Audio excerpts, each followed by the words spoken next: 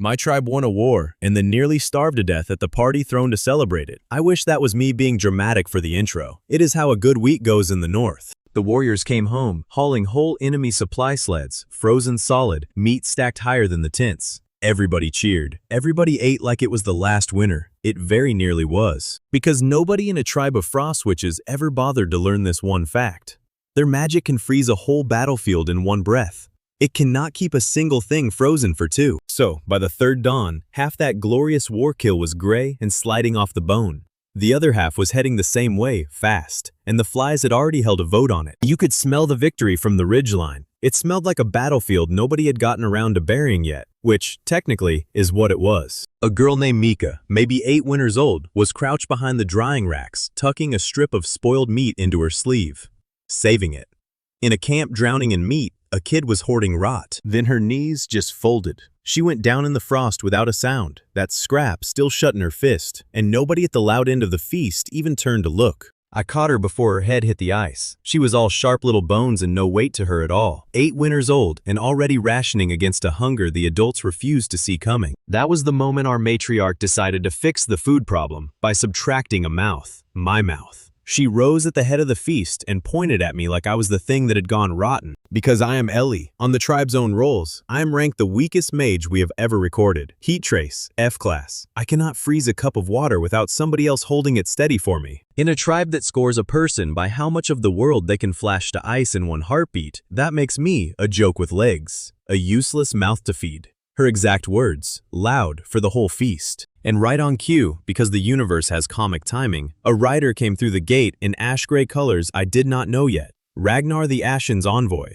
Of course, why would today do me any favors? He looked over our mountain of rotting glory and smiled like a man reading a bill aloud. Half the fresh kill, he said, for the right to move it on Ragnar's roads. Or it all rots here anyway. So let me total up the morning for you. 3 days until every scrap is poison. A matriarch throwing me out to save food. A warlord taxing food we cannot keep. And a fainted kid in my arms. I did the thing I always do when a room has already decided I am worthless. I opened my mouth and made it worse. I told the matriarch I would keep the entire kill fresh for a month. Not the best cuts. Not what we could carry out. All of it. 30 days. No rot. And if I failed, she could hand me to Ragnar's roads herself. The feast went dead quiet for a breath. Then it laughed. A month? Nobody in the north keeps meat a month. You eat it fast, or you smoke it in the leather, or you stand there and watch it turn. A month sounded like a man begging for a slower execution. The loudest laugh was Astrid's. Strongest battle mage we have, legendary tier Frost, the kind that flash freezes a charging line into statues. She had personally ended a war this same week. She looked at me the way you look at someone who asked you to knit.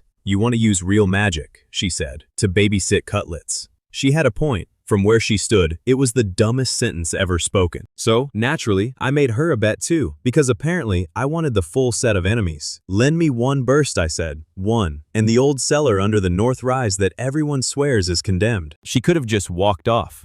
Instead, her pride did the talking, which is what I was banking on. Fine, she said. I stake my own freedom on it.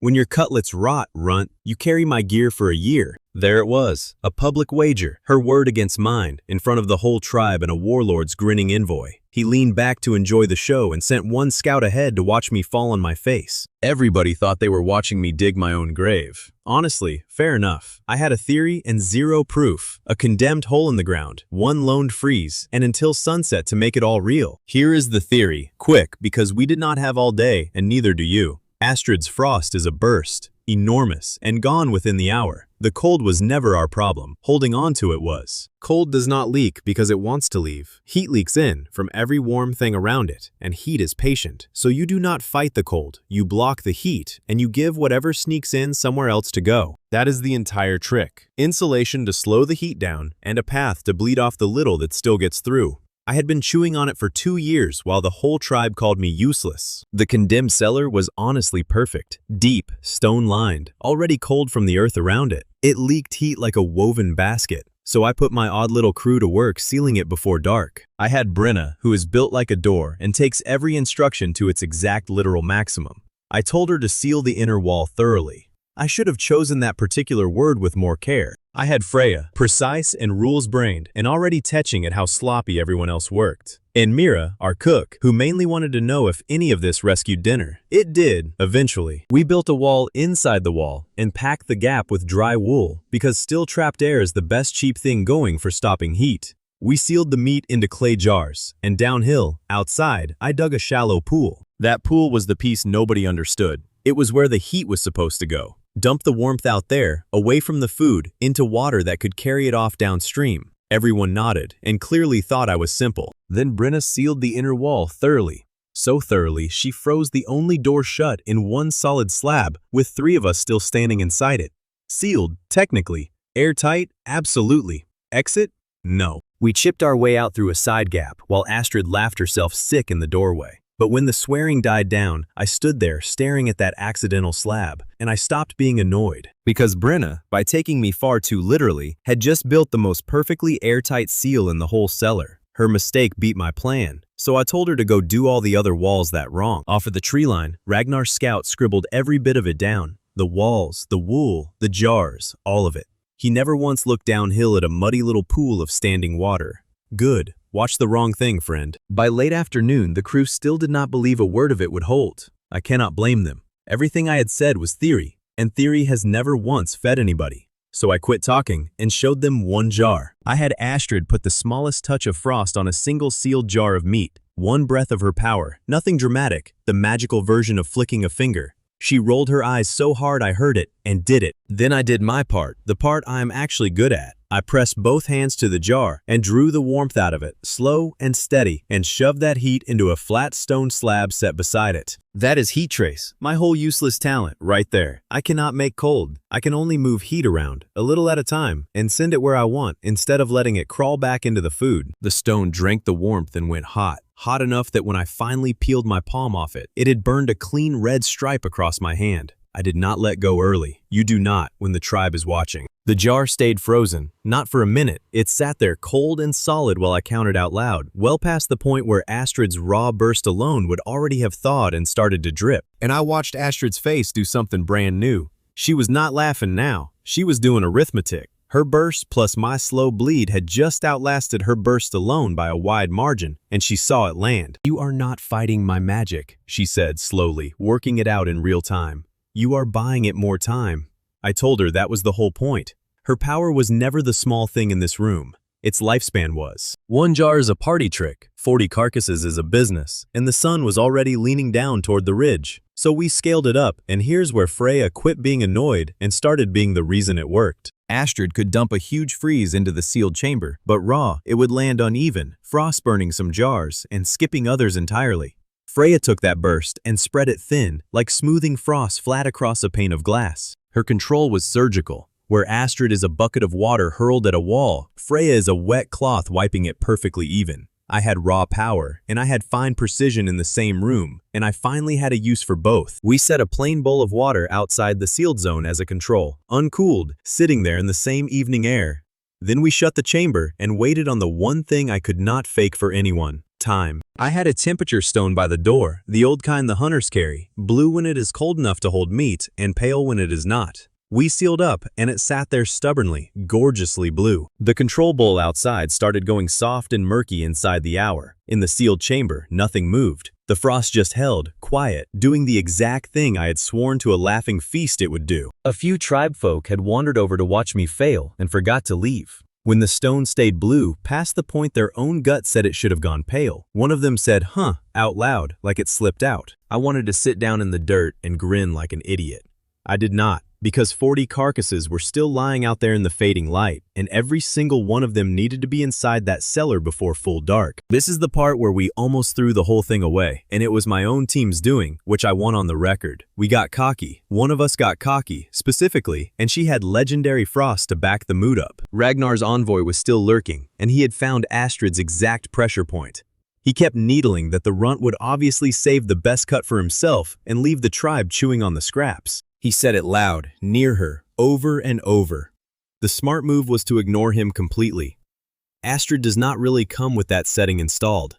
Her pride went from calm to full battle in about 4 words. So instead of loading the chamber in careful layers the way we planned, she decided to shut the doubters up in one grand gesture. She had the crew cram 10 whole carcasses in at once and called for a massive freeze. Freya saw it coming and said no, said the airflow gap would be choked off, said the heat would have nowhere left to bleed. She was completely right. She was also drowned out by Astrid barking battle commands. When Astrid drops into warrior mode, the tribe obeys the warrior on reflex. That habit comes back to bite us all season, and it starts right here. They packed it in tight, and she let the full frost rip. For about 10 seconds, it looked spectacular. Then physics mailed its invoice. With the vents choked by meat, the heat had nowhere to dump, so it built, and the pressure built with it, and the whole cellar groaned. 2 of the sealed jars burst like dropped pots.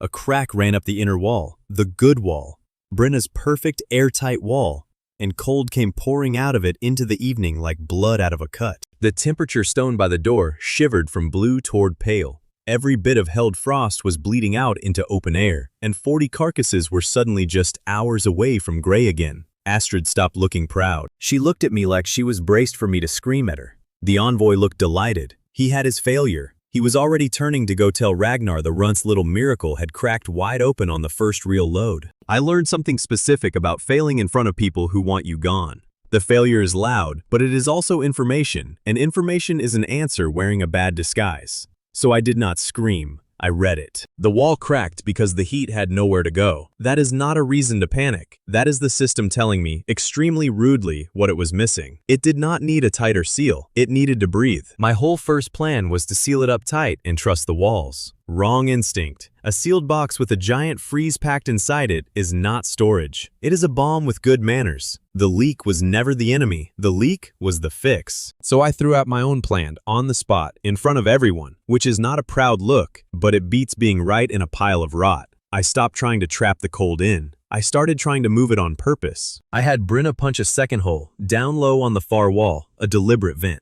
Everyone flinched. You do not go putting holes in a cold room. Except you do, if you want the heat to walk out a door instead of blowing out a wall. Then I set the flow going. Cold comes in high where Freya feeds it. The warm air sinks and rides out the low vent, out to that muddy pool nobody watched, and the water carries the heat away downhill. A loop, a current. And Astrid, for the first time in the whole miserable day, did the genuinely hard thing. Instead of one huge show-off blast, she gave me short, controlled bursts, one at a time, on Freya's count. Small, precise, when I called for it. It is the opposite of everything a battle mage is trained to do, and she hated every second, and she did it anyway, because she had just watched her own pride crack a wall in half. The cellar started to hum with moving air. The temperature stone crept back from pale to blue, and this time it held there, steady, evened right out. No hot pockets, no cold pockets. The room was not a sealed box anymore. It was breathing. In cold, out warm, on a loop. Nobody was laughing now, not even the envoy, who had turned back around to look. I did not have a frozen tomb stuffed with meat. I had a machine built out of a hole in the ground, 4 people, and 1 very humbled warrior. We loaded the rest in the dark, the right way this time, layered loose so the current could run between them. Then there was nothing left but the worst part of any promise. Waiting, in front of the people who bet against you. The matriarch came at first light with the whole tribe at her back, and the envoy right there too, because he badly wanted to watch me hauled off to Ragnar's roads. I opened the cellar. Everybody leaned in at once. The cold rolled out first, that clean, sharp bite of held frost, and then the smell hit. Not rot, not gray soup, clean, firm, frozen meat. 30 days of it, stacked and breathing quietly in the dark like I promised. The temperature stone by the door was still blue. It had been blue all night, unaided, with no mage standing over it topping it up. Just walls and airflow, and a little pool doing the work while the whole camp slept. The matriarch did not apologize. Matriarchs do not. But she turned to the tribe and named me Keeper of the Reserve, out loud, in the very same voice she had used to call me a useless mouth the morning before. That is the thing about a real result. It does not argue with anybody. It sits there, being true until people are forced to rearrange themselves around it. She reversed my expulsion without once admitting she was wrong. Mira ladled out the first proper meal in 3 days. And Mika, the kid who fainted hoarding rot, got a full bowl to herself. She ate every bite of it. Then she did not tuck the leftover scrap into her sleeve. She set it on the shelf. She left it right there on the shelf because, for the first time she could remember, she believed there would be food again tomorrow. If you want the whole reason I do any of this, it is a hungry kid setting a scrap down instead of hiding it. Astrid tasted the frozen meat, cooked up clean and fresh as the day it was killed, and did not say one word to me. She just picked up the entire pan and walked off with it, which, from her, is basically a signed apology in blood. So I won. The wager, the cellar, my place in the tribe, all of it. Roll the credits. Except I had let one thing happen on purpose, and it was the smartest ugly move I made the whole day. I knew Ragnar's scout was watching, so I made sure he saw everything except the pool. The walls, the wool, the jars, all copied down neat and clean. And the one part that makes the whole thing actually work, I hid in plain mud. He rode off that night certain he had stolen my miracle. What he had really stolen was the half that explodes. Ragnar was going to build my cellar without the piece that lets it breathe, and it was going to go off in his face. I did not yet know how big Ragnar was, or that a warlord humiliated by a bad copy of your own work does not just shrug and move along. But that is next. For now, a hungry kid ate a full bowl, and I finally had a reason to stay. 10 days later, I got to watch my own invention try to kill 2 people, which is a genuinely strange thing to feel proud and sick about at the exact same time. We were down at the Valley Market, the neutral ground where all the tribes trade, when the screaming started over in Ragnar's row of stalls. His people had built a cooler, my cooler, the stolen version. It looked right from the outside. Double walls, wool packing, sealed jars, the whole copied list my scout had scribbled down. What it did not have was the one part I buried in the mud back home. A way to breathe. So the frost his mages packed into it had nowhere to send its heat. The pressure climbed all morning, while 2 of his workers were still inside stacking jars, and then the door locked itself shut in the swelling heat. By the time I shoved through the crowd, the walls were sweating and the seams were groaning. You could hear 2 men pounding the inside of a box that was slowly cooking them. My design, built wrong, as I planned it. And that is where I met Ragnar the Ashen in the flesh. Big, gray-scarred, calm in a way that is far scarier than shouting. He did not panic over his trapped men. He turned to the crowd, pointed at me, and called it sabotage. He said the runt from the Ice Tribe had sold him a poison design on purpose to murder his workers in front of everyone. It was a lie. It was also a very good lie, because the box was mine, and the men were dying in it. The crowd started to turn. Freya wanted to march up and explain how he had stolen an incomplete copy and skipped the one vital part. All true. Also a great way to hand the secret to every tribe watching. Astrid grabbed her by the collar and hauled her back before she cost us the whole thing. Later, she said, 2 men first. So I stopped arguing about who was right and started working the only problem that mattered, the box. Here was the trap. To save those men, I had to cool that box and pop it open, and do it without showing a single soul how my circulation really works. Solve it in public, hide the method, no pressure at all. The heat was the problem, same as it is always the problem. Trapped, building, nowhere to go. The real fix would have been to open a proper vent loop, but a vent loop is the whole secret, and half the north was staring at my hands. So I faked it. I had Brenna cut a rough drainage channel in the dirt, sloping away from the box. Fast, just a ditch. To everyone watching, it looked like I was giving some spilled water a place to run off. Then Freya found me the exact spot, one seam up near the top where the pressure was worst. I had her thread the thinnest line of frost along the hinges, not to freeze the door, but to chill the metal brittle enough to shear under a pull. I pressed both hands to the shell and pulled, dragging the built-up heat out of the wall and dumping it straight down into Brenna's channel. The water drank the heat and carried it off downhill, away from the men. It was the real trick wearing a disguise. To the crowd, I was a nervous runt patting a hot box and letting some water drain. Nobody saw a system. They saw a scared kid getting lucky. I will take looking lucky over looking clever any day. The frost-sheared hinges gave. Brenna wrenched the door off its seat, and the 2 workers half fell, half crawled out into the air, scorched and gasping but breathing. The crowd let out one held breath together. The 2 men looked at Ragnar, who had called their rescuer a murderer, and then they looked at me. They said nothing yet. But something shifted behind their eyes, and Ragnar caught it too, and he did not like it one bit. You cannot unring that bell. A man calls you a killer, then your enemy pulls his people out of a fire with his own scorched hands. The crowd does that arithmetic on its own. Ragnar had spun his lie and gotten nothing back for it. Ragnar could feel the crowd sliding away from him, so he did the smart thing, which is why he is dangerous and not just loud. He turned the whole disaster into a challenge, on terms rigged so hard in his favor, it looked like mercy. A contest, he announced. 3 goods, fish and milk and berries, sealed in a cooler for the day. Whoever keeps all 3 the freshest wins, and the loser admits publicly whose design is the fraud. Fair, he said. It was not fair. His terms, of course. He gets his full team of frost mages topping his cooler up all day. I get one helper and one jar that Astrid precharges once and never touches again. He builds a machine with a staff. I get a box and a prayer. And the worst part, for one specific person, was that I picked Freya as my one helper, which meant Astrid was ordered to stand off to the side and do absolutely nothing until I gave a signal. Nothing. All day. To a battle mage, that is a slow public death. She stood there vibrating like a kettle, watching an enemy openly cheat, forbidden to freeze so much as a puddle. Turns out the cruelest thing you can hand Astrid is a chair and instructions to sit in it. She asked me once, through her teeth, if she could at least freeze the envoy's boots. Only the boots. I told her no.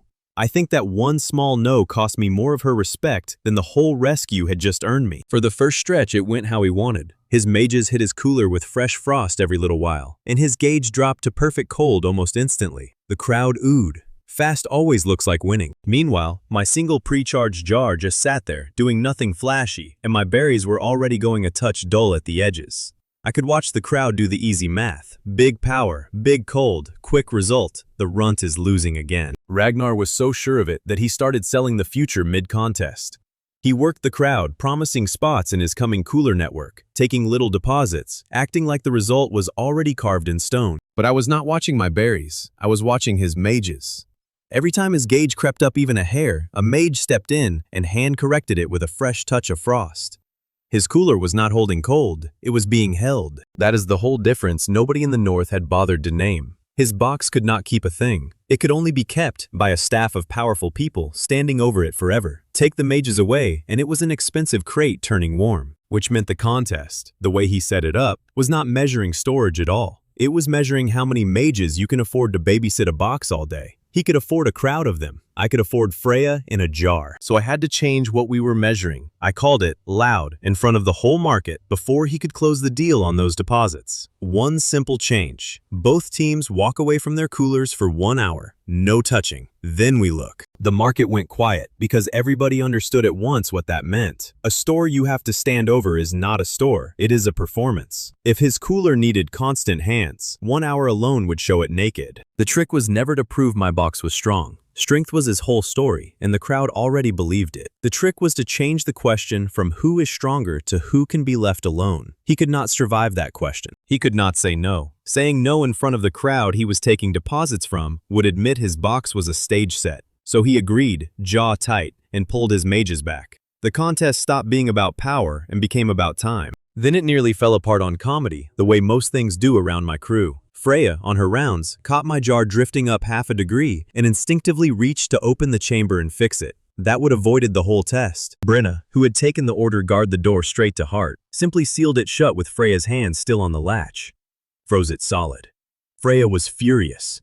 She was also saved from disqualifying us by a woman who does not do nuance. And off to the side, Mira, drifting over out of boredom, ate one of the control berries. Ate it. The reference berry we needed for comparison, gone. Then Tovin appeared, because Tovin always appears the instant money is loose in a panic. Tovin is our merchant, our fixer, the kind of man who has already sold you something before you notice your purse got lighter. He produced a replacement berry out of nowhere and charged the tribe triple for it, mid-crisis, straight-faced. Then we waited out the hour, which is the cruelest test you can hand a cheater, because cheating needs hands, and an hour alone has none. Both coolers sat there in the market sun. The crowd watched two boxes do nothing, which is tenser than it sounds. When the hour was up, Ragnar opened his first, still confident, because an hour ago his gauge read perfect cold. The smell reached the front row before the lid was even halfway off. You knew before you looked. His fish had smoked itself soft in the trapped heat. His milk had curdled and scorched against the warm shell. His berries had swelled and split and wept sugar down the jars. All three ruined in 1 hour, with nobody there to hold the cold. That was not bad luck. That was the exact failure I hid in the mud back home, playing out on schedule in front of a whole market. His box did precisely what mine would do without its secret. He proved my point far louder than I ever could. Then I opened mine. My gauge stone was still sitting square on blue. The fish was firm, the milk sweet, the berries tight and cold. One pre-charged jar, no mages, 1 full hour alone, and every bit of it held. Nobody needed a speech. The 2 open coolers said it for me, 1 full of ruined food and 1 full of dinner, side by side in front of every tribe at the market. Raw power had lost to a box you could walk away from. Ragnar looked at his own spoiled goods for a long moment. He did not rage. That is what sets him apart from every villain I had braced for. He just recalculated and decided that if he could not beat the result, he would go after trust. So he pointed at Tovin. He announced, gravely, that my win was rigged, that the merchant had been seen sneaking to my box during the hour to top it up in secret. Nobody had seen that, because it never happened. Fear does not need to be true. And Tovin, who has the survival instincts of a man who has run from a lot of furious customers, started to sweat and stammer. He was halfway to confessing to a thing he had not done, just to make the scary warlord stop staring at him. Then a small voice cut across all of it. Mika. She walked up to my cooler, pointed at the frost feathered across the sealed glass lid, and said, plainly, that nobody had opened it. Because she would know. She draws on frosted glass. See, frost grows in a set pattern when it sits undisturbed, and it shatters that pattern the instant a lid is lifted. Mika had memorized how the frost lay when we sealed it. It lay identical now. An unbroken pattern is a door that never opened. A child's doodling habit had become the one piece of proof no adult in that market could argue against. You could see with your own eyes the lid had never moved. The accusation did not just fail, it collapsed with Ragnar's own name on it. That was the moment the market stopped seeing a lucky run and started seeing a service. The two workers I dragged out of the burning box were the first to walk over. They asked, right in front of Ragnar, whether I would store their tribe's kill too. I said yes before I had even worked out how. It is a bad habit that keeps almost killing me and keeps building the network anyway. A hungry tribe asks. My mouth says yes, and then the rest of me has to go and make the yes true. Then a second small tribe asked. Then a third. Suddenly, I was not defending my design anymore. I was taking orders. My first external clients signed off the wreck of the sabotage Ragnar built to bury me. He went and made me the advertisement. But here's where I did the thing that decides the entire rest of this story, so stay with me. Everybody expected me to build one big grand warehouse, a central cooler for the whole region, with my name carved over the door. I said no. Instead, I announced small distributed camps, a lot of little coolers spread out, each one owned by the tribe that actually used it, not my horde, their network. People thought I was being modest. I was being careful. Think about it from Ragnar's side. A single warehouse is a target with an address. He can buy it, burn it, or besiege it, and the whole region starves in one night. 20 small camps owned by 20 tribes is not a target. It is a hydra. One big warehouse is just one convenient thing to burn. Growth being growth, the choice immediately caused chaos. Brenna, told to build the second camp somewhere discreet, put it under the tribe bathhouse and cut the hatch through the floor. The first man to bathe that evening dropped clean through it into the cold store. He was fine, cold, wet, deeply surprised, sitting in a cooler full of somebody else's fish, but fine. It is the running cost of building fast with Brenna. I paid for a new bathhouse floor and counted it cheap because the camp under it held perfectly. 2 clients yesterday, 5 today, each one holding their own cold in their own ground. The network was not mine. That was the whole point of it. There was only one real problem left, and Ragnar found it before I did. Storing food works. Moving food is a whole different animal. My coolers were stuck in the ground, and today's clients were scattered across a full day of bad road. So Ragnar did the patient thing. He did not go after my camps. He went down the main trade road and quietly bought off every driver and wagon for hire, paid them just to refuse my cargo. Storage solved, delivery strangled. He adapts. Tovin, ever the fixer, had already half solved it. He turned up grinning, towing our answer behind him. The first cold wagon. A sled bed rigged with a small breathing cooler, loaded with lunar fish that spoils fast and pays better than gold if it lands fresh. We loaded up the whole valuable reeking fortune of it, and for about 1 clean minute, I let myself feel clever. Then Tovin's goats, tied too close to the rig, chewed through the brake line to get at the salt in the harness. I had planned for Ragnar, for the road, for the mages, for the weather. I had not planned for the goats. You never plan for the goats. Somewhere out there, Ragnar was going to hear about this and laugh, and honestly, he would be right to. The wagon lurched, rolled, and started down the grade on its own, gathering speed toward the long drop at the switchback. It carried our very first delivery and our entire new reputation straight at a cliff edge. And that is where we pick it up next. We left off with a fortune in lunar fish rolling backward down a mountain toward a cliff, so let us go fix that. Every instinct in the crew screamed the same thing. Astrid, freeze it! Freeze the whole wagon solid, right now! Which is the wrong instinct, and this is the useful part. A wagon moving that fast, hit with a full battle freeze, does not gently stop. The wheels go brittle and shatter, the cargo cracks, and I lose the fish and probably a person. So I forbade it, screaming over the noise of a runaway sled. You do not stop a thing that big with force. You steer it. Force was never going to save that wagon. A gentler hand was the only thing that could. Freya threw a thin arc of ice across the road ahead. Not a wall, a slick, angled skin. And Brenna heaved up a fast berm of packed snow along the drop side. Between them, they did not halt the wagon. They aimed it. And here is where the accident turned into the idea. The wagon hit Freya's ice skin, and instead of grinding to a stop, it slid, smooth and fast and controlled, the way a sled does. The wheels stopped mattering entirely. It was riding on ice. It slewed along the berm, shed its speed on the slick, and coasted to a stop 10 paces from the edge. Cargo whole, nobody dead. We all stood there breathing hard, and I was already staring at those ice tracks doing arithmetic. I had spent 2 days chewing on how to move cold cargo over bad roads, and the goats had just shown me the answer by trying to kill us. You do not fight the road. You lay down a skin of ice and let the heavy load slide over it. An ice road. A cold cargo that carries its own road with it, laid fresh and melting away behind, so nobody can even follow the tracks. I nearly forgot about the market for a second, just grinning at the idea in the middle of a crisis. We had 14 hours to get that fish to the farm market before it closed, and Ragnar owned the road between. Every driver and wagon for hire was bought and told to refuse our cargo. The direct way was a wall of paid men, so we stopped thinking like carters and started thinking like smugglers, which around Toven is the natural direction to drift. The plan was 2 wagons, 1 loud decoy, and the real cargo hidden where nobody would think to look. The real fish we packed low in a plain cart, buried under a heap of the tribe bathhouse laundry, wet linens and steam smell, and nothing any guard wants to paw through. Cold fortune, dressed as dirty towels. Nobody stops a laundry cart. The decoy we made loud on purpose. A guarded wagon, curtains warned, riding like it carried something precious. And Toven did the rest with his mouth, which is easily the most dangerous tool the man owns. He spread a rumor, fast and juicy, that the decoy hauled a secret batch of ice cream meant as a bribe for 3 chiefs at once. Absurd. Delicious. The kind of thing every scout on that mountain would knife somebody to intercept. Sure enough, a scout was already up on the ridge watching us load. He saw the guarded decoy and all the fuss around it, and he saw a laundry cart nobody fussed over. He signaled the interesting one.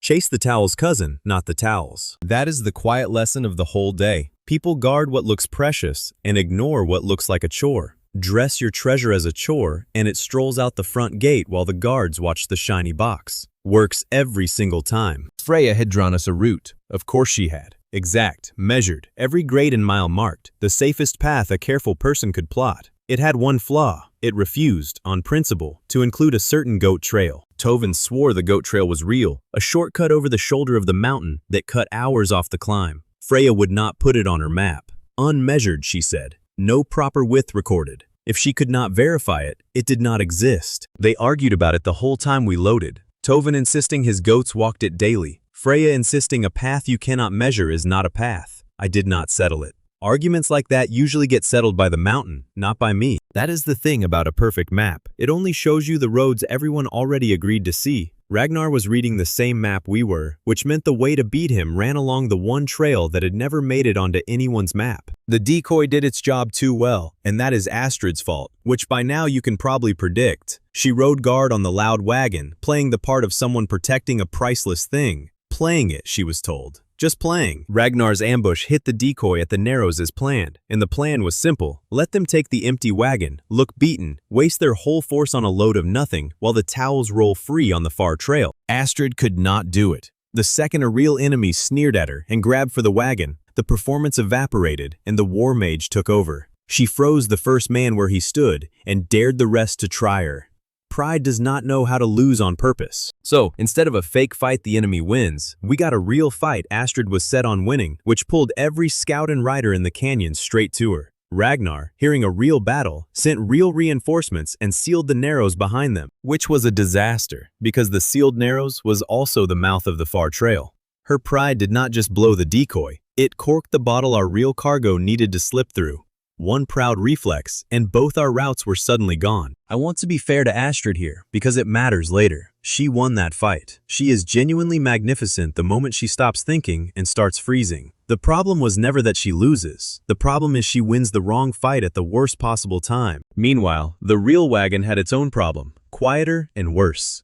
Hidden in a sheltered ravine to wait out the fight, with no airflow and the sun baking the rocks, the cooler's cold was bleeding off fast. The fish was warming under the towels. A breathing cooler needs somewhere to dump its heat, and a still airless ravine gives it nowhere. My own system was choking on the hiding place I chose for it. I had maybe an hour of good cold left and a blocked trail ahead. Wonderful. So I made a hard call and spent cold on purpose. I bled a chunk of the reserve out into the rocks behind us, deliberately, laying a cold then warming trail that pointed the wrong way down the valley for anyone tracking temperature. It cost me fish time I could not really spare. But a false trail that sends Ragnar's trackers south is worth an hour of cold if it buys back the north road. You spend the resource you have to protect the one you cannot replace. That is a rule I keep relearning the hard way. Cold is not the goal. Cold is currency, and currency exists to be spent on the thing that actually matters.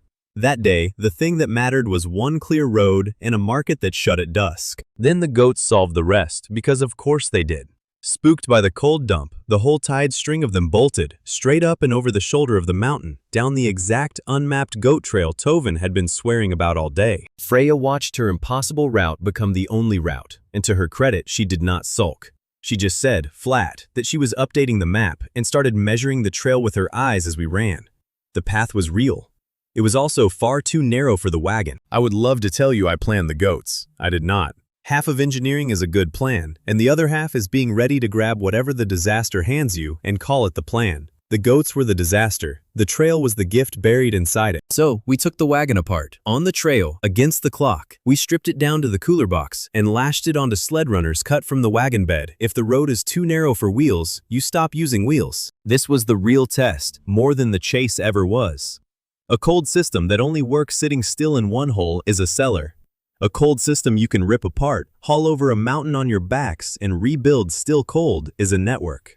I needed to know which one I had. We greased the runners with fish oil ice to make them slide, which worked beautifully, and also announced dinner to every small hungry thing on the mountain. Scavengers came down out of the rocks, drawn by the oil smell, snapping at the load. Freya handled them without breaking stride. Tiny, precise ice snaps, one after another, cracking the ground to turn each animal aside without hurting it, all while keeping the cooler's cold membrane whole. Power would have shattered the box. Precision saved it. I watched Astrid further back on the trail, watch Freya do it, and I saw something land on her face. All afternoon, her huge power had cost us, and Freya's small, careful power kept saving us. She did not say a word. She was watching and counting. So there we were, a narrow trail, a wagon carried in pieces, scavengers on every side, a market closing by the hour, and the cold held. Taken apart, carried, and rebuilt on a mountainside, it held. That is when I stopped worrying whether the idea would scale. Down at the bottom of the far grade, Ragnar's men finally caught the decoy and tore it open, expecting 3 chiefs worth of ice cream. They found an empty wagon and a lot of straw. Furious, humiliated, and now hunting for the real load, which is when they found it. Or rather, they found a rope. I had left the reassembled cooler sled sitting at the foot of the last steep grade, roped and apparently abandoned, right where a frustrated war party would trip over it. They grabbed the rope and hauled, cursing, dragging what they thought was our stolen prize up the slope to claim it. They were strong and angry, and there were a lot of them, and they pulled that heavy sled up the worst grade of the whole route for me. At the top, where the grade eased and the market road began, the rope was rigged to slip its hitch. It let go clean. The sled rolled on down the gentle side under its own weight toward the market, and Ragnar's men were left holding a loose rope at the top of a hill. I wish I could have seen their faces. All that hauling, all that sweat, and the prize just trundles off downhill on its own the second they win it. Ragnar was going to hear that his whole war party had been hired, unpaid, as my mules. The enemy's own strength had just delivered my cargo up the one climb I could not have managed alone. That is the whole trick of fighting someone bigger than you. You do not match his strength. You point it where you need it and let him spend it for you. But the eased grade ran over an old timber bridge, and both sides had been pounding across it all afternoon. As the sled rolled onto it, the bridge groaned, sagged, and began slowly to give way, with my cargo on it and Ragnar's men right behind. Here is where I spent the last of my cold, and I want the cost on the record because it mattered. I could have let the bridge drop. My sled was across the worst of it. Ragnar's men behind me were not, and a dropped bridge takes them down with it. I did not let it drop. I poured what was left of the cooler's reserve into the failing timbers, freezing the joints in the cracked beams solid, locking the whole span rigid long enough to hold. It cost me the last of my cold, and it saved my enemies' lives. They stood on the far side, the men who had chased me all day, staring at the runt who just froze a bridge under their boots instead of dropping them into a gorge. Nobody said thank you, but nobody threw a spear either. In the north, that counts as warmth. The sled reached the market with minutes to spare before the gate swung shut. Mira met it, pulled back the towels, and lifted a lunar fish up for the whole market to see. The gills were still bright red. The control ice packed beside it had not even fully melted. That is proof you cannot argue with. Fresh fish, a whole mountain, and a whole day from where it was caught, gills still bright, on a table at a market that had never once seen cold cargo arrive alive. The first long-distance cold route, done, in public. Mira made a little show of it, cutting a fish open right there so the flesh showed firm and clean, handing slices to the traders nearest the front. She did not argue our case at all. She let people taste it. A mouthful of fresh fish argues better than I ever could. Traders who had ignored me for 2 markets straight suddenly wanted my name on a contract. And that is the good news, which as always came stapled to a fresh problem. 3 separate tribes wanted this, badly, and every single one wanted it exclusively. And I felt the whole cost of the day catch up at once. No cold left in the wagon. The fish sold off. A bridge saved for men who would chase me again tomorrow. Winning, for me, always seems to arrive completely broke, holding 1 empty cooler. The 3 chiefs cornered me at the market that evening, each wanting a private deal, exclusive cold for their tribe alone, and the other 2 could freeze. My whole distributed network, about to be torn into 3 private ones before it was even finished. I was still working out how to tell 3 armed men no at the same time, when my own crew undercut me completely. Behind me, in full view of the visiting chiefs, Astrid and Freya and Brenna were locked in open combat over the last bowl of ice cream. Not a metaphor, an actual fight. Brenna holding the bowl up over her head, Astrid threatening Frost, Freya lecturing them both on fair division while lunging for the spoon. Dignity, as ever, entirely optional in my tribe. I should have been mortified. 3 chiefs deciding whether to trust me, and my best people brawling over dessert like children. Instead, I watched the chiefs watch them, and the chiefs were not sneering at all. They were leaning in. They wanted some too. And one of the chiefs watched this whole undignified scramble, then turned to me, dead serious, and asked if that was it, if ice cream was the secret resource we had been hoarding from them this whole time. I opened my mouth to say no. Then I stopped, because looking at 3 chiefs ready to tear my network apart over exclusivity, and 1 bowl of ice cream 3 grown warriors would tear each other apart over, I did not have a plan yet. But I could feel the exact shape of one arriving. So the great summit of 3 proud mountain tribes, the one meant to decide the future of the whole cold network, opened with a fistfight over a bowl of frozen cream. I want that carved somewhere.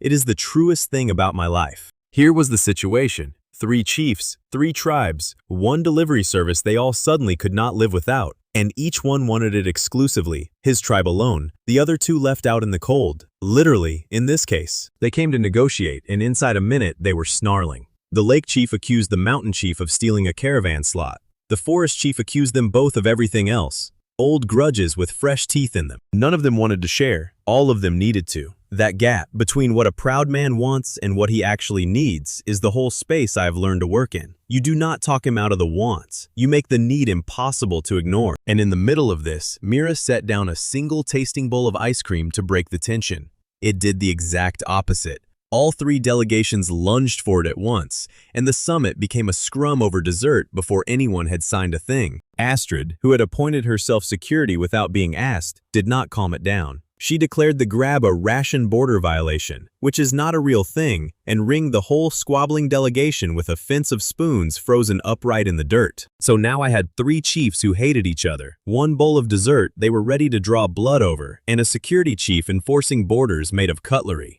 This was the summit that was supposed to save my network. Strong start. When they finally ran out of breath, I said the one thing none of them wanted to hear. No exclusive deals, not for any of you. The cold network serves all 3 tribes, or it serves none. That is the only offer on this table. You could hear the outrage load up. So before it could fire, I gave them the reason, fast, in words a chief understands. An exclusive deal means the day I favor one of you, the other 2 burn my camps. Exclusivity does not make you safe. It makes you a target. A shared rule is the opposite. If all 3 of you lean on the same cold, none of you can afford to wreck it, and none of you can let the others wreck it either. You stop guarding it from each other and start guarding it together. That is not charity, that is armor. It landed, grudgingly, the way true things land on proud men. Nobody liked it. Nobody could argue it. They were the kind of neighbors who would keep each other honest precisely because they trusted one another so little. They had spent generations guarding food from each other. The idea that they might guard it together was so foreign, it took a bowl of dessert and a drawn axe to teach it. Some lessons will not go in through the ears. They have to go in through the mouth. Then, right on cue, a gift arrived from Ragnar the Ashen, a crate of rare southern fire peppers, with his compliments, and a polite little note wishing the new alliance well, and a warning writing under the courtesy, if you knew how to read the man. The note said he hoped the alliance would last the evening. Ragnar does not send well wishes. He sends problems wrapped as gifts. I should have burned that crate on sight. Instead, distracted by 3 sulking chiefs, I let it walk right into my kitchen. The chiefs agreed to stay, barely, through the first tasting. 1 meal. If the food could not hold them at one table for a single dinner, no treaty text ever would. Everything now rode on Mira in a bowl of dessert. No pressure on the cook at all. Mira's plan was quietly brilliant, and it was pure engineering, just done with food. She built one dessert that no single tribe could make alone.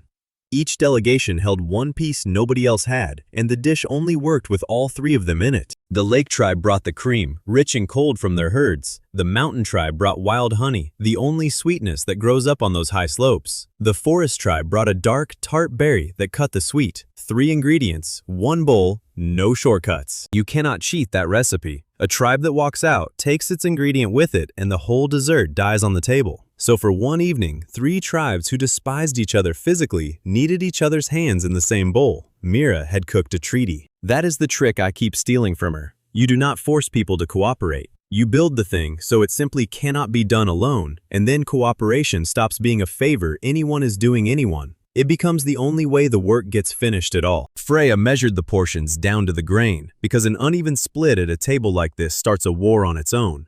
Equal cream and honey and berry. No chief could claim he gave more or got less. The fairness lived in the numbers, not in anyone's word. And then Brenna, told to set up tables for the 3 delegations, built 3 separate ones. Solid, sturdy, well-spaced apart, as instructed, and wrong. To 3 paranoid tribes, 3 separate tables did not read as seating, they read as borders. The room chilled instantly. Each delegation planted itself at its own table and glared across the gaps like it was defending ground.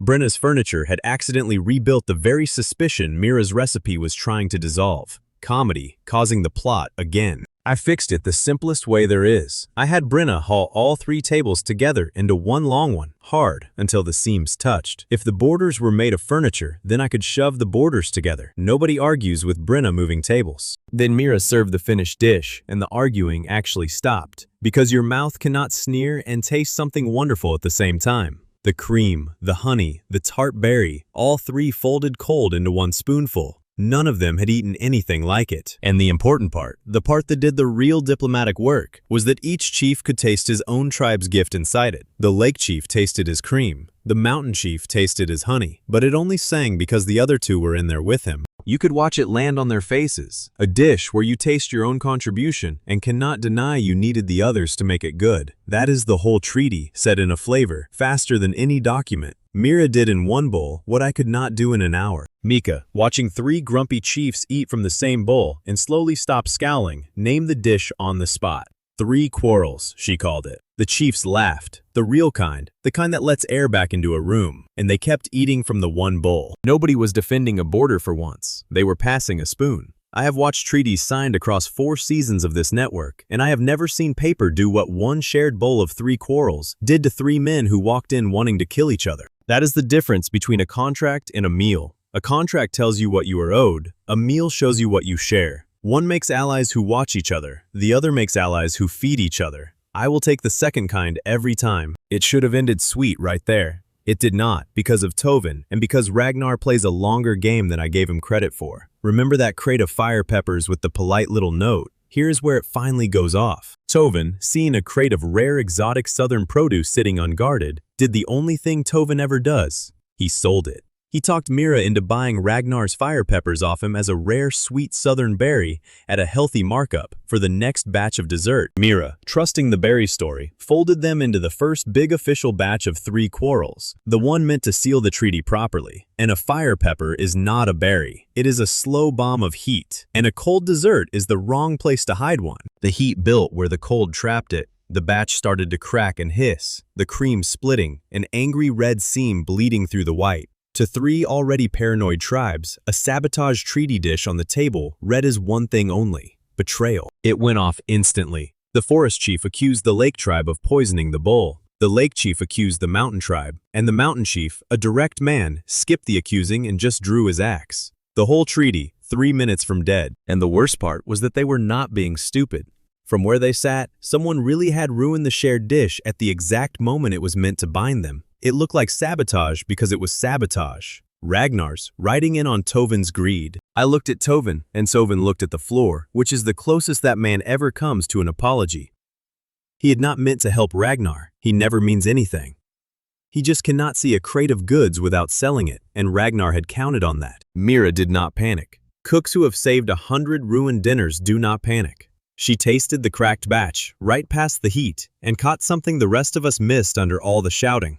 The cold was not losing to the pepper, it was shaping it. The cold core was trapping the pepper's heat and then letting it out slow, one controlled burst at a time, warm chasing cold across your tongue instead of burning it. Ruined by accident, it was actually a brand new thing. She only had to serve it on purpose. So she flipped the disaster into a dish. Small portions of the fiery batch, each plated on a little heated stone, so the cold cream met the hot rock and the pepper bloomed in a controlled rush, then vanished back under the cold. Spectacle, not sabotage. The chiefs, braced for poison, got theater instead. Hot and cold at war in one spoonful, thrilling and then gone. They loved it. And Mira, with a perfectly straight face, named the new flavor after the man who tried to wreck the summit with it. Ragnar's regards. A fourth shared flavor, born from the enemy's own sabotage, named after him without his permission, and served to seal the exact alliance he sent it to break. If Ragnar ever tastes his own defeat, I hope it is on a warm stone. That is craftsmanship. Think about what just happened from Ragnar's side. He spent good coin on rare peppers to poison my summit, and instead, he funded a beloved new flavor with his name on it that 3 tribes now demand by the crate. He paid to advertise for me. Again. But the best beat of the night belonged to Astrid, and I did not even have to ask her for it.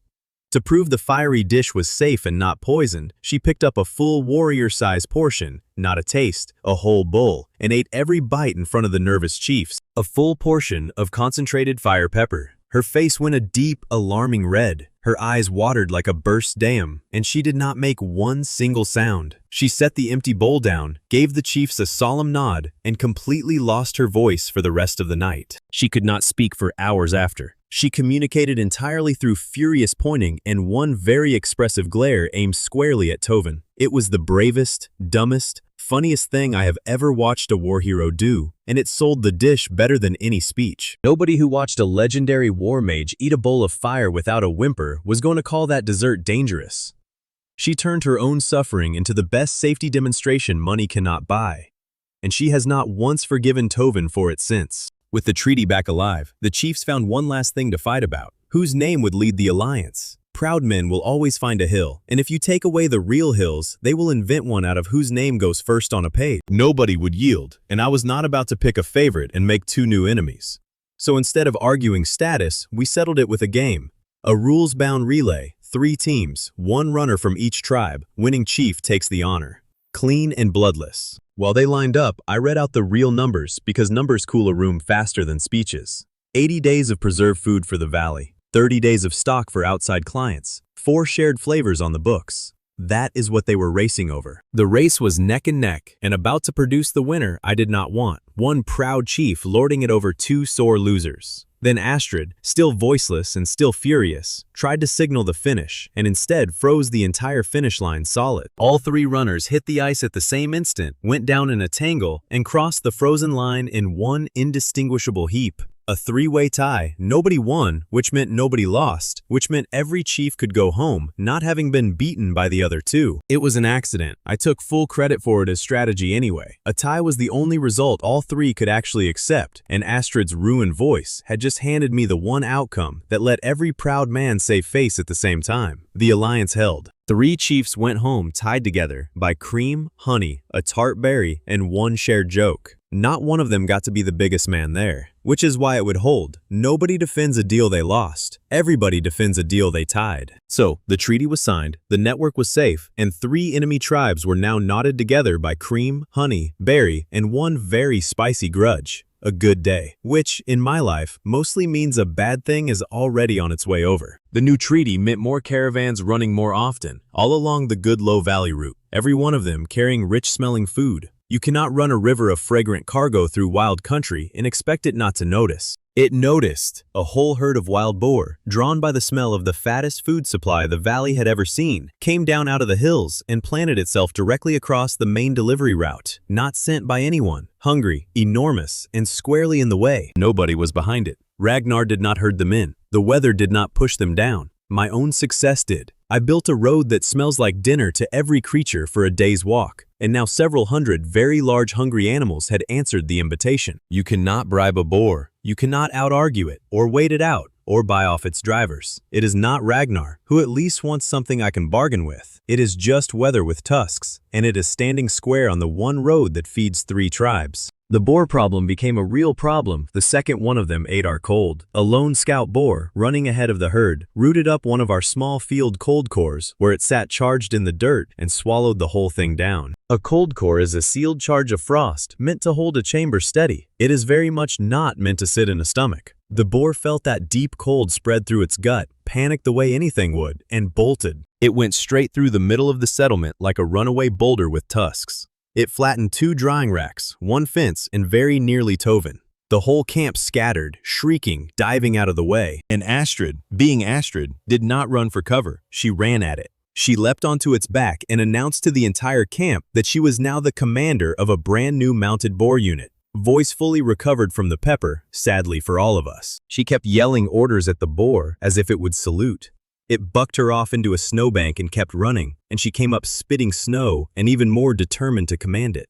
I just wish my crew were slightly less themselves during an actual emergency. She rode that frozen-bellied boar in a screaming circle around the fires while I stood there trying to think. It would have been genuinely funny if it had been the only boar. It was not the only boar. Because behind that one panicked scout, the reason it had come at all, the whole herd was now moving down out of the hills. Hundreds of them, drawn by the fat smell of our new caravan route, funneling straight toward the caches. One boar in the camp is a comedy. Several hundred boars at the winter food supply is the end of the entire network in a single afternoon. So I did the math I always seem to end up doing, standing in the middle of chaos, counting. Less than an hour before the leading edge of that herd reached the first cache. No time to move the food, no time to build a wall long enough to matter. And the one tool everybody expected me to grab was the one tool I could not touch. The obvious answer was standing right there, itching to help. Astrid in a mass freeze. Flash freeze the herd where it ran, or freeze the ground into a killing field, and suddenly, the problem is a lot of meat. Simple, brutal, and completely off the table. 2 reasons. The small one is that a few hundred frozen carcasses is not a victory. It is a month of rot I would spend cleaning up. The big reason is the treaty I signed 3 days ago in blood and desert. That whole valley range is forest tribe land, and their wild game is written into our treaty as theirs, protected. If I slaughter a forest herd on our shared road, I break the exact alliance those boars are threatening. I win the food and lose the network. That is the whole trap of a good treaty. The second you sign it, you hand your enemies a new way to beat you, because now breaking your own word costs more than losing the fight. Ragnar did not send those boars, but he would happily watch them make me choose. So the rule was set before we even started, and my crew hated it. No mass freeze, no dead herd. We save the caches and the boars, both, or the treaty I bled for collapses the week after I signed it. An ecological limit stacked right on top of a time limit. Naturally, every specialist instantly decided her own job was the easy one. Brenna wanted to just wall off the whole valley. Freya wanted to route them by exact markers. Astrid wanted to ride her boar into the herd and personally lead it away. That last one is not a plan. It is a death wish with a saddle. They argued about whose method was cleanest, while a wall of tusks got closer, and I let them argue for 1 minute because smart people, ruling out each other's bad ideas is fast. Then I took all 3 methods and welded them into one. We would not fight the herd or kill it. We would steer it, the same way I steer everything too big to stop. You do not stand in front of the avalanche, You dig the channel it slides down, scent lures to pull the herd, cold markers to edge it, directing walls to funnel it, all of it aimed at turning several hundred boars down through a controlled maze and out the natural pass at the far end of the valley, alive and gone. On paper, it was beautiful. Mira laid a trail of strong bait along the route we wanted. Freya plotted the marker line to the herd's pace. Brenna built the directing walls, and the plan, being made by my crew, was flawless until it met the actual ground. Brenna built her walls, as always, to the absolute maximum. Tall, thick, magnificent, and so high that the moment they went up, nobody on our side could see over them to track where the herd actually was. We had built a beautiful maze we were blind inside. That is Brenna in one sentence. Ask her for a wall, and she hands you a fortress. It is a wonderful trait right up until the exact moment you need to see over it, which is always the moment you discover she built it far too well. Blind, at the exact worst moment. And Freya, meanwhile, would not adjust. Her marker line was perfect on the map, but the map did not know about a boggy patch of real ground the boars would obviously refuse to cross. She had measured the plan, not the dirt, and she would not move a single marker to match the mud in front of her. I have this argument with Freya at least once a season. A perfect plan that ignores the ground is not precision. It is a very tidy way to be wrong. The herd does not read your markers. It reads the mud, the smell, and the slope, and it goes where those three tell it, no matter how neat your line looks. I made her move the markers. She did it like it physically hurt her. Then the lure worked too well, which is the running theme of my entire life. Mira's bait was so good it did not just pull the boars. It pulled Tovin's goats clean out of their pen, and the goats bolted down a different fork of the valley. And half the confused herd peeled off to chase the goats instead of the bait. So my one clean, controlled route was suddenly two uncontrolled ones. A boar and goat parade splitting down two forks, one of them heading nowhere near my pass. And Tovin, watching his goats lead half a stampede toward the horizon, saw a business opportunity, because naturally he did. He proposed in complete seriousness that we sell the goats and the herd chasing them to Ragnar as a live delivery. Make the boars Ragnar's problem, pocket the coin. I told him no. He looked genuinely wounded that I would refuse to monetize a stampede. Somewhere in that man is a merchant who would sell the storm an umbrella and the flood a boat. We got the two forks herded back toward one path, barely. But now came the real knot in the whole thing. To steer a herd, you have to steer its leader, because the herd only ever follows one animal. Pick the wrong one, and you waste everything. And Astrid, sure as sunrise, picked wrong. She spotted the biggest boar in the whole herd, a massive scarred old bull, and froze the ground in front of it to turn it, dead certain the largest animal had to be the one in charge. It is how a warrior thinks. The strongest leads, the biggest is the boss. Freeze the boss, turn the herd. It is clean, it is obvious, and it was completely wrong. The herd did not turn at all. The big bull swung aside from her ice, and the rest of the boars did not follow him a single step. They kept pouring down the wrong fork toward the caches, flatly ignoring the enormous animal Astrid had bet the whole plan on. Her wall turned one boar and nobody else. Then a small voice again, Mika. Up on a rock, where the adults had firmly told her to stay safe, she had been watching the herd instead of watching the biggest boar in it, and she called down, plain as anything, that Astrid had the wrong one. The leader was not the giant, she said. It was a smaller boar near the middle, one with a broken tusk. Astrid started to argue on pure reflex because a child was correcting a war mage out loud in front of everyone. But Mika did not care about size. She had just watched who the herd actually turned toward every time it got nervous. Over and over, the whole mass of them checked on the same little broken tusked one. Not the giant. Her. The herd had been pointing at its own leader the whole time. Herds do not vote, and they do not announce, but they lean. Watch which way a nervous crowd leans, and you will find the one it trusts every single time. Whether that is boars in a valley or chiefs at a table, Mika never learned to stop watching. That is the thing Mika does that the grown adults keep failing to do. She does not watch who looks strongest. She watches what actually happens. The biggest boar was just the biggest boar. The broken tusked one led because the herd said so with its feet. And only a kid too small to assume otherwise bothered to actually look. Astrid stood there a second, jaw working. Then she did the thing that told me her whole arc was really moving. She did not double down. She looked at the herd, saw that Mika was right, and said it out loud, that the child had read the situation better than she had.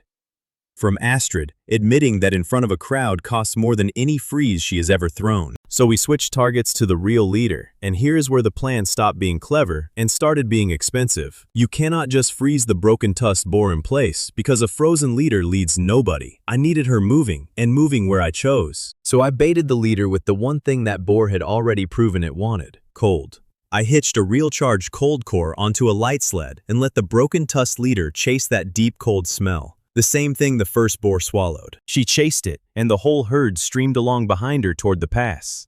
It worked, and it cost me, and I want the cost on the record.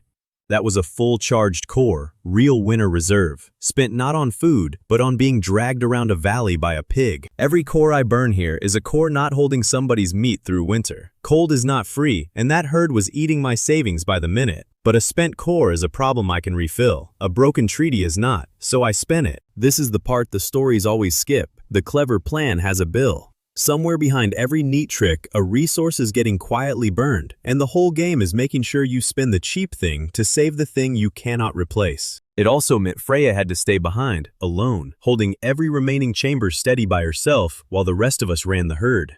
No backup, no relief. Just her precision stretched across the whole cache network for hours. She did not complain once. She told me flatly not to lose the core, and got to work holding the entire winter reserve together with her bare attention. I keep a running list in my head of debts I owe my crew. That afternoon, Freya went straight to the top. We ran the herd, and halfway down the pass, we hit the part nobody had planned for: Ragnar's men.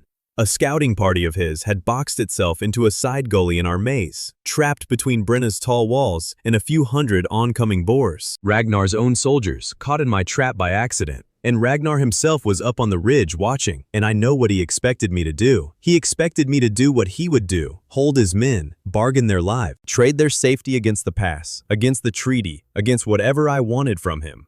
A warlord assumes everyone keeps hostages because he keeps hostages. It is the only move he can picture, so he was certain it was the move I was about to make. I opened the gully and let him out. No terms, no ransom, no speech about the value of mercy. I just had Brenna drop one wall so his trapped scouts could scramble clear of the herd before it reached them, and then we went straight back to steering pigs. It was not a grand noble gesture. It was faster than negotiating, and letting them go did not cost me one thing I actually needed. But it cost Ragnar plenty because his own soldiers talked. That was the part he did not see coming. Out of the gully, alive, standing in the open in front of both camps, the freed scout said the thing that mattered. They had been boxed in that gully for a good while before the boars ever showed up, and Ragnar had known it. He had known his men were trapped and kept the gully gate shut anyway, willing to let his own scouts get caught just to watch how my maze worked from the inside. His soldiers said it plainly, and nobody had to draw a blade to make them. Every warrior in earshot on both sides did the quiet arithmetic. What Ragnar spends, and what he saves. He spends his own men to study a problem. I spend a cold core to save a herd. Mercy did not win me a battle that day. It won me his own soldiers' voices, used against him in the open, and it cost me nothing at all. I did not free those men to be kind, and I want to be honest about that. I freed them because holding hostages starts a war I would lose, and letting them go starts a rumor that does my fighting for me. Sometimes the merciful move and the smart move are the same move. The herd reached the natural pass at the far end and poured through it, out of the valley and away into the hills.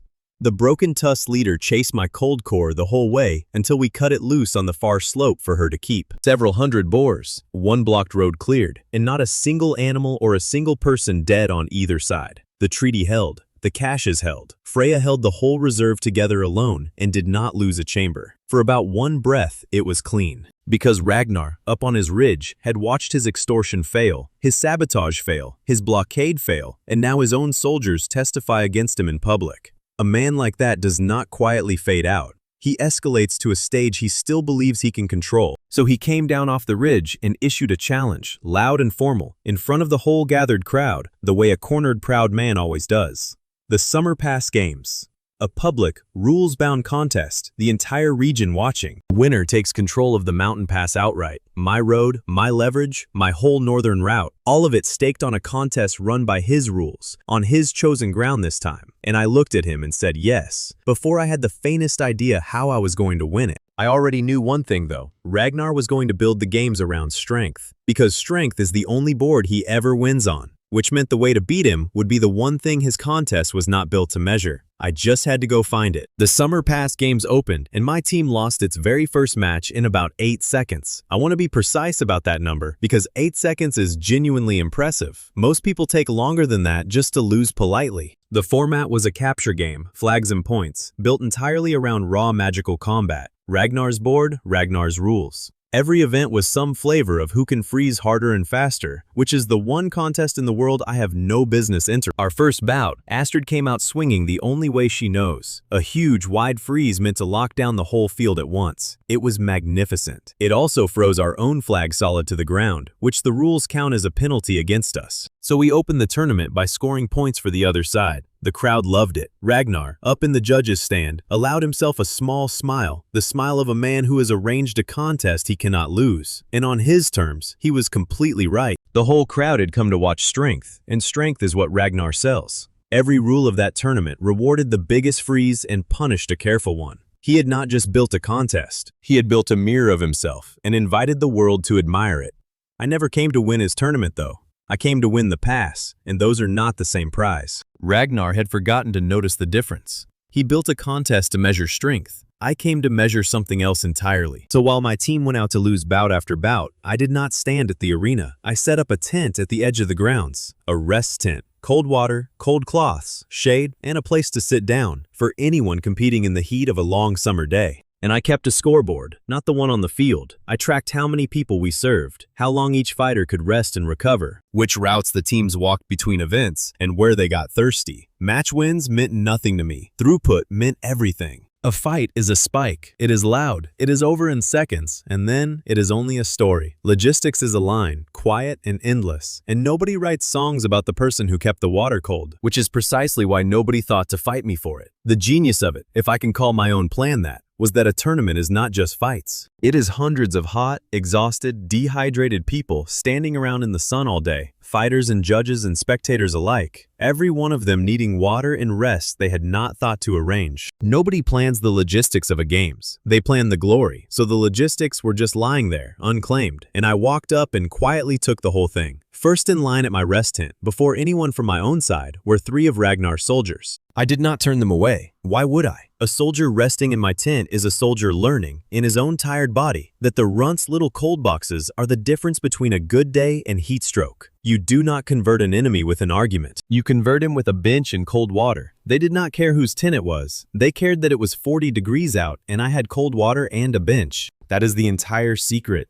A thirsty man does not check the politics of the person handing him a drink. He just drinks, and he remembers who gave it to him. Then Freya went out and won a match, which sounds like good news, and was actually a small disaster. She won it perfectly, too perfectly. She controlled every angle, countered every move, and spent so much precise effort doing it that she walked 3 steps off the field and collapsed. That is the cost nobody talks about with precision. Astrid's power is a bucket she throws. Freya's is a needle she threads, over and over, and threading a needle for a full match burns a person down to nothing.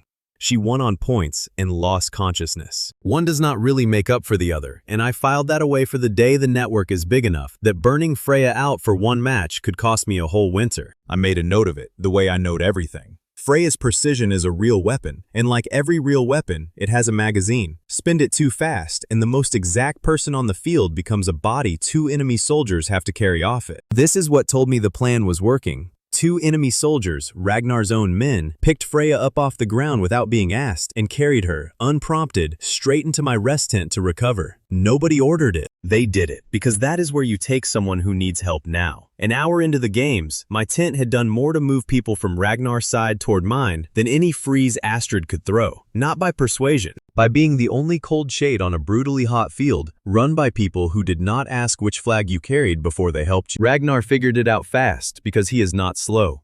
His answer was to ban his own soldiers from my tent.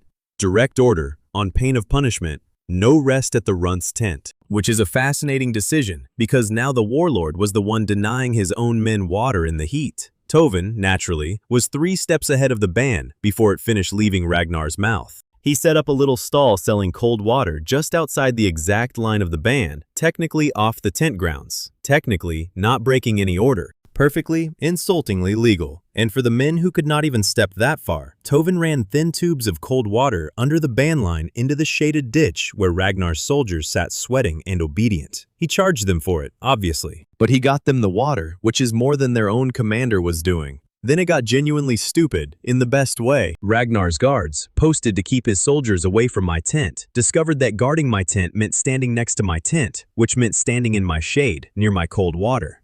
They started volunteering for the duty. By midday, I had enemy guards fighting each other for the honor of guarding the thing they were sent to keep everyone away from.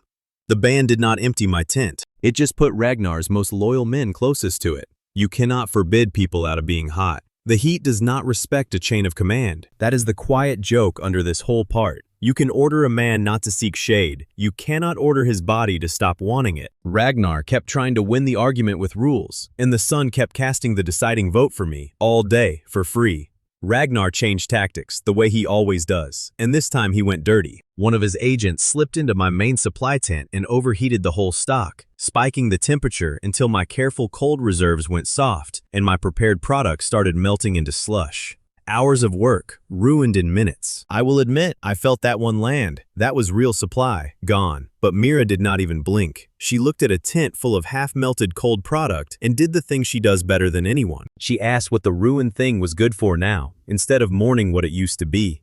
Melted cold cream and slush pours just fine, apparently. She turned the whole sabotage batch into a cold drink, a pour-and-go format that served 3 times faster than the old bowls did. The saboteur meant to shut my tent down. Instead, he accidentally upgraded my serving speed on the busiest day of the year. I have stopped being surprised by this. Every single sabotage Ragnar has thrown at me has turned into a product. The stolen cooler made me famous, the pepper made a flavor, and now the melted stock made a faster drink. At this rate, I ought to be paying him a commission. And Freya, recovered enough to be furious, traced the saboteur by his heat signature. He had left a warm trail through my cold tent like footprints in fresh snow, because a man who spikes temperature for a living is very easy to track for a woman who reads temperature for a living.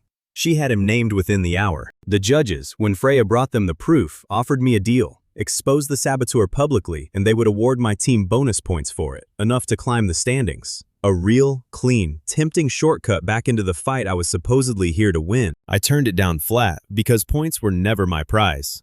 Instead of bonus points, I asked the judges for something that sounded smaller and was worth infinitely more. Neutral water and guaranteed rest access for every team at the games. Mine, Ragnar's, and all the small tribes, protected by tournament rule. The small tribe's soldiers, who had been quietly suffering under the same heat with none of Ragnar's resources, backed that demand instantly and loudly. Suddenly, it was not the runt asking a favor. It was half the field of competitors demanding a basic right, with my tent as the obvious place to provide it. I did not make a speech about fairness. I traded a win I did not want for a rule that made my tent the official heart of the entire games. Sanctioned, protected, and mandatory. Ragnar built a contest of strength, and I was slowly, legally turning it into a contest of who keeps everyone alive. That is the move I'm proudest of in the whole games, and it did not win a single point. I took a bribe of victory and traded it for a rule, because a point is gone the moment the match ends, and a rule stays after everyone goes home.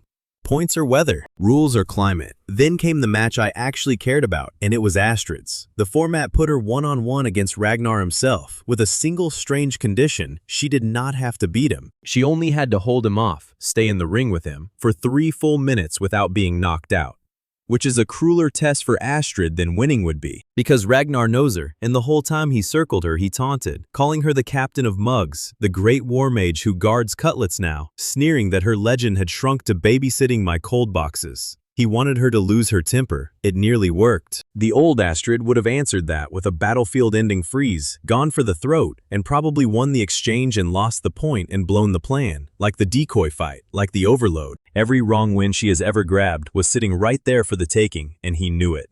Then Mika shouted from the crowd, not words of comfort, just the goal, plain, the way Mika says everything, 3 minutes. She reminded Astrid that the job was not to win, the job was to last. And I watched Astrid physically swallow the fight she wanted and choose the fight she was actually in. So instead of a wide killing burst, she froze his boots. Just his boots. A tight, precise, minimal freeze locking his feet to the ring floor. The exact kind of small, controlled work she used to sneer at. Over and over, buying seconds, denying him the clean knockout while never once going for the throat. She lost the match on points. She held him the full 3 minutes. And when the bell rang, she was still standing, boots deep in a puddle of her own restraint, having beaten Ragnar at the only thing that mattered by refusing to beat him at the thing he wanted. It was the best fight I have ever watched anyone lose. You have to understand what that cost her. Every muscle in Astrid is built to end a fight, not to extend one. Holding back is physically harder for her than any freeze, and she did it in front of the whole region, taunted the entire time, and she did not break. That is not losing. That is the strongest thing she has ever done.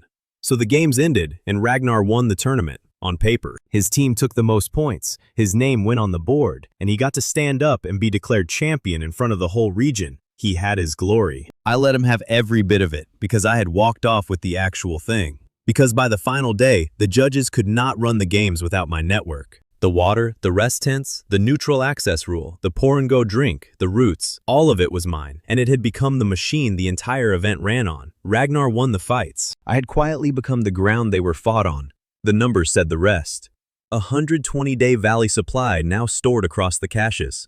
4 tribes served by the network, up from 3. And most of all, a formal seasonal pass rights agreement, signed in the open because the 3 allied chiefs made free passage through the pass a flat condition of accepting Ragnar's win. Ragnar could keep his trophy, or he could keep the pass closed, but not both. The chiefs had boxed him with his own victory, so he conceded the pass for the season, publicly, teeth-gritted, champion of a games whose only lasting result was that his greatest leverage now belonged to everyone but him. I almost felt bad for him. Almost. He is a warlord who won his own games and walked away with less than he started with because he still cannot see that the prize was never on the scoreboard at all. He keeps fighting for the trophy, and I keep quietly walking off with the table it sits on. That is the whole story of the two of us, told in one line. Astrid, meanwhile, walked out with a prize she did not want. The crowd had watched her freeze a warlord's boots to hold a line for cold storage, and the name Ragnar spat as an insult stuck for real. Captain of Mugs. Official, region-wide, and permanent. She has been at war with that nickname ever since, and losing. I should have been celebrating. 4 tribes, the pass, a signed season, a warlord conceding in public. Instead, I was watching my own ice switches, and what I saw there was the next problem already loading. They were exhausted. Weeks of constant shifts, holding cold day and night for a network that doubled again. Nobody at the party noticed them slumped at the edges of it, too tired to eat. But I did, because they are the whole engine, and an engine you never rest is an engine about to seize. I had won the pass by outthinking a warlord. I was about to nearly lose everything to the far quieter enemy of simply working my own people into the ground. So write this part down as a win, because it was one. The pass is open, 4 tribes are fed, a warlord conceded in the open. Just know that I walked out of my biggest victory yet already staring at the crack it made, because the crew that made it possible was too tired to stand up and enjoy it. I have been threatened by a warlord, chased off a cliff, and nearly cooked inside my own invention. None of it scared me the way I felt the morning every cooler in the network started warming up at once, on purpose, because my own people stopped. It was quiet, which was the frightening part. No sabotage, no attack, no enemy at the gate.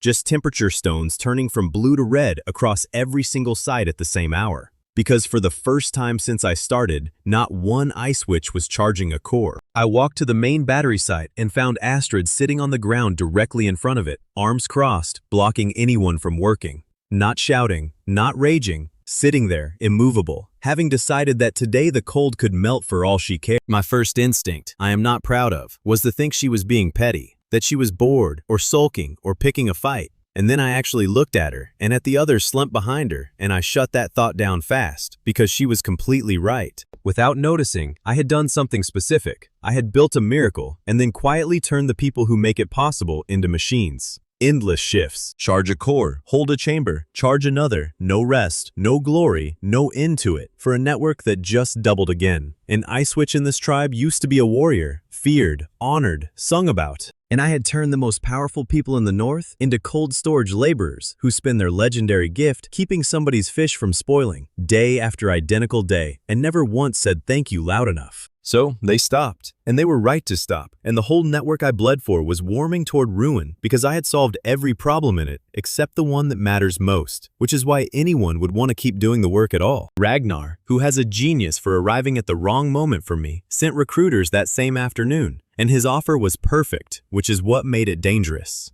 Come back to war, he said. Uniforms, titles, songs, glory. Be a warrior again instead of the runt's eye servant. It was aimed straight at the wound I had opened, and 3 of the witches took it. Right there, in front of everyone, 3 of my best walked off to put on Ragnar's colors, not because they loved him, but because he offered them the one thing I never had, to matter. I braced for Astrid to leave with him. She did not. Instead, she said the thing that reframed the whole crisis and probably saved it. She told me flat that she was not asking for them back, and she was not asking me to beg. She was asking the work itself to change. That is a different demand entirely, and a much harder one. She did not want an apology. She did not want a raise or a nicer speech. She wanted the job to stop being mindless drudgery that erased the person doing it. She wanted the work to be worth a warrior's time. And I did not have an answer. So I did the only honest thing. I took out my master schedule, the mandatory shift roster I had built and was so proud of. Every witch's day planned to the hour, and I tore it up in front of them. No speech, just this. It was wrong.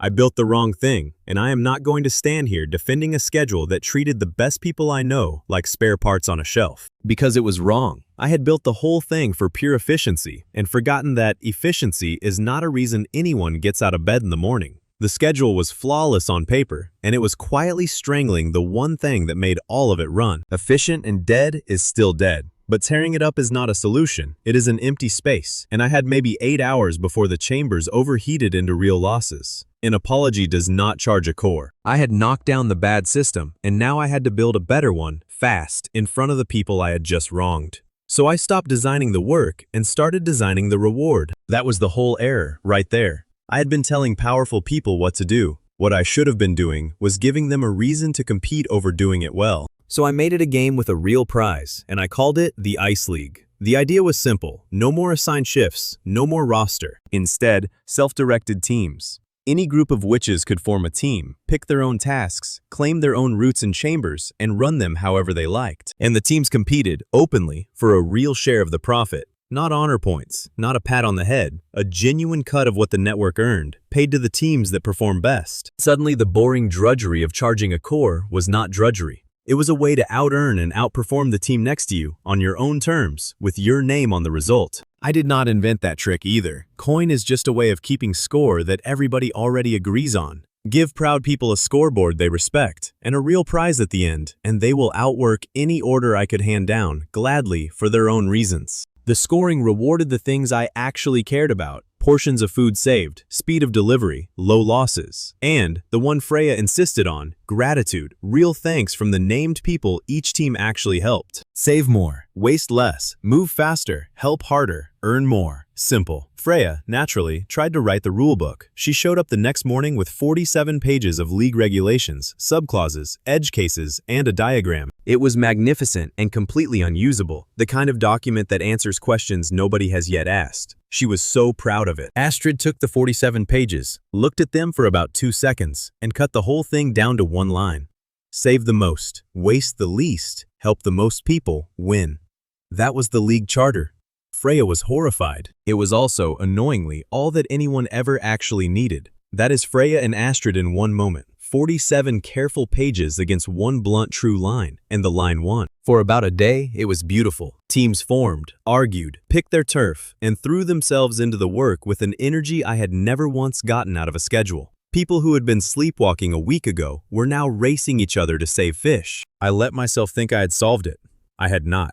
Because the first metric broke almost immediately, and it broke in the most embarrassing way possible. One clever team figured out that the score counted portions saved, and portions is a count. So they stopped saving meat and started saving berries. Thousands and thousands of tiny, individual, near-worthless berries, hauled in by the sackload purely to run up the count. Each berry counted as one saved portion, so a team preserving a mountain of berries was crushing the score of a team that spent all day carefully saving a small, heavy, irreplaceable batch of tribal medicine. The number said the berry team was winning, but the number was an idiot. It counted how many things you saved, and never once asked whether a single one of them was actually worth the trouble of saving. That is the thing about any metric. The moment you reward a number, people optimize the number, not the thing you actually wanted. I had rewarded volume, so I got volume. A warehouse of pointless berries and a medicine cache nobody bothered with. That failure taught me something I keep close now. A metric is a promise about what you value, and people believe the promise, not the speech.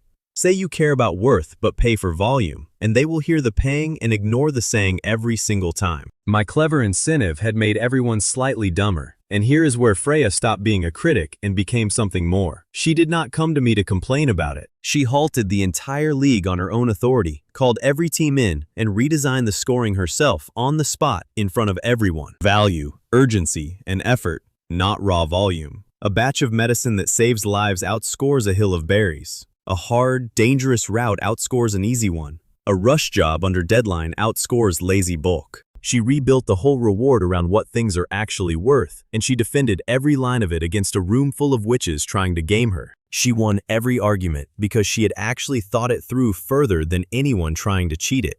And by the end of that meeting, nobody thought of Freya as the pedant with 47 pages anymore. They thought of her as the judge.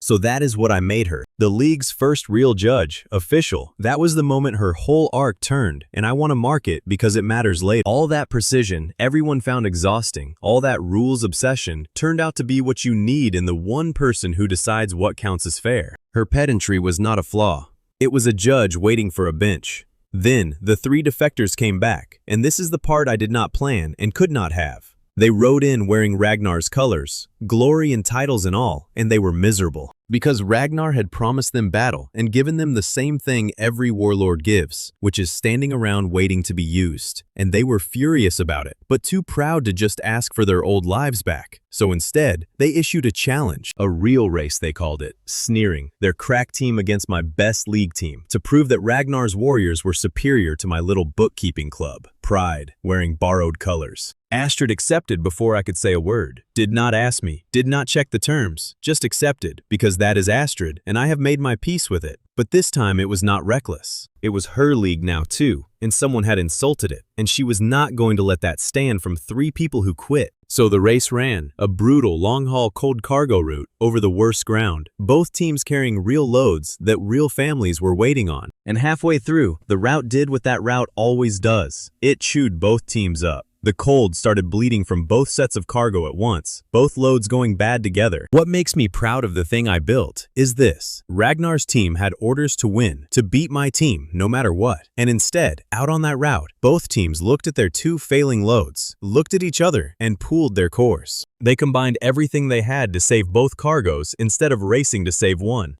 They disobeyed Ragnar's direct order to win because the cargo was not an abstract prize to them. It was food their own families were waiting on at the other end. When the choice was beating the other team or feeding your own people, every witch on that route picked the people, on both sides, without hesitating. They came in together, both loads saved, no clear winner. Ragnar's man demanded the merged team be disqualified for cooperating, for failing to compete, for breaking the rules of his race. And Freya, judging, awarded the victory to both teams because total losses had stayed under the threshold, and that was the only rule that ever mattered. The crowd did not just accept it, they booed Ragnar's demand off the field. Because it was their food those teams had saved, their families fed, and here was a warlord insisting the witches should have let it all rot rather than help each other. He was not asking them to win, he was asking them to waste their own children's dinner to make a point.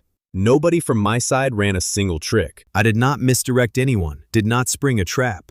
Ragnar embarrassed himself entirely on his own by demanding people betray each other when they had just discovered they would rather not. I have thrown a lot of clever traps at that man. This one beat him without any. All I did was build a game where helping each other paid better than hurting each other, and his own recruits took the obvious move and left him the only fool standing in the valley. The best thing my league did that day was make cooperation the obvious move and let his pride collide with it in public. And 2 of the 3 defectors quietly turned in Ragnar's colors after the race and asked to join a league team, not out of loyalty to me, out of the plain fact that the work had actually changed, like Astrid demanded. It was theirs now, competitive and paid and worth a warrior's pride, and Ragnar's war was more standing around. So the strike that nearly killed the whole network ended up strengthening it past anything I could have scheduled. The league stabilized fast, and the numbers climbed with the morale. A 150-day supply now, held across the caches by people who were racing each other to keep it cold instead of dragging themselves through my dead roster. I had learned the real lesson, finally, and it is the same lesson as everything else in this story.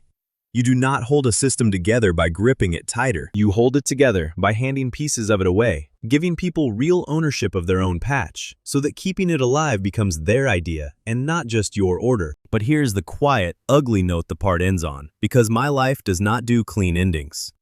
While all of this played out in the open, loud and public, Ragnar had gone very quiet. He had stopped trying to buy my people. He had started, instead, to watch my buildings, patiently, looking for the one that mattered most. And Mika, bless her, had spent the week setting up what she thought was a game. Fake ration lines, decoy queues of people pretending to collect food at one big central warehouse, because she likes patterns and thought the long, orderly lines looked satisfying. She had no idea she was building the exact illusion I needed most. A big, bright, obvious heart for the network that was not, in fact, the heart of anything at all. Because Ragnar was watching those decoy queues, counting the crowds, marking that big, obvious warehouse as the beating heart of my whole network. It looked like the target. It looked like the one blow that ends everything. He was already gathering his army to lay siege to it, and it was a decoy I had prepared long before he ever started looking. The morning of the siege opened with Astrid pinning Tovin to a wall by his collar with a spear in front of the whole camp, while gold coins and a folded map of our storage sites spilled out of his coat into the snow. The crowd reacted how you would expect. They screamed traitor and surged toward him, because a settlement under threat wants a face to blame, and Tovin's is the easiest face in the whole north to blame for anything at all. They had watched Tovin scheme and skim and sell for 2 seasons, and here at last was the proof. Enemy gold and a map of every cachet, falling out of the sleeve of the least trustworthy man in the north. I want to sit in that uncertainty with you a moment, because it is the whole engine of the part. Was it real? Had the greedy fixer finally sold us out for a bag of gold? Everything you knew about Tovin said yes, and that is what made it work. They wanted him arrested on the spot, or worse. Astrid held him against that wall and demanded to know who he sold us to, her face a picture of pure betrayed fury. And I stood back and let it happen, and I said nothing, and I let every single person there believe it. I am not going to tell you yet whether it was real. That is the point, because the only way this next part works is if nobody, not the crowd, not Ragnar's spies in the crowd, not even most of my own people, knows for certain whether Tovin had actually just betrayed us all. What I will tell you is that the signal tower started going dark while they were still shouting at him. One by one, along the service road nobody defends, the watchfires on my towers winked out. Ragnar's army was already moving, already inside my territory, on the one service road I had left conveniently open. The betrayal and the invasion arrived in the very same breath, which is how you know both of them were on a schedule. So Astrid, still playing her role, tore the league mark off Tovin's coat, spat that he was no longer one of us, and threw him out of the camp toward the enemy lines. Exiled, disgraced, running for the only people who would take him now. It looked like a traitor fleeing to his paymaster. It looked like the end, and losing the central warehouse looked like losing everything, which is what it was supposed to look like. That big, obvious warehouse, the one Mika's fake queues had made look like the beating heart of the whole network, was undefended and wide open, and Ragnar's whole army was marching straight at it. Every instinct in the camp screamed to rush and defend it. All our fighters, right now, before Ragnar reached the doors. I gave the exact opposite order, and for a few minutes my own people looked at me like I'd finally lost my nerve. I pulled every fighter I had away from the big warehouse entirely and sent them to guard 4 small, plain family caches scattered out in the settlements. The kind of unremarkable cold cellars nobody would look at twice, because those 4 little caches were where the real winter supply actually lived. The big warehouse was a stage. It had always been a stage. The whole network's food was never in one place, because I built it that way on purpose. Back when I first refused to build a single grand warehouse anyone could burn. This is the payoff of a choice everyone once mistook for modesty. I never built the one big vault, because the one big vault is the one big target. Spread the food out, and an enemy can capture your warehouse and still walk away holding nothing that matters. I did not even tell most of the settlement the full plan. On purpose. If a frightened family gets dragged in front of Ragnar and questioned about where the food is, I want them to honestly point at the big warehouse, because they honestly believe it. You cannot torture a secret out of someone who was never given it. That sounds cold, and it is a little. But the kindest thing I could do for those families was leave them nothing dangerous to confess. For once, ignorance was armor. Ragnar's troops reached the central warehouse and walked in completely unopposed. No fight, no defenders, nothing. Just an open door, and inside, rows upon rows of heavy sealed containers, hundreds of them, every single one stamped with Freya's real, genuine, unmistakable storage seal. The prize, apparently undefended and delivered, and Tovin was there to meet them, playing his part to the hilt. He collected his promised gold from Ragnar's officer with a greasy little bow, The very picture of a man cashing in a betrayal. Then Ragnar, who trusts no one, had him bound anyway as an unreliable asset. Tovin took even that in stride, because a good con eats the insults too. I will be honest, the trap was convincing enough that it fooled part of my own side. Even people who should have known better looked at that captured warehouse full of sealed containers and quietly believed we were finished. That is how you know a deception is good. It has to fool your friends to be sturdy enough to fool your enemy. A lie that only the enemy believes has a seam in it somewhere, and a clever enemy always finds the seam. The best lie is the one your own side would swear to, but a distributed network has a flaw, and I am not going to pretend it does not, because it is the whole problem of the next hour. Food spread across 4 hidden caches only feeds people if people can get to it, and the moment hungry families started moving toward those 4 small caches for rations, they started drawing lines on the map with their own feet. Hundreds of people walking toward 4 unremarkable sellers is not unremarkable anymore. Ragnar's scouts, watching from the ridges, only had to follow the crowds. My own people, by needing to eat, were about to point straight at every real cache I'd spent a season hiding. The distribution was betraying the distribution. It is the oldest problem with anything held in common. A shared well feeds the whole village, but everyone has to walk to it, and the path they wear into the grass tells the enemy where it is. The strength and the weakness of sharing are the same fact in 2 coats. So, I did the brutal thing and halted all rations completely, froze every handout mid-siege, with the enemy in our territory and families already hungry. It was the right call, and it felt monstrous, because within an hour the panic turned on me. There is no food, people started saying. The runt lost it all. We are going to starve. And here is where a child saved the whole operation, and I need you to take this seriously and not as a cute aside. Mika, who had been running her fake ration queues as a game for weeks, understood the shape of the problem faster than my grown strategist did. If the crowds reveal the caches, she said, plain as choosing a snack, then the answer is obvious. You do not try to hide the crowds. You make more crowds, until nobody watching can tell which single one of them actually means anything. So she flooded the settlement with decoy lines. Fake ration queues everywhere, ice cream queues, water queues, nonsense queues. Crowds of people lining up at dozens of spots for nothing at all, on purpose. Real supply movement now had somewhere to hide, folded into 100 meaningless crowds, and Ragnar's scouts could no longer tell a true cache from a game. A child's pretend line at a pretend counter became the actual cover that let real food move under a siege. I have paid grown tacticians across 4 seasons who never once thought of that. Mika thought of it because she never stopped watching how crowds actually move, and because to her, the whole thing had always looked like a pattern worth playing with. It held, mostly, until Astrid broke cover, and I cannot even be angry about how. One of Ragnar's scouting parties cornered a family right beside one of the real caches, the one under the old bathhouse, and started dragging them off for questioning. And Astrid, watching a child get grabbed by armed men, did the pure Astrid thing without a heartbeat of hesitation. There is no version of that woman who stands still and calculates while a kid is dragged off, and I would not want one. She hit the whole area with a wide freeze, a huge one, locking the scouts in place and saving the family in one enormous, beautiful, wildly conspicuous burst of power. It worked. It also lit up the bathhouse cache like a beacon for every enemy eye on the ridge. She had traded a secret to save a family, and she would do it again, and honestly, so would I. The old me would have chewed her out for blowing the location. The me that has learned a few things instead just moved the goods. If the cache was exposed, fine. I turned the exposure into a new route. I had the team run the containers out through the bathhouse's frozen drain channel, a path nobody was watching because nobody thought food could travel a sewer. And the bathhouse workers, being my people, passed those heavy containers hand to hand down the drain line while loudly continuing a 2-season-old argument about who had stolen whose towels the day Brenna cut a hatch through their floor. Under siege, moving winter food through a drain, and still arguing about the towels. That is my crew in one image, and I would not trade these lunatics for any disciplined army I have ever seen. Then came the moment Ragnar had been building toward all day, the grand public unveiling of my defeat, staged for the biggest crowd he could gather. He gathered his allied chiefs and his prisoners, and a big skeptical crowd at the captured central warehouse, to open the containers and display the runt's entire stolen hoard in front of everyone, and prove once and for all whose network this really was. He had his men crack open the first row of heavy sealed containers with real ceremony, and out of them came not gold, not grain, not the winter supply of the north. Out came Mira's fermented lunar fish, barrels and barrels of the most aggressively, catastrophically pungent decoy stock she could possibly have brewed. I need to give this smell its due because it earned it.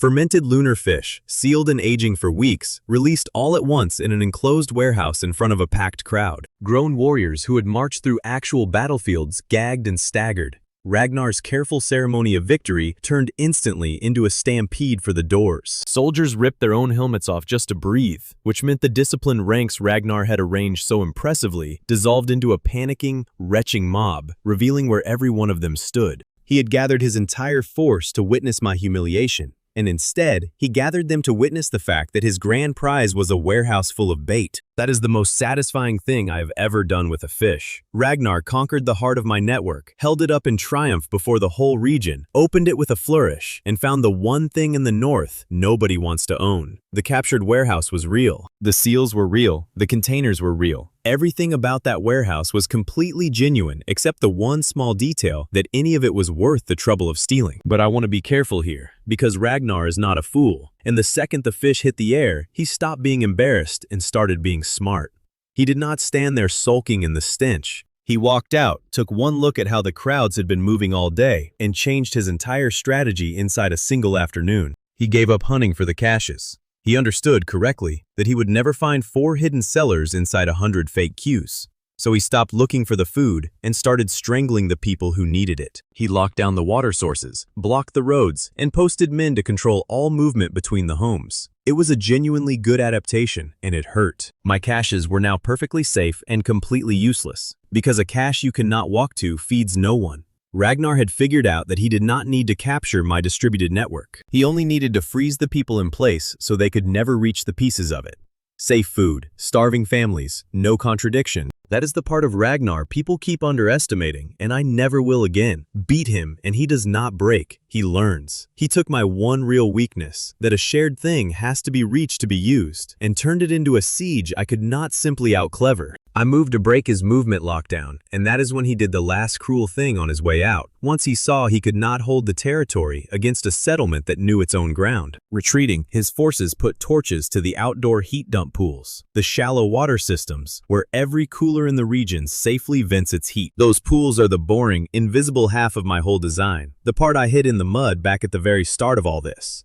Every breath of warmth my network sheds, a full season of vented heat, gets carried away and dumped harmlessly into that cold water. And Ragnar, who never understood how my coolers worked, had accidentally destroyed the one part that keeps all of them safe. When the dust settled, the numbers were good, and the numbers were not clean, and I will give you both. We lost 8% of the stored food to the siege. We kept 92. The supply dropped from 150 days down to 138. A real cost, a real bite. But the network survived a full army walking through it. 92% through a siege is a number I would sign for every single time. Distributed ownership is not pretty, and it is not free. It just refuses to die all at once, which, when an army is standing inside your warehouse, turns out to be the only property that actually matters. The trouble was the pools. A season's worth of heat that my whole network had been quietly bleeding into that water suddenly had nowhere to go. The vented warmth started backing up into the ground around the burned pools, and the earth there began to do something I did not have a name for yet. It began, very faintly, to steam, and something in the deep cold under the mountains started to stir toward it. The burned heat dump pools started this, and I want that on the record before the monster shows up, because the monster is my fault, technically. Ragnar torched the pools, but it was my heat, backing up into the ground with nowhere to go, that rang the dinner bell. For 3 nights, the earth around the dead pools steamed and hissed, all that vented warmth pooling in the rock instead of bleeding away downstream. And on the 4th night, something came down out of the high cold to feed on it, a firebird. And no, that is not a poetic name I picked. It came through the roof of the central chamber like the roof was paper. Wingspan wider than a wagon, feathers that ran orange to white hot at the edges, and a heat coming off it that curled the frost on every surface it passed. It landed in my biggest cache and started to feed, and the temperature stones nearest it shot from blue to red so fast the glass on them cracked. It did not eat the meat. It went straight for a sealed cold core, the charged frost we used to hold a chamber, and it swallowed the whole thing down in one motion. And I made the mistake of thinking, good, the cold will hurt it. The cold did not hurt it. The cold made it worse. The bird took that deep charge of frost into itself and flared, brighter and hotter, the way a fire flares when you feed it. Whatever it is, it does not fear cold, it hunts it. And I had just built the single largest concentration of cold in the entire north and lit it up like a beacon for the exact creature that eats the stuff. Astrid did what Astrid does when something threatens her people. She hit it with everything. A full wide battle freeze, the biggest burst she had. And I watched, helpless, as the worst possible thing happened. The creature drank the whole temperature swing, the sudden, violent cold against its own heat, and it grew. It got bigger, it got brighter, and now it had a favorite. All that raw cold Astrid threw made her the coldest, most delicious point in the whole valley, and the Firebird turned in the air and fixed on her specifically and started hunting her the way a hawk hunts one particular mouse in a field. I need to be fair to Astrid here, because this looks like a blunder, and it was not. Every instinct she has ever trusted, every rule of a lifetime of battle, says you meet a threat with overwhelming force. Against anything else in the world, she would have been right. This was the one enemy where being powerful made everything worse. The central chamber was minutes from total collapse, cold bleeding out through the hole in the roof, cores cracking, a season of the region's food sitting under a creature that got stronger every time we tried to fight it. And that was only the first of my 3 problems, because the second one had a name, and it was watching from the ridge. Ragnar. Of course Ragnar. He had not made his move yet, but he was up there, watching my chamber burn with a heat-eating monster loose inside it. And I could see the exact idea forming in him. If that thing could be pointed, it was the biggest weapon in the valley, and he wanted it aimed at everyone downstream of me. So the job was suddenly 3 jobs at once, all urgent, all fighting each other. Drive the creature away from my people. Keep it out of Ragnar's hands so he could not turn it into a torch for the whole valley. And do both without cooking the remaining food, because every cold thing I owned was bait to this animal now. Fight it, deny it, and protect the stock, all in the same hour. You do not solve a thing you do not understand. So before anything else, I needed to know what the creature actually wanted, not what it looked like it wanted, what it was truly hunting. So I ran a test, in the middle of the danger, because a guess would get someone killed, and a fact might save them. I had Mira throw a hot pan out onto the open ground on one side, and Freya set a small disc of ice on the other, and we watched to see which one the bird went for. And it did not go for either. It went straight for the point between them, the seam where the hot pan's heat met the ice disc's cold, and it tore that empty patch of air apart. That was the whole answer, right there. The Firebird does not hunt heat. It does not hunt cold. It hunts contrast, the sharpest edge between hot and cold it can find, because that edge is where the energy lives. I actually laughed once, in the middle of the danger, because it was such a clean idea. The thing was not evil, and it was not hungry for us. It was chasing the one place in the world where hot and cold argue loudest, and I had built the loudest argument in the north. Astrid's freeze against her own body heat had made her a walking contrast. My chambers, cold against the warm world, were a feast of edges, which meant I could steer it, in theory, with cold bait, leading it by the sharpest contrast I could offer. And it also meant every lure would cost me real cold, real charged cores, spent not on food, but on walking a monster around a valley. My reserve was already bleeding out through a hole in a roof, and now I had to spend more of it just to survive the night. The plan was 3 sleds, each rigged with a contrast bait, a hot stone bolted next to a cold core, 3 sharp moving edges to pull the creature away from the real stock and out toward open country. 3 lures, 3 directions, keep it chasing and confused and away from both my food and Ragnar. On paper, again, it was clean. Then Brenna's contribution nearly killed the whole plan, because Brenna had built the defensive box protecting the real stock to her usual specification, which is to say it weighed about as much as a small hill. When we needed to move it clear of the bait lines, it would not move. 6 people and a team of goats could not budge it, so one of my 3 lures was now pinned in place, unable to run, sitting stationary right next to the real stock it was supposed to lead the monster away from. And Tovin, sensing chaos, spent the actual evacuation trying to hire a replacement sled driver at an emergency rate, negotiating a fee while a Firebird circled overhead. I have stopped being surprised by him. And the stationary lure is the one the bird chose. Of course it was. A moving contrast flickers and jumps, hard to lock onto. A stationary contrast, that heavy box with its hot stone and cold core sitting perfectly still, was the clearest, most stable edge in the valley. The Firebird ignored my 3 clever running sleds and dove straight at the one that could not run. It hit the stuck lure and a real core cracked open, and part of the chamber behind it overheated in the blast of the creature's dive. That was not a decoy loss. That was real winter food, gone, warm and spoiling in front of me, a genuine bite out of the reserve that no clever plan was going to give back. The clever plan had a bill, and it just came due. Astrid tried to drag the stuck lure clear by hand to pull the bait away from the food, and the second she got close and cold with effort, she became the sharpest contrast in range all over again. The bird broke off the box and came for her, and she took a glancing hit of that heat that put her down hard, scorched and dazed before we pulled her back. We were losing. Real food gone, Astrid down, the creature stronger than when it started, and a warlord on the ridge waiting to inherit whatever was left. Every tool I had made it worse. Cold fed it, force grew it, and the more powerfully we fought, the more powerful it became. I did not need a bigger weapon. I needed to stop treating it like an enemy. And that shift came from Mika, because it always comes from Mika. While the rest of us fought the bird, she had been watching it, the way she watches everything, and she saw what none of us had. The firebird was not attacking the children who had gotten trapped near the far wall. It was flying over them, again and again, and never touching them. It was, she said, gathering things. Between dives, it kept dragging debris and warm stones into a rough pile in the corner of the ruined chamber, arranging them, guarding them. And in the middle of that pile sat a single, cracked, doling egg, its heat leaking out through the shell into the cold I had flooded the whole valley with. That reframed everything without making any of it safer. The firebird was not a monster hunting us. It was a mother, and its clutch was dying. My cold storage, the greatest concentration of cold in the north, had chilled its nest to the edge of death, and it had come down, not to feed, but to fight for the one warm thing it had left, against a whole valley that had suddenly gone lethally cold. I want to be careful, because knowing why it attacked did not stop it attacking. A frightened mother is more dangerous than a hungry predator, not less. But it changed the goal completely. I was not trying to kill it or drive it off or claim it anymore. I was trying to give a dying egg its heat back and get a terrified animal back to it before either of us lost anything else. Which is where Freya did the most beautiful piece of engineering I have watched all season. And it was pure precision, no power at all. Instead of one big lure yanking the bird around, she built a thermal ladder. A long line of small, gentle, precisely timed contrasts, each a little warmer than the last, stepping from the freezing chamber back toward the nest. The idea was to lead the creature home gradually, giving it a graded path of edges to follow, each step small enough that it never built up the violent speed that made it destructive.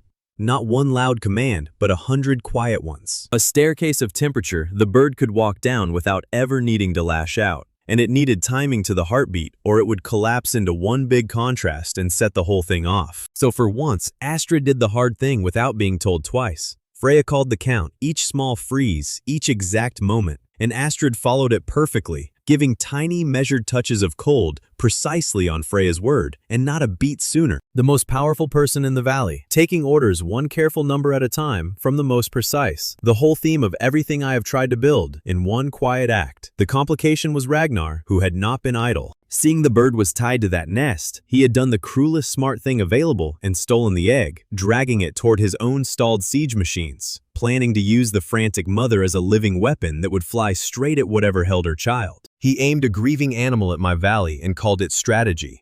But Freya's ladder was already laid, and a mother follows the warmth of her own egg over any trick. As Ragnar hauled the egg toward his war machines to spring his ambush, the firebird came down the thermal staircase after it, controlled and precise. It arrived not as a wild bomb, but as what it was, a parent coming for its child, right on top of Ragnar's siege engines. It recovered its egg, and in the process, in one furious pass, it tore Ragnar's stalled siege machines to burning scrap, the very weapons he had gathered to seal the pass. Not his men, not his army, just the machines. Because the machines were the biggest heat and cold contrast in the field, and the egg was sitting on top of them. Ragnar's own greed handed the creature a target, and the target was his own arsenal. That is his second army-scale loss in 2 parts, and both times it was his own hand that did it, not mine. I did not trick him into it. I just built a valley where grabbing for the biggest weapon is the fastest way to blow off your own arm, and Ragnar keeps grabbing. Some men only learn a lesson by paying full price for it twice. Then, the bird flew off, egg cradled and warming in its own restored heat, back up into the high cold where it belongs. And I want to be very clear about the part that matters most. I did not keep it. I did not tame it, cage it, claim it, or turn it into the biggest weapon in the north, which I absolutely could have tried. It was never a resource. It was a neighbor I had accidentally frozen out. Because that is the whole difference between me and Ragnar, and it is the difference the forest tribe noticed. The moment that creature became useful, every instinct in this world says own it, weaponize it, make it yours. I gave it back its egg and let it leave. The forest tribe, whose land the nest sat on, named me route keeper for it, for sparing the wild thing instead of harnessing it. But I fixed the real problem, the one that started it, because driving off the symptom is not the job. The nest died because all my heat vented into one place and one gorge, a single massive cold against warm edge that chilled everything around it. So I tore that design up. I spread the venting across a dozen small stone platforms, scattered wide, so no single spot ever becomes a lethal contrast again. That is the actual fix. Not a weapon, not a pet, not a wall. A redesign of the thing I built wrong in the first place, so it stops being dangerous to the country it lives in. The Firebird did not need to be defeated. My own venting needed to be distributed. The same lesson as everything else. Written this time in feathers and fire instead of in food. Ragnar would have kept it in a cage and pointed it at his enemies until it died or turned on him. That is the only tool the man owns. Take the dangerous thing and aim it. I keep meeting the same fork, and I keep choosing the other road, because a weapon you have to cage is just a disaster you are renting by the day. The cost was real, and I counted it honestly. A central chamber destroyed. Festive stock lost, including most of the ice cream we had been saving. The supply dropped from 138 days down to 110. A hard season made harder, and no clever framing makes those lost days come back. And Astrid, still scorched and moving stiff, did the quiet thing that told me who she is becoming. She took her personal ice cream reserve, the private stash she guards like a dragon, and gave the whole of it to the children who had been trapped in that chamber, terrified and cold. She called it a wartime sacrifice, straight-faced, and dared anyone to make it a moment. Nobody did. We just let her have it. So we survived the Firebird, spared the Firebird, and fixed the thing that summoned it. A good ending, if my life did endings. It does not. Up on his ridge, watching his siege machines burn for the second time by his own doing, Ragnar made a decision. If he could not take the pass with cleverness, or force, or a stolen monster, he would take it with everything he had left, all at once, and simply seal it forever. Ragnar decided that if he could not own the mountain pass, nobody would have it. So at dawn, his forces started collapsing it, hauling siege engines up to the cliffs above the road to bury the whole thing under half a mountain permanently. And there was a caravan of mine, loaded and slow, still out on that road when the first boulders started to come down. Astrid was already winding up a freeze to catch the first rockfall, to hold the pass open by main force, and it might even have worked for an hour. I told her to stand down, and then I gave the order that made 3 tribes think I had finally cracked. I told the caravan to drop its cargo and run. Abandon the goods. Leave the food, leave the wagons, get the people out and give up the road. My people looked at me like I had surrendered the whole season in one sentence, and honestly, from the outside, that is what it looked like. The runt folding at last, handing Ragnar the one mountain route the entire network runs on, without so much as a fight. I did not explain. You do not explain a plan to a mountain full of enemy scouts, and you especially do not explain it when half the point is that your own side has to believe the panic is real. So I let it look like a rout. I let it look like Eli losing, because a trap only works if the bait looks like a mistake. The 3 Union chiefs came for me within the hour, and they were not gentle. The pass was their livelihood, the road their fish and furs and grain moved on, and I had handed it to Ragnar without a fight. They accused me of throwing away the very thing they had all signed on to protect, and they were right to be furious about it, every one of them. Ragnar helped my case not at all by sending a herald to announce, loudly, across the whole valley, that the pass would be gone by noon, and there was nothing the runt or his little club could do about it. A clock, set in public, on the destruction of the one thing my allies trusted me to keep. The pressure outside and the pressure inside arrived together, on purpose. I did not argue with the chiefs. Arguing is for people without a plan. Instead, I gave everyone a job, because the fastest way to end a panic is to hand each frightened person something specific to do with their hands. 3 fronts, 1 ticking clock, and every single one of my people pointed at the exact piece of the problem they were best at solving. Freya took the reflectors, all across the high slopes above the target chasm, angled mirrors and polished sheets, positioned to her exact measurements for a purpose I did not announce yet. Brenna prepped walls at the chasm mouth. Tovin went to negotiate, which with Tovin means to lie beautifully for money. And Astrid got the hardest job of all, which was to look like she was losing. Her role was a visible, desperate, doomed defense of the pass, loud and showy, and just competent enough to be convincing, drawing every eye to the fight she was pretending to make while the real work happened where nobody was looking. For a warrior whose whole identity is winning, being ordered to perform a loss in public is close to torture. She did it anyway. The retreat had to be convincing, so we made it a very good show. League teams hauled containers out of the threatened caches in full view of Ragnar's scouts, arguing with each other the whole way, dropping things, cursing, the perfect picture of a disorganized rout saving what little it could. Every container they carried out was empty. The scouts counted them like treasure. And Tovin did the finest work of his dishonest life. He arranged to be captured, sold his freedom for his life like a coward, and in the bargain sold Ragnar a map. The last safe path, he called it, weeping, the one route out of the valley that the collapse would not touch. Precious information from a broken man. Ragnar, who trusts no one, still bought it because Tovin sells fear better than anyone alive. Here is the part I want you to notice, because it is the whole difference between me and the man I was fighting. To make that fake map believable, I could not send Ragnar down an empty route. So I sent one small real cache along it. Genuine food, genuinely lost, spent to make the lie solid. A real price for a real decoy. Free bait fools nobody. Then Ragnar played his best card, and it nearly took the whole thing down before it started. He went to my allies directly and offered each tribe its own private passage rights, separate deals, guaranteed roads. If they would just abandon me in the Union and treat with him one by one. Divide the network into small pieces he could own one at a time, and pay each piece to hold still and smile while he did it. And it worked, almost. The lake chief was watching a season of his fish sit warm and spoiling because of a road I had abandoned, and Ragnar was offering him a guaranteed route today. He was close, genuinely close to taking it. I could see him doing the math a desperate man does, and the math was not on my side. I did not ask him for loyalty. Loyalty is worth nothing when a man's children are hungry, and I would not insult him by begging for it. Instead, I did the only thing that has ever actually held this network together. I showed him the paper. The guild share agreement every tribe already holds, the one that gives each of them a permanent stake in the whole system. Take Ragnar's private deal, I said, and you do not just leave the Union. You forfeit your share of every other tribe's cold, every cache in the network, the pass rights, the league profits, all of it. The moment you split off to be his tenant instead of our partner, he is not offering you a road at all. He is offering to buy your whole share out from under you for the cheap price of one bad season. The lake chief read his own contract, the one he signed months ago and half forgot, and he put Ragnar's offer down. Not because he suddenly loved me, because the paper made the math obvious. He was not defending Eli. He was defending his stake, his share, a thing he owned in common with 6 other tribes, and would be a fool to trade for one guaranteed road. The allies defended the system, and the system did not need me to be lovable. With the tribes holding, the trap could close, and that meant Astrid's worst assignment yet. She met Ragnar at the chasm mouth for a duel, the old-fashioned warrior kind he could not resist, and she deliberately, painstakingly, lost it. Badly. Theatrically. Every proud instinct in her screaming to end him, and instead, she staged a collapse so overdone it should have fooled no one.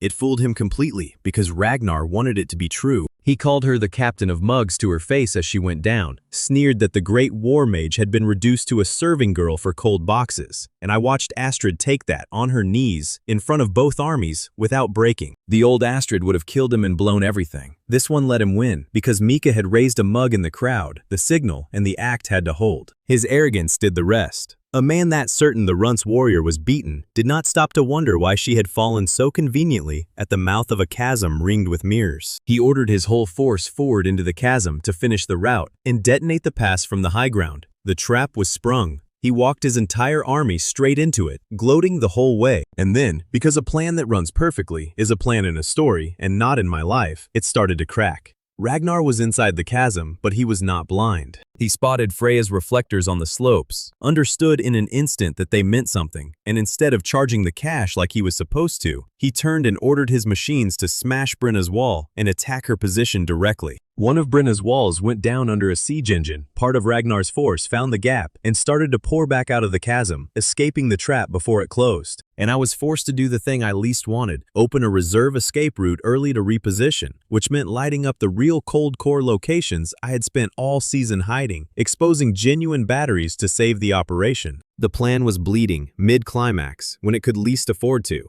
Here's the moment the whole season was actually building toward, and I did not do it. That is the point. I stood there watching my careful plan come apart, and before I could even give an order, the Union and the League saved it without me. Every institution I had spent 10 parts building turned out to work best when I got out of its way. The mountain teams, on their own initiative, moved to reinforce the broken wall before I asked. The lake teams saw Ragnar's siege engines overheating their own axles in the chaos and moved to cool them, not out of mercy, but because a stalled machine blocks the gap better than a wall does. The forest team screened his archers with clouds of berry-scented steam so they could not find a target. Nobody waited for me, and Freya and Brenna adapted the design live.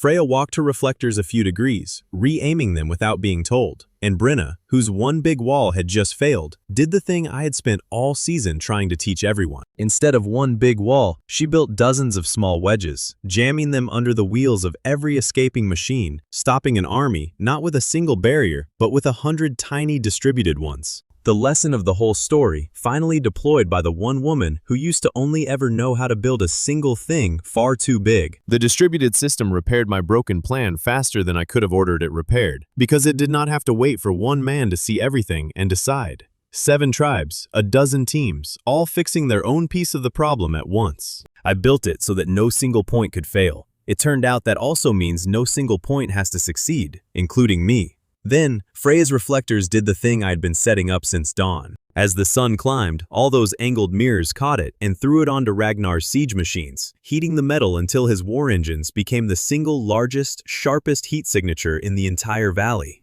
The biggest contrast for miles. And there is a creature in these mountains, as Ragnar had already learned the hard way once before, that hunts that kind of contrast above all else. The Firebird came down out of the high cold in a screaming dive and tore Ragnar's machines apart, every last engine he had gathered to bury the pass, reduced to burning scrap in minutes. It never touched a single one of his men. It had no interest in them. It wanted the heat, and the heat was in the machines, and the machines were the weapons. His whole arsenal, unmade by an animal I had refused to cage. Ragnar, standing amid the wreckage of his own army's tools, did the last desperate thing. He went for the fault line himself, to detonate the pass by hand, to bury it with his own arm if his machines would not. He got there. He reached the charge. And Astrid, up on the ridge, off her knees now, made the shot that ends the season. She did not freeze Ragnar. She could have. Every person watching expected her to. And after everything he had done, after every taunt, no one would have blamed her. Instead, she froze only the detonator in his hand, and the fault line in the ground around it, locking the collapse mechanism solid while leaving the man himself untouched. Precision over power, the whole thesis of everything, delivered as mercy at the one moment revenge was right there for the taking. And then his own army finished it, which is the part I could never have scripted. Ragnar's soldiers, the ones whose water I gave them at the games, whose trap scouts I freed, who had watched their commander spin them like coins all season, looked at the frozen detonator and the open pass and made their own choice. They took their remaining machines, ignored his direct order to seal the pass, and used them to clear the rockfall and open the road instead. His own men opening the very pass he came to bury. That was the reversal, and it belonged to no one person. It belonged to a season of small mercies adding up into something that outweighed a warlord's authority over his own troops. Ragnar stood there and watched his army choose the road over him, and something in him that had been fighting me for 10 parts finally, quietly, went still. I did not destroy him. I want to be clear about that, because it is the choice the whole story turns on. I could have let Astrid freeze him, could have let his men turn on him, could have taken everything he had. Instead, I offered him a seat. A full, equal voting seat in the Northern Cold Union, the same as any other chief. Not a defeated enemy, a member. He looked at me like I had spoken a foreign language, and then, slowly, he took it. Because Ragnar was never a monster. He was a man who only knew how to hold things by force, in a valley that had just proved in front of him that holding things in common is stronger. Beating him was never the point. The point was building something so obviously better than his way that even he could see it and want in. That is a reversal that lasts. The others heal. That one changes the man. Not every enemy earns that ending, and I would learn later, at a real and painful cost, where the line sits between the ones who do and the ones who never will. But Ragnar built roads before he ever blocked them, and a man who once built can be taught to build again. So on that road, over the wreck of a siege and the open pass, we signed it. The Northern Cold Union, the full tribal roster, 7 tribes bound into one cold storage commonwealth that no single one of them and no single warlord could ever own alone. And with it, the number I had been chasing since a matriarch called me a useless mouth. A 3-year emergency reserve. 3 years of food for the whole North held in common. Think about the arithmetic of that for a second. I started this with a tribe 3 days from eating rot and a matriarch pointing at me as the mouth to cut. 10 parts later, the North has 3 years of food it cannot lose to any one fire, any one army, or any one owner. Especially me, and every last one of my people got their moment in it, because the Union was never mine to begin with. It was always going to be theirs. Mika got a full bowl, and for the second time in the story, set the leftovers on the shared shelf without hoarding a scrap. because she finally, fully believed there would be more tomorrow. Freya was named to draft the Union's first safety standards, the seed of everything she becomes. Brenna stood proud beside 100 little wedges that stopped an army. Tovin, already recovered from his heroic fake cowardice, was doing a brisk trade in Northern Cold Union souvenirs he had printed before the treaty was even signed, of questionable authorization and certain profit. I did not stop him. Half his merchandise misspelled the Union's own name, and every tribe bought it anyway, because a thing you can hold in your hand feels more real than a thing you signed. Tovin understands people in a way I never will. He charges them for the privilege, and Astrid, asked to contribute something to the founding feast, walked to a special cooler she had guarded all season and opened it with total solemnity. Inside was her personal, private, strategic reserve of ice cream, which she referred to, straight-faced, as a critical military asset released for the occasion. Nobody laughed. We all understood it was the highest honor she could give. I should end there. A warm fire, a signed treaty, a redeemed enemy, 3 years of food, my whole strange family fed and safe. Season 1, done. Roll it up and go home. But I told you at the start that my life does not do clean endings, and it was not about to start now, because even as we celebrated, something was already moving in the south. A stranger stood at the edge of the firelight the whole time, an ambassador in southern colors nobody had invited, watching us sign. And the moment the ink dried, he turned and gave an order to a rider who galloped south into the dark. I found out later what that order was. Somewhere far to the south, a workshop was already stamping out cheap, dangerous copies of my coolers and putting my name on every single one. A cooler with my name stamped on the side burst open in a crowded southern market this winter, and the people it hurt were not the story. The story was the 400 families in that valley who had already bought the same fake box to keep this winter's food, and were now going to watch it rot, and then watch their children go hungry, because they trusted a name that was mine. That is the part that kept me up at night. Not the explosion, and not even my name. The 400 cold kitchens counting on a box that was a lie, with winter already closing the roads behind them. Someone was selling broken copies of my coolers across the whole South, stamped with my mark, and sold cheap to poor tribes stocking up for the cold months. Every single one of those boxes was going to fail in the dead of winter, when there was no time left to fix anything. The market cooler was just the first one to go early. It had been built without the breathing vent, the same fatal shortcut Ragnar's stolen copy made a season ago, and the trapped heat finally split it open in the middle of a packed row of stalls. 2 traders were scalded by the burst.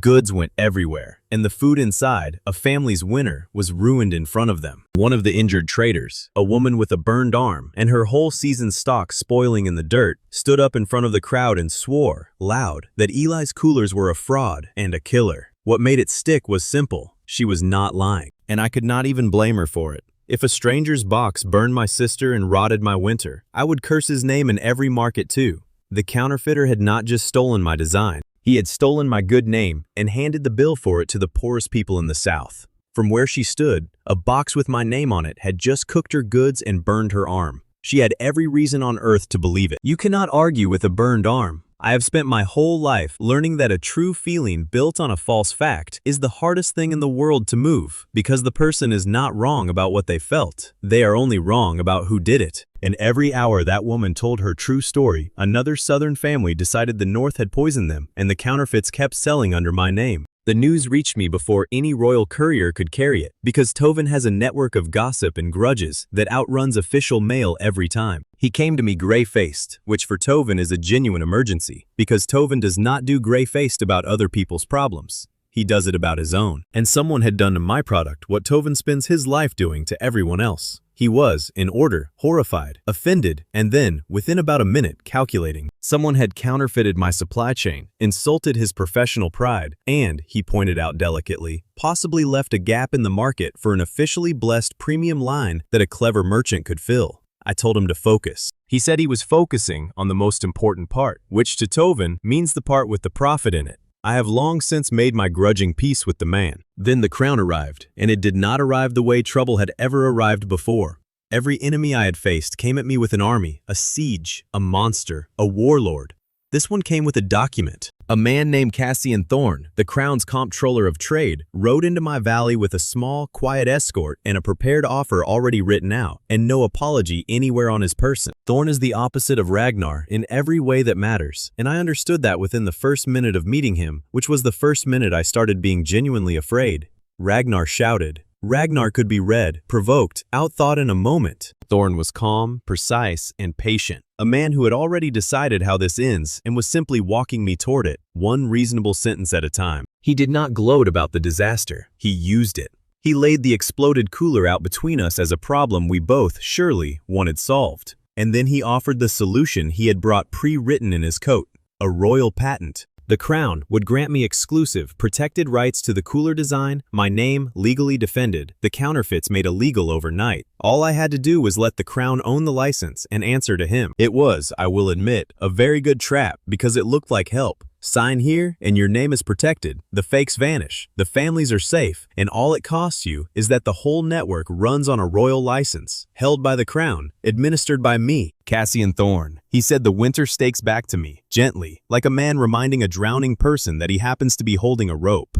And the unspoken half of the offer sat right there in the room. Refuse the patent and I stay unlicensed, which means every future disaster gets hung on my unprotected name, and Thorn gets to keep the counterfeits legal just long enough to make refusing unbearable. Take his ownership, or wear every fake box that fails all winter long as if I had built the thing myself. That was the actual choice hiding under all the courtesy. Ownership or blame. So I said no, and I said it the only way that works with a man like Thorn, which is not with a speech, but with a better idea already built. I did not want his patent. I did not want to own the design at all. I proposed the exact opposite of exclusivity, an open standard, free for anyone to use, that any tribe could verify with their own eyes, so that a real cooler could be told from a fake by anyone without needing the Crown or me to vouch for it. Not a secret protected by law, a test anyone could run. If the problem is that people cannot tell my real coolers from the deadly fakes, then the answer is not to make me the only legal seller. The answer is to make the difference between real and fake so obvious that a grandmother in a southern market can check it herself in 10 seconds, and no counterfeiter can pass. Open the design, do not lock it. Thorn wanted the fix to be a permission. I wanted the fix to be a fact.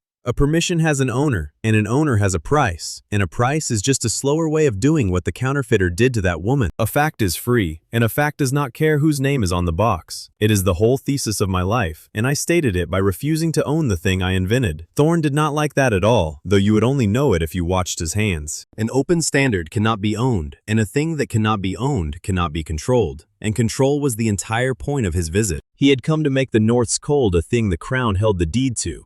I had proposed to make it a thing nobody could hold the deed to, including me. We understood each other perfectly, and we were now at war, quietly, over a piece of paper. While Freya started drafting the actual standard, Tovin ran down the counterfeit supplier, and this is where his sordid past finally paid a real dividend.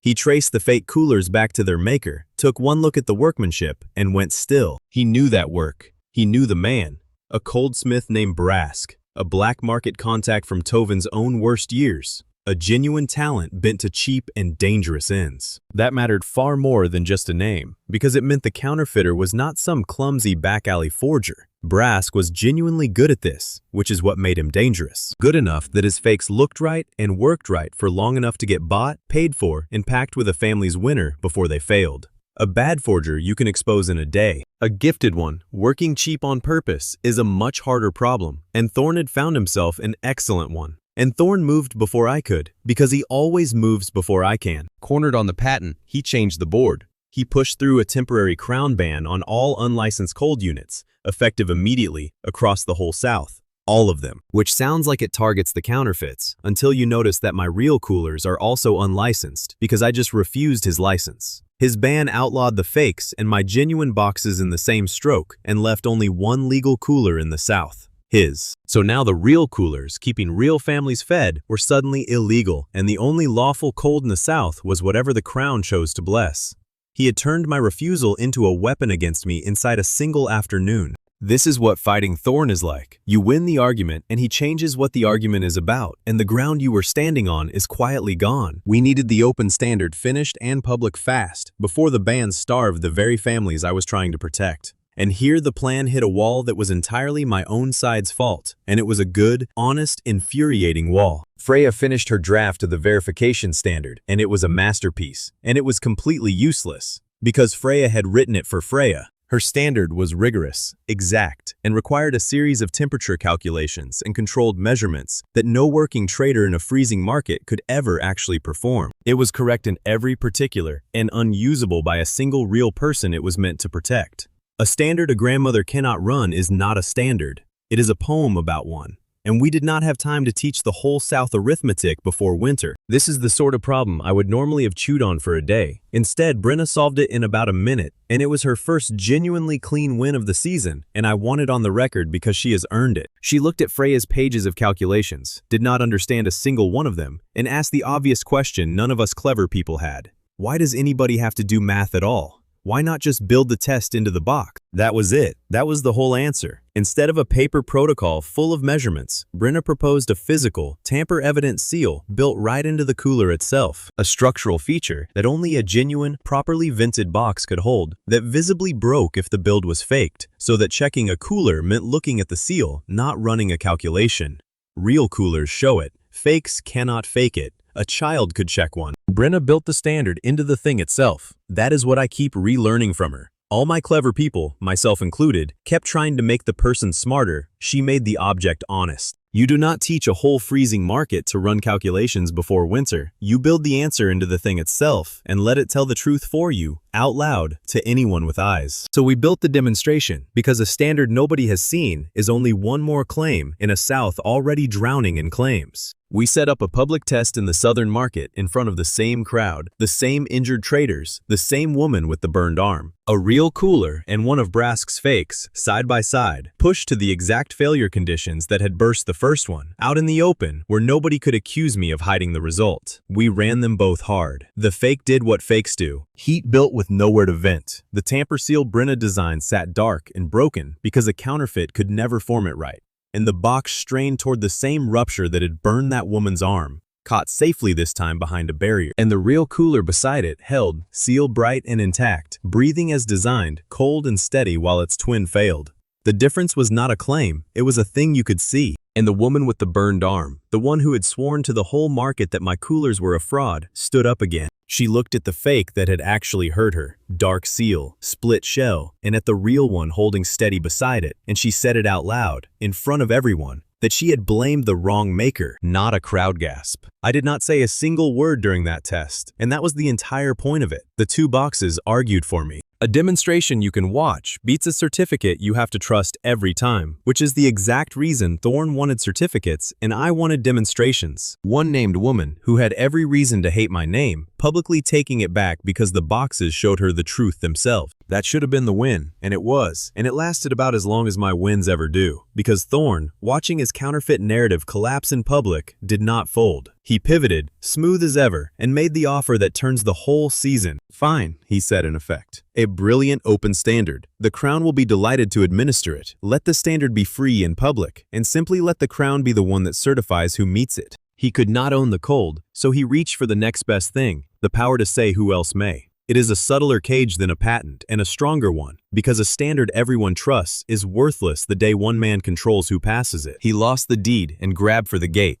It is the same trap wearing a new coat, and I saw it, and could not stop it in the moment. He could not own the design, so now he would own the judging of the design. Free standard, royal inspectors, and slowly, every cooler in the north needs Thorn's stamp to be called real. He lost the patent and reached, in the same breath, for something worse, the power to decide who passes. We were not done. We had barely started, and two quiet things happened at the edges of that day that I did not have time to weigh then and should have. Ragnar, my newest and strangest ally, mentioned almost in passing, the way you mention weather, that Thorn had already come to see him privately before any of this.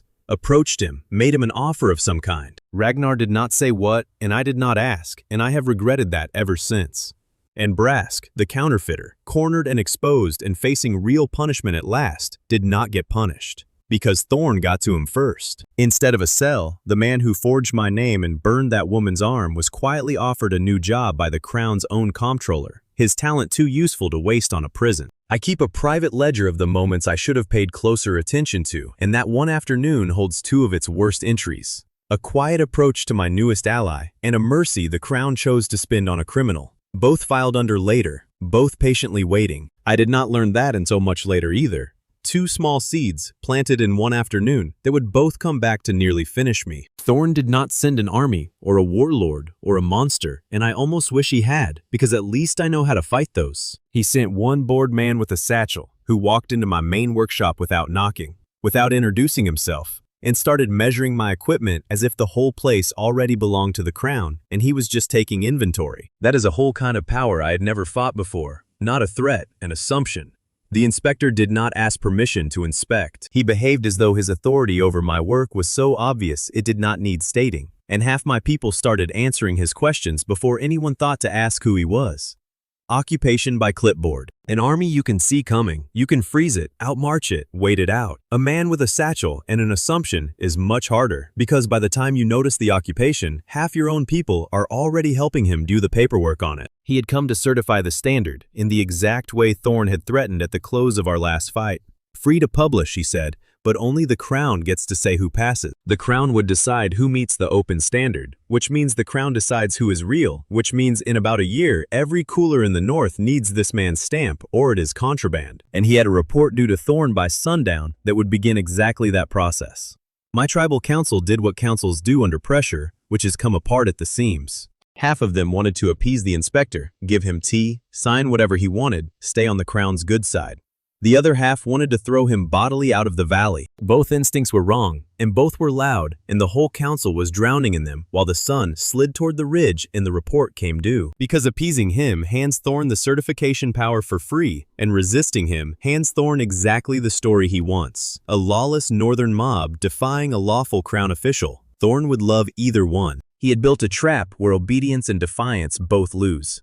The only move left was the one he had not thought to forbid, because it had never occurred to him I would build an institution faster than he could inspect one. So while the council argued, I did the math on what the inspector actually had power over. He had power to certify a workshop, a company, a private operation answerable to the crown. He had no framework at all for certifying a chartered professional guild, a self-governing body of engineers that sets and holds its own standard, because no such thing existed in the north for him to have jurisdiction over. So I made one exist. Right then, in the room. I proposed we charter the Guild of Cold Engineers on the spot, before sundown, before his report. A real institution, self-governing, that writes its own standard and certifies its own members by their own rules, with every tribe of the Union as a founding member. Not a company the crown can license, a profession the crown has to negotiate with. And the inspector, standing right there, would be the witness that it was founded lawfully and in the open. Freya lit up like I have never seen her, because I had just handed the most rules-obsessed person in the north a once-in-a-life chance to write the rules for everything.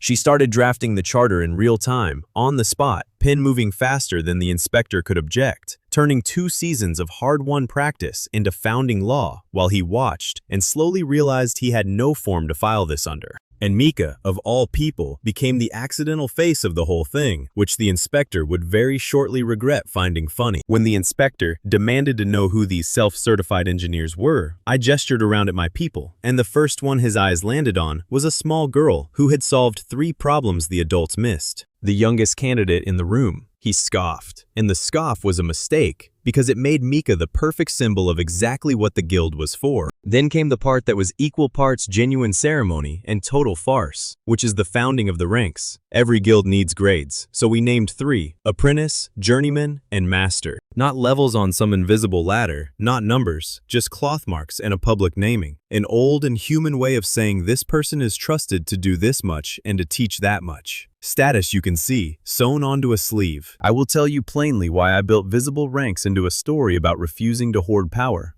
Because people need to see a ladder they can climb, or they stop climbing. The trick is making the ladder measure how much you can be trusted to give, not how much you are allowed to take. I want to be clear about what these ranks are and are not because it matters. A master does not freeze harder than an apprentice. The rank is not power. It is trust and responsibility. Who is allowed to certify a build? Who is allowed to teach? Who signs off when a family's winner depends on the box? Astrid could outfreeze every master alive, and it would not make her one. The guild measures judgment, not force, which is the whole point of everything I have been building. Astrid, naturally, did not accept this quietly. She announced that she should obviously be named a master immediately, by right of seniority, on the grounds that she had been guarding cold boxes longer than anyone, and had personally suffered the indignity of the title Captain of Mugs for the cause. Seniority of Mugs, she called it. She argued it with total sincerity. It was denied with total sincerity, which nearly started a second war. The first master named was Freya, and nobody argued that one, not even Astrid. Freya had spent 2 seasons being the most exact, most rigorous, most quietly correct person in every room, and now the thing everyone found exhausting about her was formally the thing the whole institution ran on. The pedant became the standard-bearer, literally. She wore that first master's mark like it weighed nothing and meant everything. Brenna and a handful of the steadiest builders were named journeymen, trusted to run a site but not yet to teach one.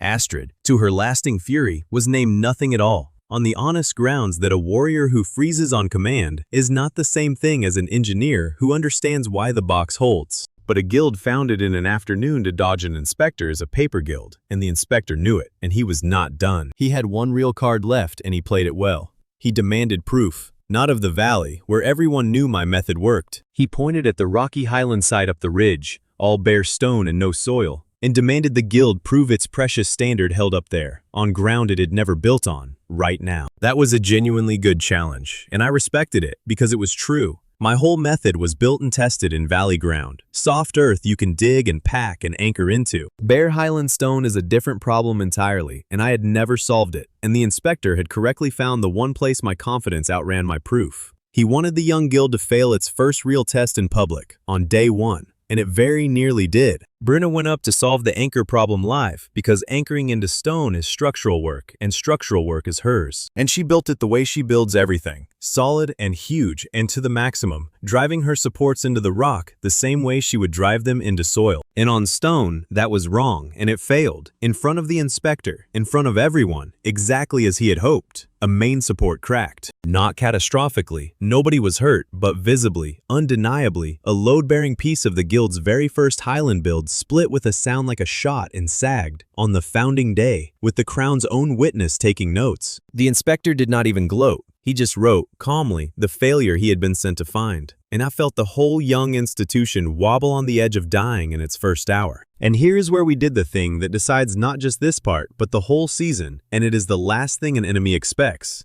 We did not hide the failure. We did not explain it away or blame the stone or usher the inspector out. Freya walked over, and in front of him, in front of the crowd, she logged the crack. Officially.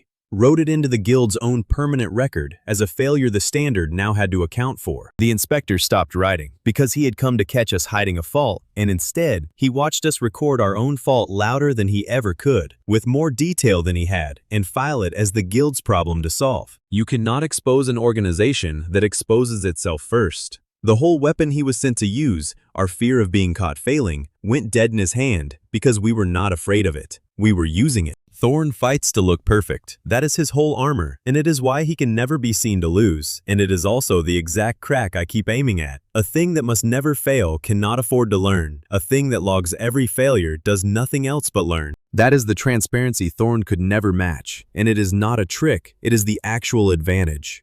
The Crown hides its failures to protect its authority. The guild publishes its failures to improve its standard. In an institution that gets better every time it fails, in the open, we'll bury an institution that has to pretend it never fails, every single time, given enough seasons.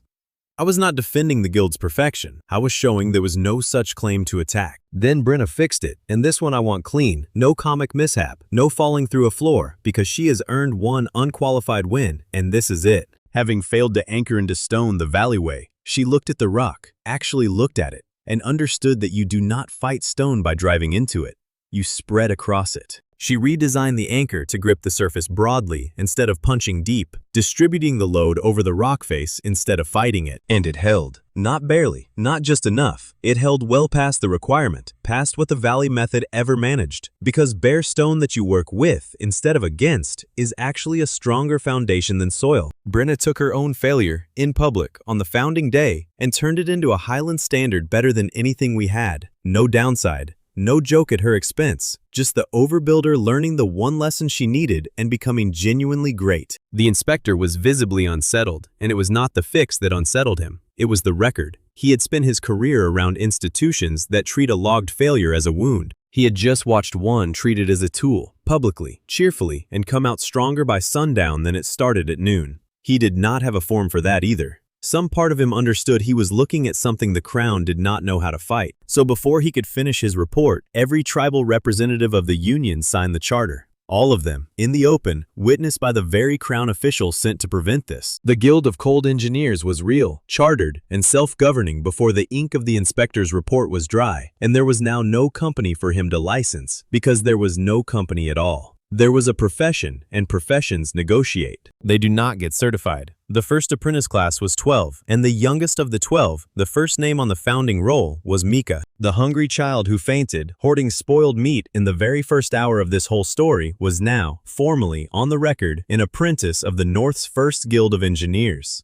I do not get many moments that land that cleanly. I'll let myself have that one for about a breath. 2 seasons ago, a matriarch called her a mouth to cut. Now the Crown's own inspector had to stand and witness her name go onto the founding roll of the very institution he came to strangle. And the ice cream, because there is always ice cream, found its third life that day, and it was the strangest yet. With the guild founded and no formal treasury, the apprentices started paying each other in it. A favor owed, a shift covered, a lesson taught, settled in portions of Mira's cold cream. It became the young guild's unofficial currency, a scoop for a debt, entirely by accident, and nobody in charge could quite make it stop, least of all me. I tried once to declare it not real money. The apprentices nodded politely and kept paying each other in scoops behind my back. There are some economies you get to found, and some you only get to notice. And Mira had accidentally founded a warmer one than I ever could have designed. It should have been a perfect day. A dodged inspection, a chartered guild, a child made an apprentice, Brenna made great, Freya made master, and a crown witness who left with nothing to report but our own honestly recorded crack. For the length of one signing, the North had built something the crown could not own, license, or seize.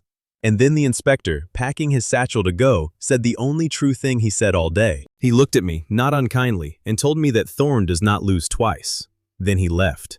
And he was barely down the ridge before a royal courier came up it, past him, carrying the next move already in motion. A decree, sealed and effective immediately, declaring the new Highland Bridge, the one my whole expanding network depends on to reach the tribes past the ridge, officially unsafe and closed by order of the crown. Thorn had lost the guild, and in the very same breath, he had condemned the one road my whole expanding network needed to reach the tribes past the ridge. The courier's decree was still flapping on the notice post when Tovin's runner arrived with the second half of the problem.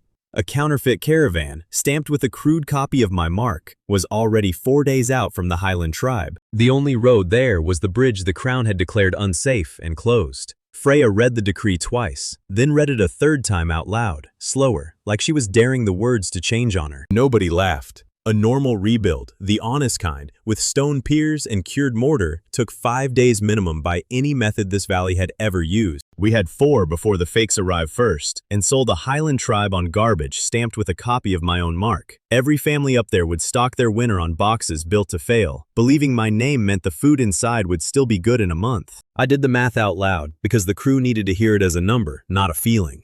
5 days of honest work against 4 days until the fakes got there first. 1 day we did not have, unless we changed what honest work meant. Brenna was the one who said it before I did. She had been sketching on a scrap of hide since the courier rode off, ignoring the shouting entirely, and she turned the hide around to show us a bridge in pieces instead of a bridge poured whole over open air. Build the sections down in the valley, she said, where the forge and the timber and the whole crew already were. Truss by truss, tested on flat ground where a failure costs an afternoon, not a life. Then haul the finished pieces up and pin them together on site in a single day. It was not magic, and I want that on the record before anyone paints this as one. It was prefabrication, assembly moved off the difficult ground instead of fought out on it, and Brenna had reasoned her way to it from scratch because nobody up here had ever needed to build this fast before now. I asked her how many separate truss sections she thought the gorge span would need. She counted the width of the crossing in her head twice and said 9, maybe 10 if the middle piers needed extra bracing for the wind coming off the ridge that time of year. 9 sections built flat, hauled up on sledges, pinned together over open air in 1 day, instead of laid stone by stone in the cold. It sounded impossible until I realized it was just the same honest steps in a different order. While Brenna's crew started cutting timber, Freya did the quiet work, which was reading the Crown's own condemnation report, line by line against the bridge's real numbers. She does not take anyone's word for a digit she can check herself, not even the Crown's. The figures did not match. The load threshold in the royal report was invented. The stress numbers matched no test the bridge had ever failed. And the founding day inspection Freya herself witnessed had cleared the very span the Crown now called unsafe. She laid both reports side by side on the same table, the real one from founding day and the fabricated one from the crown, and just let me look at the gap between the two sets of numbers myself instead of explaining it. Some proofs do not need a narrator. I told her to hold it, not spend it yet. A forged decree fired too early gets amended and buried before anyone official has to answer for it. Fired after the bridge already stands, in front of witnesses, it cannot be walked back at all, no matter how fast a new courier rides. She did not love sitting on proof. Freya wanting to correct a wrong number in the moment it is wrong is closer to a physical need for her than a preference, and I watched her fold the report and put it away, like she was folding her own hands to keep them still. Building at that speed runs on more than trusses. It runs on hot food and dry crews who do not collapse on day 3, which put Mira and Tovin in charge of keeping 40 exhausted people fed and warm through 2 straight nights of open cold. Tovin, inevitably, found the market inside the crisis. He set up a stall selling what he called energy ice cream, a scoop of Mira's cream with nut paste on top, triple price, a sign claiming it sped up truss assembly. He had numbers on the sign. Made up numbers, but numbers, because Tovin has learned that a fake statistic sells better than an honest opinion. Mira caught him mid-pitch, recognized her own recipe under his markup, and made him refund every crew member on the spot. Then, as penance, she made him serve the same scoop free for the rest of both nights. Tovin spent the following hours shouting free ice cream in the exact tone of a man watching coin leave his own pocket, 1 scoop at a time, which every tired builder found enormously funny. By the second night, the first 3 truss sections were framed, and the crews hauled the first one onto the test rig Brenna had built specifically to break things on purpose before the real bridge ever got the chance. It broke, clean through, at the joint where 2 beams met under the deck, with a crack loud enough that half the yard turned toward it before the section had even finished dropping. It fell 6 inches before the safety ropes caught it and held. Nobody had sabotaged anything. I checked, because checking is the job, walking the whole rig myself with a lamp while the crew waited in the cold, and there was nothing to find. No cut rope, no tampered pin, no enemy's fingerprints anywhere on it. It was a rushed cut, a joint shaped for a 5-day timeline forced into a 4-day frame, and the timber had simply told us the truth about the schedule we were asking it to survive. A day of work gone, 3 days left, and the fake still rolling toward the Highland Gate. That is the tax the story never shows you clean. Sometimes a crew does everything right and the schedule still bites, with no villain to blame and nothing to hit except the clock itself, which does not flinch no matter how hard you swear at it.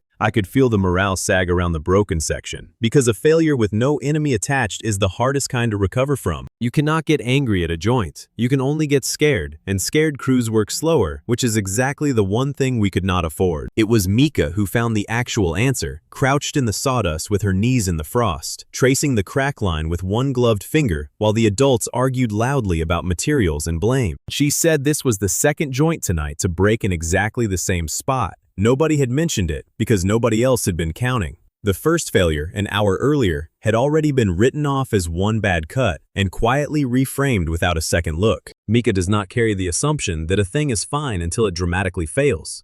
She watches where things actually break. Both times, the model and the real section, the crack started at the identical joint, where 2 truss members met at a hard angle instead of a gentle one. Not bad luck twice in a row. The same weak point twice, which meant the flaw belonged to the design itself, not to any one careless hand. That is the whole difference between a disaster and a setback. A disaster is random and teaches you nothing useful. A setback that happens twice in the exact same place is a diagram pointing directly at the fix, if anyone bothers to hold still long enough to read it. Brenna redesigned the joint on the spot, and I am handing her this win as clean as her last one, because she has earned the right to just be good at this without a pratfall attached to slow the moment down for comedy. The old shape jammed the full stress into one narrow point. She reshaped it to spread the load across a broad curve, the same principle that saved the Highland anchor a part ago, back when she stopped fighting stone and started working with its grain. Do not fight a force at a point. Spread it across a surface it cannot punch through. The rebuilt joint did not just pass the rig, it held well past the required load, further than the original valley method had ever managed on flat ground, with all the time in the world, because weight spread wide beats weight jammed into a corner every single time it is tested honestly. Freya, watching with her ledger open, wrote the new number down and underlined it twice without a single word of praise, which from Freya is closer to genuine applause than most people's actual applause ever manages to be. One of the younger builders, a mountain tribe apprentice on his first guild job, asked Brenna out loud whether he should be worried the whole bridge would fail the same way at some other joint nobody had tested yet.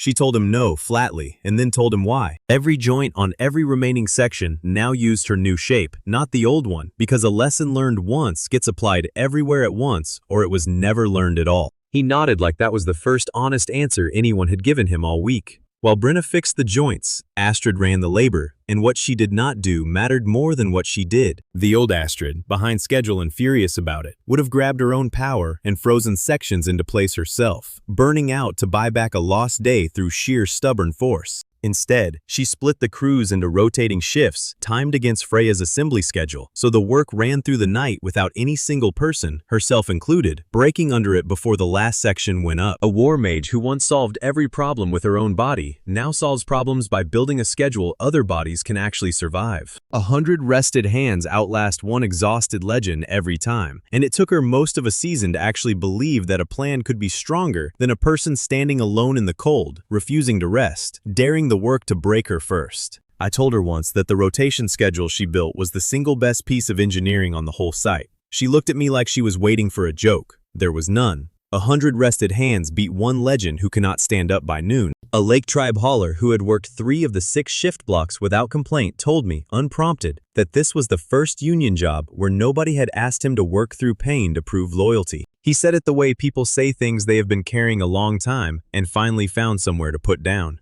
Section by section, the valley pieces rode up the ridge on sledges and locked into place in the order Brenna had numbered 2 nights earlier. Stronger joints held, rotated crews stayed sharp, and the counterfeit caravan kept crawling closer to the Highland Gate the entire time we worked. It came down to the final stretch of the final day, the way these things always do. Every hour we had clawed back through the redesign, spent buying back the hour the first failure had already cost us. The last section locked into place, with roughly 6 hours still standing between us and the deadline the decree was written to make impossible. A finished span thrown across a gorge in 4 days, by 40 tired people and one very stubborn woman's stubborn redesign. And I let myself say that out loud once. The Highland Tribe's own people crossed to meet us on a road the Crown had sworn was impassable, boots ringing on timber that had not existed a week earlier, and while they were still crossing, the counterfeit caravan finally arrived, late. That is the part I will not stop enjoying. Thorn had timed his fakes to beat a bridge he assumed could not be rebuilt in time. When the bridge stood anyway, his own caravan's careful schedule made it late instead of first, and a shipment of coolers arriving a day after the honest ones is not a threat anymore. It is proof delivered by his own courier's own hooves. Standing on the finished bridge, I finally let Freya fire the weapon she had been holding since the first night. The fabricated report was read out loud beside the real load numbers, beside the bridge itself, currently holding 100 people while the words were spoken over it. You cannot argue a lie against a thing that is working under your feet while you argue it. The decree did not just fail, it collapsed in public with the Crown's own seal still pressed into the wax, in front of the exact tribe it had been written to starve of trust. A Cliff Tribe elder, who had come only to watch the Highland delivery for his own counsel's sake, read the ledger, then the decree, then asked the obvious question out loud in front of everyone standing on the span. Why had the Crown declared a bridge unsafe 5 days before an honest crew proved it could carry 3 times the claimed limit? Nobody from the Crown side answered him, because nobody from the Crown side was there to answer. That silence carried further than any speech I could have given, and I have learned by now to let a silence like that stand exactly as long as it wants to. The Cliff Tribe, as they are properly named, formally petitioned to join the Union that same afternoon, the 6th territory to sign on since the whole thing started with one rotting kill and a wager I nearly lost on the strength of a jar of frost. I have never once talked a tribe into joining. I build the thing in front of them and let them watch the difference, and the ones with eyes make their own decision without needing me to sell it to them. A tribe argued into the Union argues its way back out eventually. A tribe that watched the bridge stays. I should have had a full minute to enjoy that. A 6th tribe, a forged decree exposed in daylight, a bridge that will outlast the argument that tried to stop it. Instead, the next blow was already crossing the same span before the crowd finished cheering. A royal courier rode over my own new bridge, and I appreciated the irony of that for exactly 1 breath. He carried the Crown's answer to losing on infrastructure it could not outbuild and could not outlie. If Thorn could not stop the network from growing, he would tax it instead for having grown. The notice was a retroactive patent license fee, levied against every cold unit already standing across the whole network, backdated, due in full within 30 days, no exception for units built long before any patent claim of his had ever existed on paper. Not the new bridge, not the new guild charter. Every cellar, every chamber, every family's honest 2 seasons of trusting cold food to my name, billed all at once, payable within a month, or the units themselves became illegal overnight. He had lost the road. He had lost the decree. So in the same breath that cost him both, he reached backward instead of forward and billed every household that had done nothing wrong except believe the network would still stand when winter came. 30 days is not an abstract number to a family with 1 cellar and no coin put aside for a royal fee nobody warned them was coming. 30 days is a father counting how many nights he can burn extra wood before the fee eats the coin meant for grain, and I read that number and felt it land somewhere under my ribs, not just in my ledger. The fee notice went up in every tribal square within a single day, which told me Thorn had written it before the ink on the Highland Bridge decree was even dry. He was not reacting anymore. He was already 3 moves ahead of his own last defeat. It did not read like a tax. It read like an eviction letter mailed to 2 seasons of trust. Every cold unit already standing, backdated, due in full within 30 days, no exception for a cellar built before Thorn's patent claim had ever existed on paper. I walked the notice board myself, instead of sending someone else, because I wanted to watch faces read it, not just hear the numbers reported back to me later. A woman with 3 children read it twice, the second time out loud to her eldest, like saying it made it smaller. It did not make it smaller. 30 days is 1 month of firewood, or 1 month of grain, or the fee, and for a family with 1 cellar, and no coins set aside for a bill nobody warned them was coming, there was no version of that month that did not hurt somebody at the table. She told her eldest they would simply eat less through the month, and the boy asked flatly whether that meant her or him. She did not answer. I stood there long enough to understand the actual weight of a retroactive fee is not the number. It is that exact silence. The Reed tribe's own envoy found me before I finished walking the board. Their elder had already sent word south, not to fight the fee, but to withdraw from the Union entirely, rather than risk a royal punishment aimed at a treaty they had barely finished signing. I understood the instinct, even while it made my stomach drop. A young alliance is a fragile thing, and fear moves faster through a fragile thing than any argument I could send after it. I did not have 30 days to convince the Reed tribe to trust me. I had maybe 3. So I stopped thinking about the fee as a threat and started thinking about it as a design flaw in how we had structured ownership, because that is the only kind of problem I actually know how to solve on a clock like this one. A tax needs a taxable owner. Every cooler, every chamber, every cache was registered to 1 tribe or 1 family, which gave Thorn a clean list of who to bill. If nobody owned a unit outright, there was nothing on his list left to collect from. I laid it out for the council plainly. We would redistribute the paper ownership of every shared unit across every tribe that used it, so a border cache belonged jointly to 3 tribes at once instead of 1, and no single name carried the whole weight of a royal bill. Freya caught the shape of it before I finished the sentence, which is the exact reason I trust her with the parts of this plan I cannot personally care. A jointly owned thing has no single taxable owner, she said, and also, quietly, no single owner at all is a 2-edged blade. I did not have time to fully weigh her warning before we had to move. She was right to raise it, and I filed the warning away instead of dismissing it, because Freya's warnings have a way of becoming the exact shape of next week's problem if I ignore them. One of the mountain tribe elders asked the question everyone was thinking, but nobody wanted to say first, which was whether giving up sole ownership meant giving up the right to say no to how a shared unit got used. I told him yes, honestly, because a half-true answer here would cost us later. He sat with that for a long moment before he answered at all. Then he said he would rather share a cellar with people he trusted than own one alone under a crown that had just tried to steal it retroactively. Nobody argued with him, and I did not push for a faster answer. The registration had to happen in the Royal Reserve, the actual ledger office in the South, where ownership became law the moment a clerk stamped it, which meant someone had to carry the new structure there and file it before the deadline. Freya went south with the paperwork, because nobody alive drafts a filing tighter than she does. Tovin went with her, because a document moves through a royal office roughly 10 times faster with someone who knows which doors open for a coin. I stayed north to hold the union together while they traveled. 3 days of answering the same fear from 6 different tribal councils in 6 different tones, reassuring people with real numbers instead of a speech. A scared counsel can smell a speech from a mile off, and I had learned that lesson the expensive way more than once already this season. Astrid took the physical work off my hands, so I could sit in council after council without also running myself into the ground. She personally wrote the food day counts between every affected cache, so I always had a current number in hand instead of a 3-day-old guess when a chief asked. Berna spent the same 3 days quietly reinforcing the 2 caches closest to the border, on nobody's orders. She had looked at the map once and decided a crown that would fabricate a bridge decree might try something physical too, while our eyes pointed south. Freya and Tovin's road south is its own kind of story, and Tovin, being Tovin, could not simply deliver paperwork like an ordinary courier. He walked into the Royal Reserve, wearing a clerk's plain coat he had acquired through means I did not ask about and did not want to know. He carried a satchel of documents that were, and I want to be exact about this, entirely accurate. Every figure real. Every stamp legitimate, every signature genuine.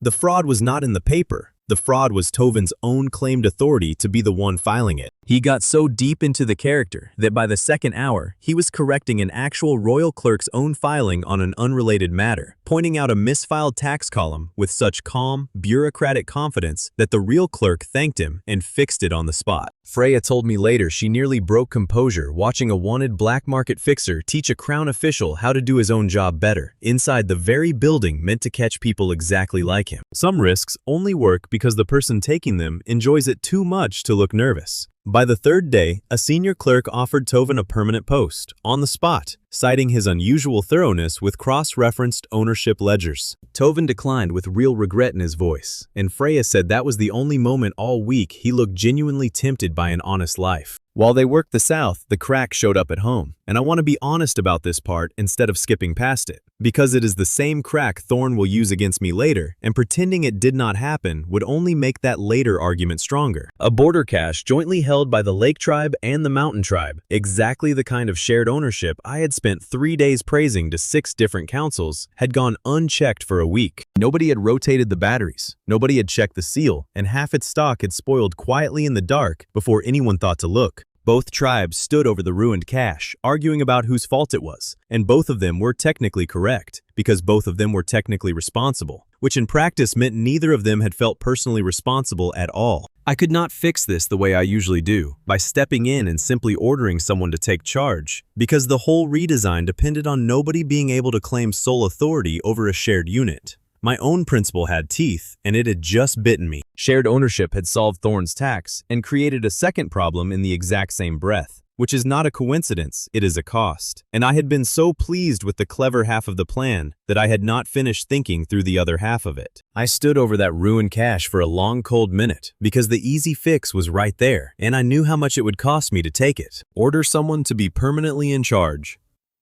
Solve today's problem by quietly rebuilding the exact monopoly the whole network exists to prevent. I did not do that. Ownership and responsibility are not the same thing, and I had accidentally been treating them as one idea, which is the actual mistake, not the sharing itself. A thing can belong to everyone and still need one specific person watching it on any given day. So instead of an owner, I built a rotation, a scheduled steward, drawn in turn from every tribe that shared a given cache, responsible for that one cycle only, logged publicly, with the next steward already named before the current one's turn ended. Nobody owns the cache. Somebody is always, specifically, on the record for it, and the name changes hands often enough that no single person or tribe can quietly claim it as theirs, and rarely enough that nobody can hide behind 6 other names pointing at each other. It is not elegant. I said that to the 2 arguing tribes plainly, because they deserved the truth instead of a victory lap. It is a schedule, and a schedule is not glamorous, and a schedule is also the only thing standing between shared ownership and exactly the failure we had just watched happen.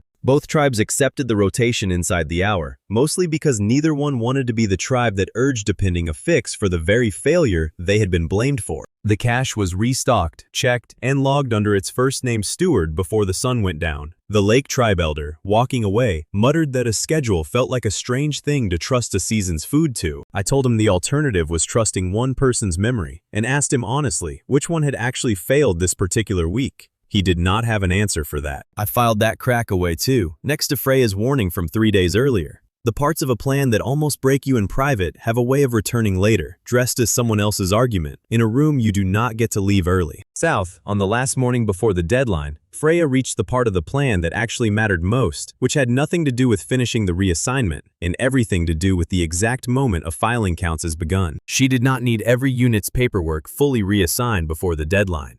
She only needed the restructuring officially logged as started, on record, in the reserve's own ledger. An old royal statute automatically suspends any fee against a status still mid-transfer. That is the entire trick, and it is not a trick at all. It is a filing, submitted by someone who spent 3 days reading old law instead of panicking about a new one. Freya stamped the opening registration, with roughly a full day still standing on the clock before the deadline closed on us for good. Thorn arrived at the reserve in person that same afternoon, and I only heard the account of it secondhand, but Freya's telling of his face was worth waiting for. He had not come to argue. He had come to watch us fail to finish in time, confident that a partial filing changes nothing. He was wrong about the statute, and worse for him, Freya had brought a copy of the exact clause he had not bothered to check. Because Freya always brings the exact clause. The fee was suspended for every current guild member the moment the filing was logged, in full, on schedule, with hours to spare. He did not shout. Thorn never shouts, which is somehow worse than shouting. He read the suspension order once, said nothing anyone thought worth repeating, and left the reserve the same way he arrived, which is to say, without admitting a single thing out loud. Freya told me the one thing he said on his way out, almost to himself. A structure with no owner would eventually fail on its own, and he would simply wait for that day instead of forcing it. I did not know yet how soon he would use that line against me in court. Word reached the Reed tribe before I did, which is exactly how I wanted it, because news that arrives ahead of me carries more weight than anything I could say standing in front of a nervous council. Their elder had already packed the bags meant for leaving the Union entirely, sitting by the door of his own hall, ready to walk his people out of an alliance he had only just finished signing. When the suspension news reached him, he did not send for me. He unpacked the bags himself. I arrived the next morning to find every case already back on its shelf, and the elder did not make a speech about trust or apologize for the panic. He simply told me the network had kept a promise it did not have to keep, and that was the whole of what he needed to hear. The Reed tribe formally joined the Union that same week, the 7th territory to sign, not because the fee frightened them into staying, but because watching it get defeated, cleanly, by paperwork instead of a fight, told them more than any welcome feast could have. Mira sent up a cart of warm bread and salted fish that same morning, unasked. In her math, a tribe unpacking its fear deserves a full table before it deserves a signature, and the Elders' Council ate before one clause of the charter was read to them. I let myself enjoy one evening of that. A tax defeated without a single coin paid, a crack in my own principle found, named, and repaired before it could spread, a 7th tribe staying because we earned it instead of begged for it. One evening, and then the next report arrived. Thorn had lost the fee. He had lost the Reed tribe's fear along with it. So he did the only thing left that did not require winning an argument, and ordered Brass to run his largest counterfeit batch yet, bigger than anything before it, with every corner of quality control stripped away entirely. He was not trying to fool anyone into thinking the coolers were real anymore. He no longer needed the deception to hold for long. He needed volume, moving fast into as many hands as possible before anyone could stop it, and he had clearly stopped caring what happened after they were sold. Brask, by every account Tovin could still pull from his old contacts, argued for at least a basic seal on the batch and was overruled outright.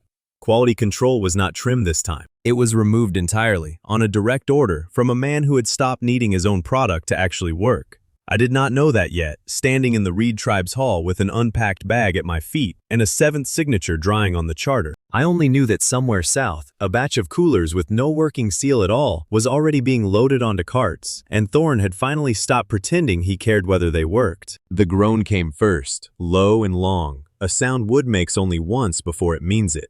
I was 2 streets away when I heard it, and I was already running before I understood why. Some sounds your body recognizes faster than your mind does. This was one of them, and my legs knew it before the rest of me had finished the thought. The new warehouse extension, raised in 9 frantic days during the fee panic, was sagging under a snow load it had never once been tested against. 6 workers were still inside, stacking the last of the winter's stock onto the very shelves the roof above them was about to fail across. I could hear their voices before I could see them through the settling dust. One of them, a young mountain tribe hauler, barely past his first guild season, was still calling out a count of the last crates to move, unaware the ceiling over his own head had already started giving up its shape. There was no time to be clever about this. Minutes, not hours, and I could already see the long crack running the length of the northern beam. It widened while I watched it, snow sifting down through the gap like the building was already starting to breathe its last air out into the street. I do not want to dress this up for you. This was not an enemy's work. Nobody sabotaged this roof, and no forged decree signed it into failure. It failed because we built it fast, under pressure, during a week I had spent entirely focused on defeating a royal fee.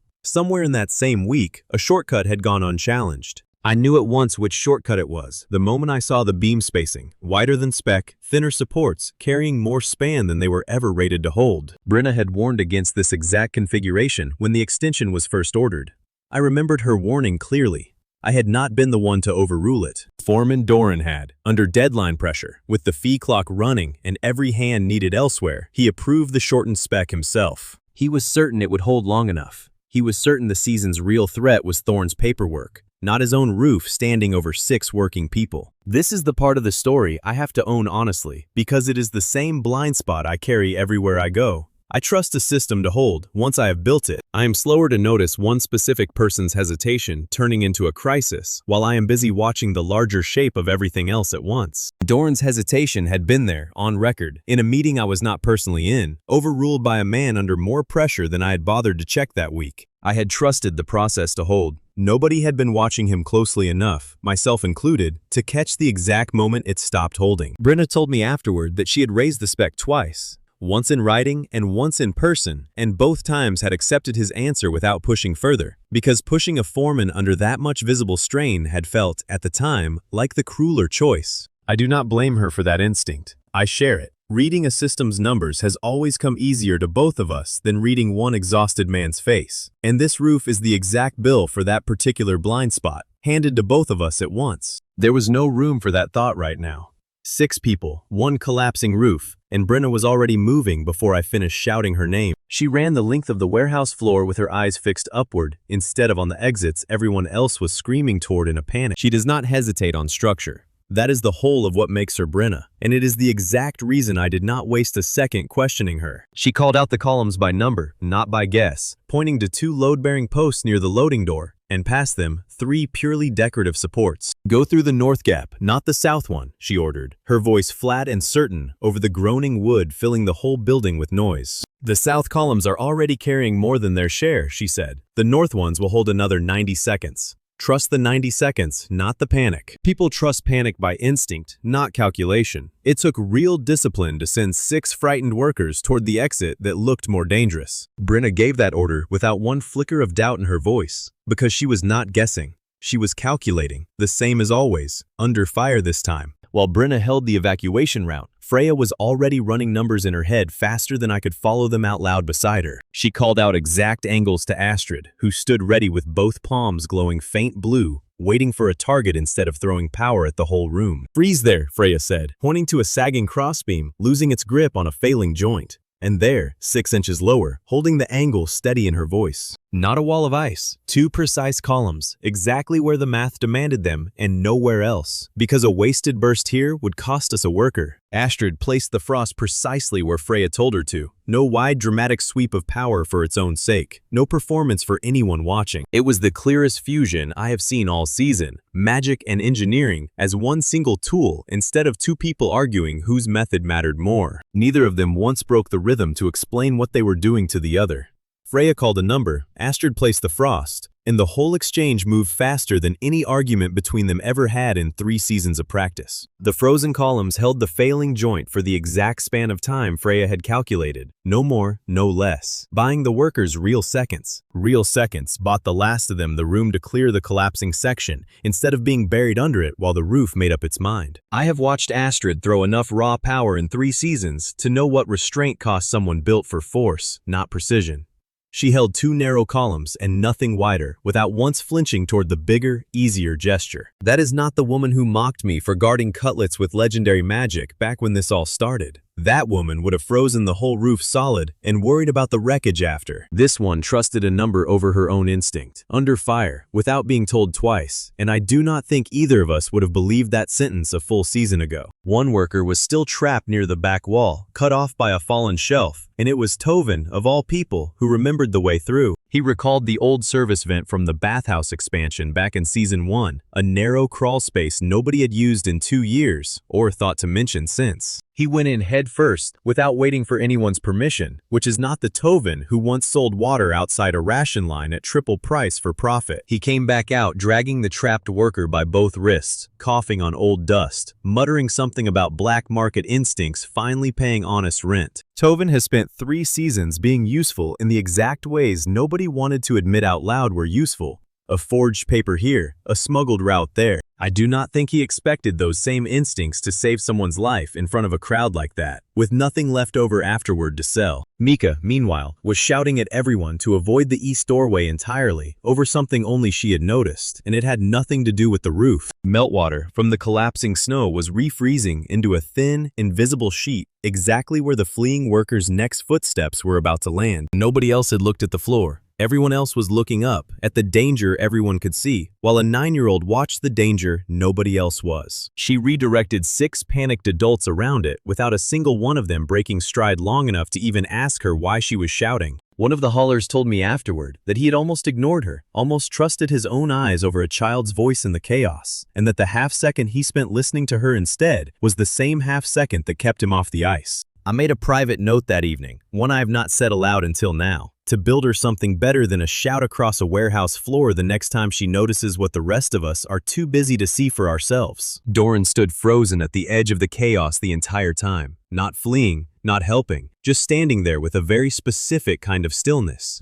It was the stillness of a man watching the exact shape of his own mistake collapse in front of him in real time, unable to make his hands do anything useful at all. I did not have time for a speech, and I would not have given him one even if I had spared it, because a man frozen by guilt does not need words. He needs a task with his own 2 hands attached to it. I grabbed his arm and pointed him at the one job that mattered more than his guilt did. Hold this rope steady, I told him, at the exact tension Freya calls out. Do not let go until I say so, I told him, and meant it as the truest thing I could offer him in that moment, which was trust, again, immediately. It was not forgiveness dressed up as busywork. It was real weight put back into hands that finally had somewhere honest to put the last hour of guilt. He held that rope like it was the only solid thing left standing in the building, and by the numbers Freya was calling, it very nearly was. The last worker cleared the doorway at the exact second the weakest section of roof gave way entirely, folding inward with a sound like the building exhaling. Dust and snow rolled out through the open door in a single gray wave that reached the street before the sound of the collapse itself did. Silence after that kind of sound is its own strange thing. 6 workers stood in the snow, breathing hard, alive, and behind them, a genuine hole where a warehouse used to be. The young hauler, who had been counting crates a minute earlier, sat straight down in the snow without being asked to, staring at the space where he had been standing,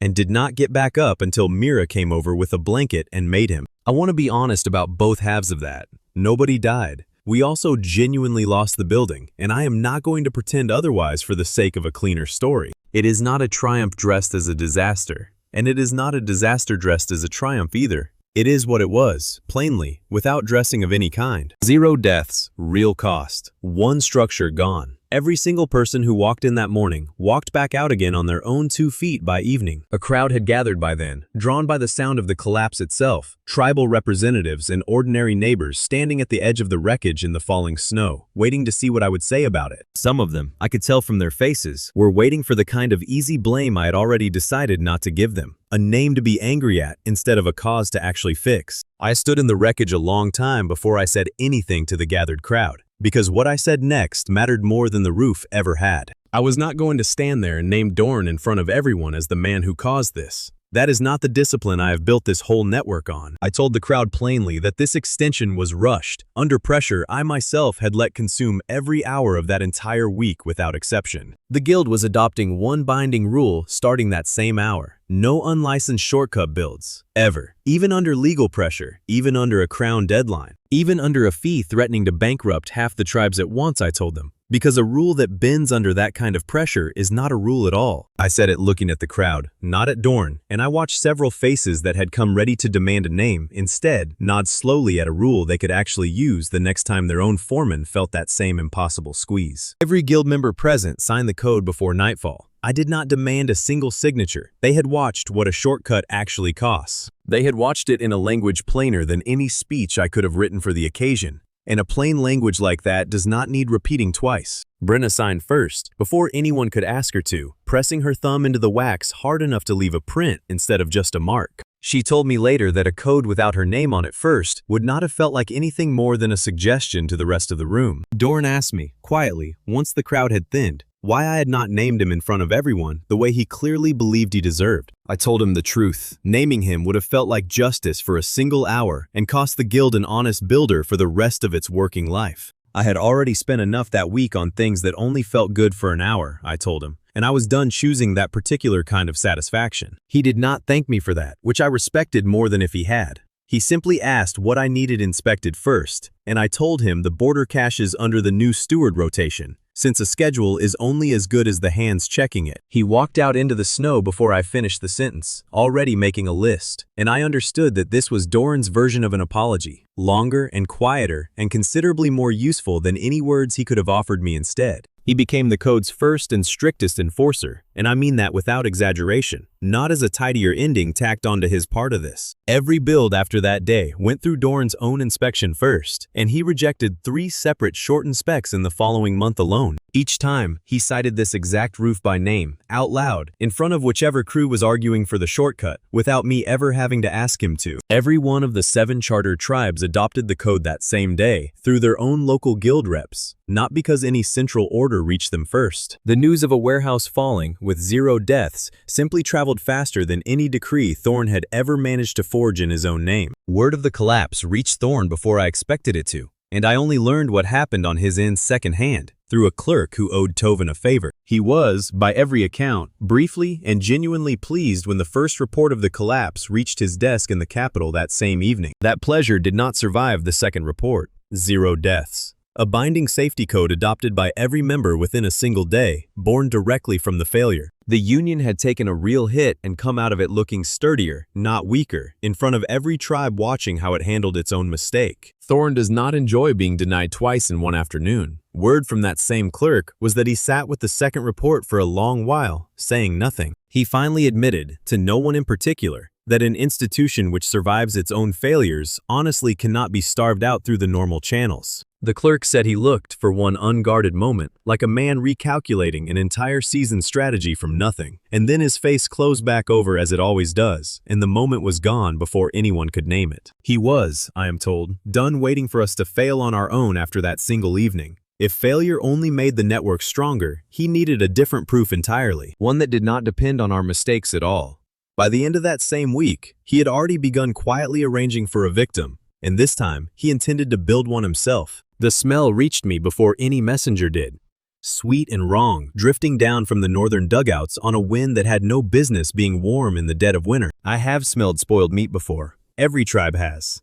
This was different, thicker, spreading across an entire valley overnight instead of one forgotten crate. By dawn, the ground itself was sweating. Snow that should have stayed frozen for another 2 months was running in open rivulets past root cellars nobody had built to survive a thaw. The old dug-in stores, the ones tribes had trusted to the earth itself for generations, were turning soft and gray inside their pits, one after another, faster than anyone could dig them out. Meat that had fed families through 3 winters running was jelly by the time the sun cleared the ridge. Not spoiled like a bad batch. Ruined, the whole of a season turning on you at once. A hunter I knew only by sight, a mountain tribe man who had never once needed our network before that morning, stood over his own family's pit with both hands still holding the shovel he had used to dig it 3 years earlier. He did not say a word to me. He only looked at the gray mess where a winter's worth of meat used to be, and then at his own 2 hands, like he was trying to work out which one of them had failed him. Nobody had ordered this. There was no decree, no forged report, no enemy standing over it with a satisfied look. The ground itself had simply stopped keeping its oldest promise. Panic moves differently through people who trusted the earth their whole lives and suddenly cannot. A tribe that has always dug a pit and walked away does not know what to do when the pit betrays it. Astrid, to her credit, found the one useful shape her fury could take. She declared the warm wind a personal enemy of the Union and demanded, loudly, that someone arrested on principle. Nobody could arrest weather, and she knew that better than anyone. But a joke with teeth in it kept 3 frightened haulers from bolting before I reached them with an actual plan. Tovin, meanwhile, had already set up a stand selling shade, actual patches of tarp strung over a stretch of dirt, charging a coin a head to stand under it out of the unnatural sun. I let him keep the stand running longer than I probably should have, because even a ridiculous coin changing hands kept people moving instead of standing frozen, staring at ruined pits. The comedy was real, and so was the dread underneath it. Neither one canceled the other out. A crowd that laughs once can still be a crowd that is genuinely afraid, and both were true here at once. Mira had a pot of something hot going within the hour, without anyone ordering her to. A frightened crowd fed something warm argues less and moves faster than one left standing empty-handed in the cold. I climbed the ridge myself to see how far this actually reached, and what I found there took the humor out of my own chest first. This was not one valley's bad luck. Every dug-in store within sight of that ridge was failing the same way, tribe after tribe, as far as smoke from cookfires marked a settlement across the whole visible north. Our own distributed network, the cellars and chambers I had spent 4 seasons building, was the only cold still holding anywhere across hundreds of leagues of ground that had stopped working overnight. That is not a boast. I want to be clear about the weight of that sentence. It meant every family within reach of us was now, functionally, depending on a system built by one former F-rank mage and a handful of stubborn friends. 4 years ago, I could not freeze a cup of water without help. That exact fact was still true. I still cannot. What I built instead was now the only thing standing between hundreds of leagues of families and a genuinely bad winter. I did not have time to sit with how strange that felt. I had a wagon count to finish, and a triage list. Freya was already 3 lines into drafting behind me, so I let the strangeness wait its turn like everything else that week. Freya reached me an hour later with the number that mattered more than any other number that week. This was not a one-night event. Her readings put the warm front at 3 days minimum before the cold returned. 3 days is nothing when your cellar holds. 3 days is a death sentence for a family whose entire winter just turned to rot in one dawn, with no working storage left anywhere near them. We could not save everything. Freya said it plainly, because plainly is the only honest way to say a sentence like that, and I did not ask her to soften it for the room. She triaged by real numbers. Families with the least food left first, settlements too far from any working chamber to reach in time, marked for direct relief instead of storage. The oldest and youngest went first in every queue. It was not about nobility. Their bodies simply had the least time to wait for a second wagon if the first one arrived short. Freya read that rule out to me flat and unadorned, the way she reads every rule, and I watched her hand tighten on the pen for one full line before her voice went steady again. She has never once let me mistake her calm for coldness, and I was not about to start now, watching her carry a triage list heavier than any single person should have to carry alone. Naming what we could not save that first hour was the hardest math I have ever done out loud. A hunting camp 2 ridges east. A herding family whose own dug pit had failed overnight. We sent what we had toward them anyway, knowing it would arrive late, because arriving late with something still beats not arriving at all. And I have learned that lesson at real cost before. The herding family reached a working chamber on foot before our wagon even found their camp, carrying what little they could on their own backs, and I did not know until the next morning that they had made it at all. I will not pretend every choice that week felt clean. Freya's numbers were right every single time, and being right did not make it easier to read a list with a family's name on the wrong half of it. Mira's own stores went into that triage the same as everything else, and I want to mark this one because it changed what her cream has meant in this story for good. She emptied her whole private reserve into the relief wagons bound for the farthest camps, not as a treat, not as a joke, but as dense cold calories for children who had not eaten in a day and a half. No bowls, no naming ceremony, no straight-faced line about a critical asset this time. Just fat and sugar poured into ration packs because it traveled well in the cold, and a starving child does not care what shape the food comes in. It is the least funny thing that Cream has ever done across 4 seasons of this story, and I think that is exactly the point of it. The treat you save for celebrations is underneath, still just food, and a crisis only ever wants the food part. Here is the part I want you to actually see, not just hear stated. Our network held because it was never built as one big vault. It was built as dozens of small ones, spread wide on purpose. The wild dug-in stores failed together because they shared one single point of failure, the ground itself. The same ground that failed everyone who trusted it on the exact same night. Our chambers did not share that single point. When one small camp's ice ran short, the camp beside it still held, and the camp beside that one, because no two of them depended on the same patch of failing earth. Mika said it first, standing in the middle of a working chamber, while I was still working out how to explain it to a room full of exhausted haulers. She said it was just my very first cellar, but big. She was right, and she said it in 11 words while I was still reaching for a paragraph. Circulation, not one giant wall. The exact lesson that saved 40 carcasses in a root cellar 4 years ago, now saving 19 villages. I did not correct her. There was nothing to correct. A 9-year-old had just compressed my entire life's work into a sentence I will probably use for the rest of it. Freya, standing beside her, wrote the line down word for word in her own ledger, under a heading she labeled simply as Principle, Confirmed, Region Scale, which is about as close to poetry as Freya's handwriting ever gets. The distribution held, but it was not free, and I will not pretend the next 2 days went smoothly, because they very much did not, starting with an overload nobody had planned for. Small camps built to serve 1 or 2 nearby villages suddenly had 5, 6, sometimes 8 neighboring settlements arriving at once, all desperate, all carrying stock with nowhere else left to go. A camp built for 100 food days of local capacity is not built for 8 villages worth of emergency stock landing on its doorstep in the same afternoon, no matter how well engineered it is. The first small camp to buckle under that load was almost a repeat of my very first failure. 10 carcasses jammed into a cellar built for far fewer, cold bleeding out through an overloaded seal. The steward on duty there that morning was young, barely past his apprenticeship, and he came to find me white-faced. Perfect he had personally broken the one thing the whole region now depended on. I told him the same thing I would have wanted told to me 4 years ago.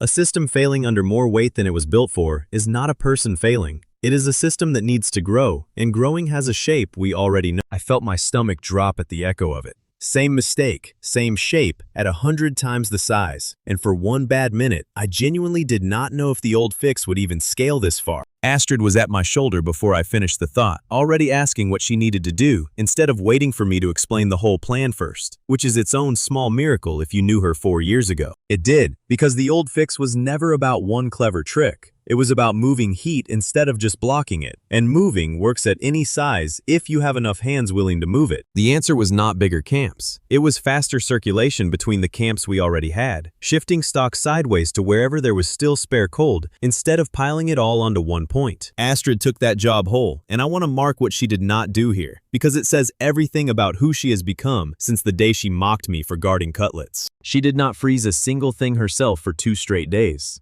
She ran logistics instead, calling out which camp needed relief and which had margin to spare, working entirely off Freya's live schedule. A war mage with legendary burst power spent the region's worst crisis of the season moving carts instead of throwing frost, because she had finally learned that her job was coordination, not spectacle. She kept a running tally on her own forearm in charcoal, camp names and food days remaining, redrawing it every hour as the numbers shifted, refusing to let anyone else hold that particular thread for her. Watching her work that board of names was, honestly, more impressive to me than anything she ever did with a burst of frost in 3 seasons of watching her do both. Brenna built field ice buffers in hours instead of days, rough walls of packed snow, and stacked crates reinforced more heavily than the spec actually asked for, same as always. She did not draft plans for these. She looked at each site, judged the load by eye, and started stacking, trusting 4 seasons of hard-won instinct over a formal calculation she did not have time to run. They held under real load in weather that should have melted them by noon, because Brenna does not know how to build anything to the bare minimum, and for once that habit was what the crisis needed most. In the middle of all that grinding, exhausting, genuinely frightening work, Tovin's goat wandered directly into one of Brenna's half-built ice buffers and froze solid up to its shoulders before anyone noticed. The goat was entirely unharmed and absolutely furious about it, bleeding at the whole crew with the specific outrage of an animal that believes this is somehow beneath its dignity as a goat. It took 4 people and a considerable amount of laughing to chip it free. And I will say plainly that those few minutes of a trapped, screaming goat did more for crew morale than any words of mine could have that day. We needed that laugh. 2 days into a regional catastrophe, everyone was running on cold food and less sleep than any of us would admit to, and a furious goat frozen into a buffer wall was exactly the right size of absurd. Tovin tried to charge onlookers a coin to watch the extraction. Mira confiscated his collection cup within the minute, though I noticed she let him keep the coins already gathered, which tells you everything about where her actual line sits. While we were moving stock between camps, at a scale I had never planned for, Thorn found his own use for the crisis, and it was, by every measure, the ugliest thing he did all season. He sent royal criers into 3 of the hardest-hiked tribes, offering immediate aid, food and coin both, on the single condition that the receiving tribe formally withdraw from the union that same day. It was not subtle, and it was not clever. It was a man watching families go hungry and calculating that fear could be turned into a signature faster than loyalty could hold against an empty stomach. Every one of the 3 tribes he approached turned him down, and not quietly either. A Lake Tribe elder reportedly told his courier that a gift with a knife folded inside it is not a gift. It is a threat with better manners. Word of the offer spread through every camp within a day, and if anything, it strengthened us rather than weakening us. Because nothing clarifies who your friends are faster than watching who profits off your worst week. Even Ragnar, hearing of it secondhand at his own tribe's relief camp, reportedly said Thorn had finally found an insult even he would not have stooped to during his own worst season as a warlord, which is not a small thing coming from him. Thorn had spent a fee, a decree, and a bridge trying to starve or outmaneuver this network, and none of it had worked. Watching a genuine catastrophe fail to break us seems to have finally used up whatever patience he had left. I did not know it yet, standing knee-deep in half-frozen mud, coordinating our 4th camp transfer of the day, but that was the exact week Thorn stopped waiting for us to fail and started building a failure of his own to point at instead. The warm front broke on the morning of the 3rd day, exactly when Freya's numbers said it would. Cold air rolling back down off the mountains like the world remembering its own rules again. We spent that whole day counting instead of moving, and the count, when it finally settled, was the largest number this network has produced in 4 seasons of trying.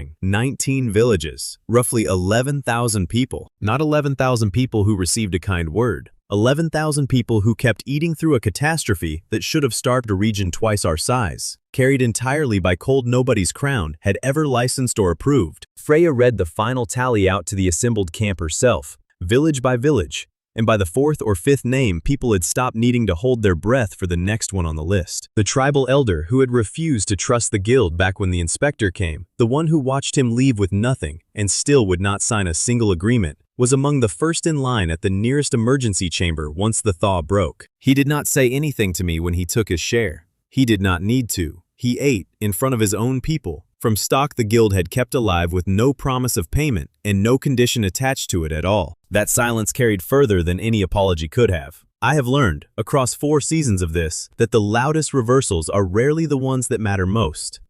The quiet ones are the ones that actually change a person's mind. 19 villages, 11,000 people, near enough. Not one of them lost their sheltered stock. Not the ones we reached first, and not the ones who reached us on their own 2 feet across a thawing valley. I let the crew rest that night for the first time in 3 days, and I sat outside the main camp a long while myself, tired in a way sleep alone does not fully answer. I thought about how close 19 villages had come to a very different count, and how little of what saved them had anything to do with power as this world usually measures it. Duration had done the saving. Duration, and enough stubborn people willing to move stock sideways instead of hoarding it, which is the same lesson this whole story keeps circling back to. 1 scale larger every time it repeats. The capital had built us a stage before we ever agreed to stand on it. A raised platform in the merchant square, banners in royal colors, and a crowd already seated in tiered rows by the time our own wagon rolled in. Refusing now would have looked like what Thorn wanted it to look like.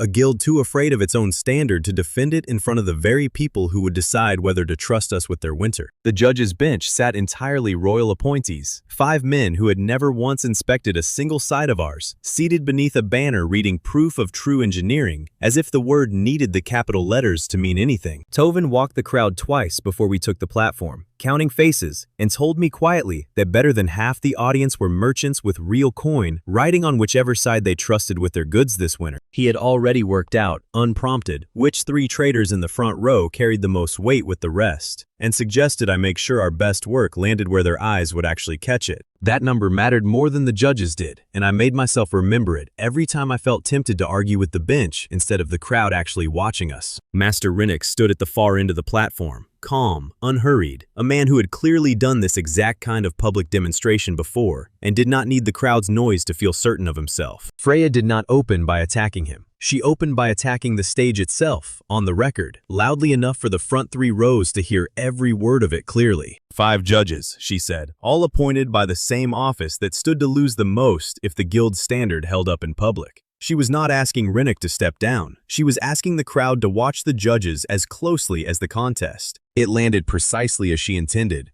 Not outrage, not a scene, only a seed of doubt planted in 500 merchant minds before a single beam had been tested. Rinnock, to his credit, did not flinch at any of it. He nodded once toward Freya, a professional acknowledging a fair opening move from another, and asked when they could begin. He was older than I expected, gray through the beard, with the specific calm of a man who has spent 30 years building things that had to work the first time, or someone important would notice. I found myself almost liking him before the contest had even started, which worried me more than any hostility from the judges' bench had managed to. I owe you honesty about what came next, because it would be easy to make him look foolish in the telling, and he was not foolish at all. His demonstration was, by every honest measure, genuinely excellent. He built a compact cold chamber from prepared materials, seasoned timber cut to precise tolerances, a sealing method refined over what was clearly years of royal-funded practice, and it held its test temperature without a single flaw. His hands moved without a wasted gesture, every joint fitted before I had finished registering the last one closing. Whatever else I would come to think of the man, I never once doubted his craft. The crowd murmured real approval, not the polite kind. Several merchants near the front were already nodding along, and I felt the shape of the afternoon start to tilt in a direction I had not fully planned for. One trader near the rail leaned over to her neighbor and said, loud enough for me to hear, that if Royal Engineering could do that, maybe the whole fuss about a northern guild had been overstated from the start. That single sentence did more to sharpen my thinking than any private strategy session could have. We were not fighting for a technical win anymore. We were fighting for exactly that trader's next winter contract. This was the moment the judges offered us our own test, on our own prepared materials, the same seasoned timber, the same controlled conditions Rinnock had used to such clean effect. Freya turned it down before I had finished considering it myself. She asked instead for whatever raw material the crowd wanted to hand us. Unrehearsed, untested, chosen by anyone standing in the square that day. It was, by any sane measure, a terrible idea from a purely tactical standpoint.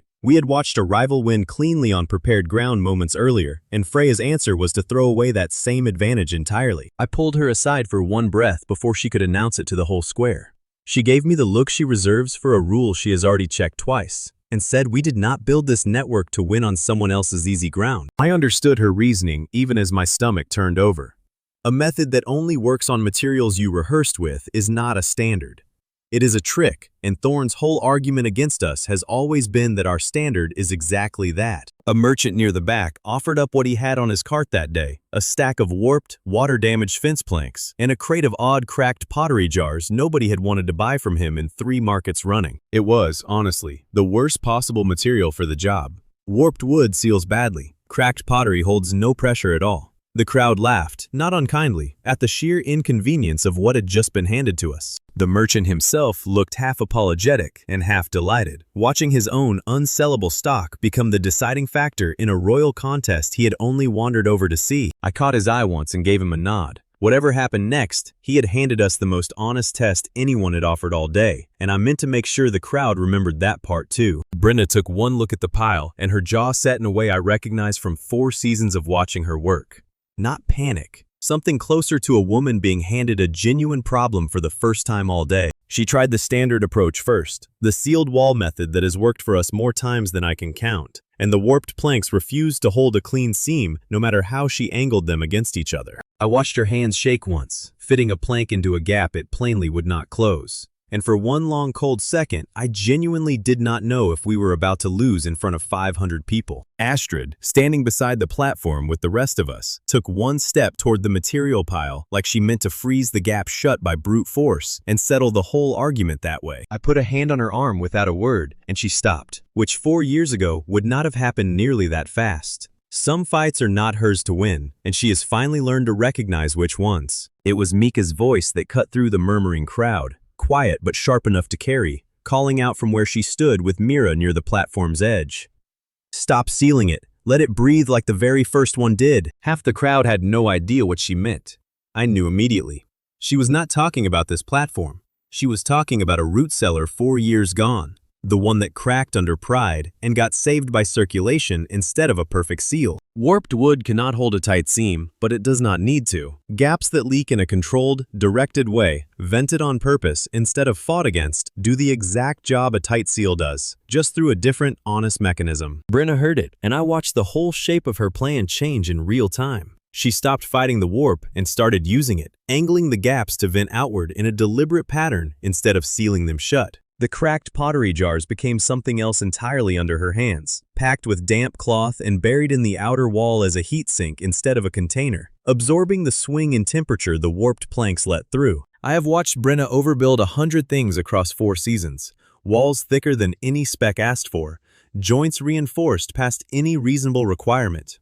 This was the opposite instinct, turning a flaw into function instead of burying it under more material. It was, in its own way, the most impressive thing I've watched her do, and I told her so afterward. She shrugged it off the way she shrugs off every compliment, then quietly asked if she could keep one of the cracked jars. It should not have worked as well as it did, I will say that plainly. We were improvising a known principle onto a genuinely hostile material with a live audience watching every fumble, and it held. Freya called out corrections the whole time, small ones, timing and pressure, and Brenna adjusted each one without a word wasted arguing, the two of them moving like a single pair of hands split across 2 bodies. I have watched them argue over paperwork for 4 straight seasons. I had never once watched them work a genuine crisis together with this little friction, and it told me something about how far both of them had actually come. Not the way Rennick's chamber held. His stayed rock steady, flawless, on target the entire test. Ours drifted, corrected, drifted again, a living thing wrestling its own bad materials into an honest result. I will admit, I liked watching ours drift more than I liked watching his hold steady, and I do not think that preference says anything flattering about me, only that a fight is more honest than a demonstration. When the judges called time, both chambers had held their target temperature through the full test window. Rennick's by discipline and preparation, ours by the same discipline, applied live to material designed to defeat it. The judges, predictably, reached for a technicality. One of them argued our chamber's drift disqualified it on stability grounds, regardless of the final number, a rule nobody had mentioned before the test began. Freya was ready for exactly this, because Freya is always ready for exactly this. She read the original contest terms back to them, word for word, which specified only that the target temperature be held by the test's end.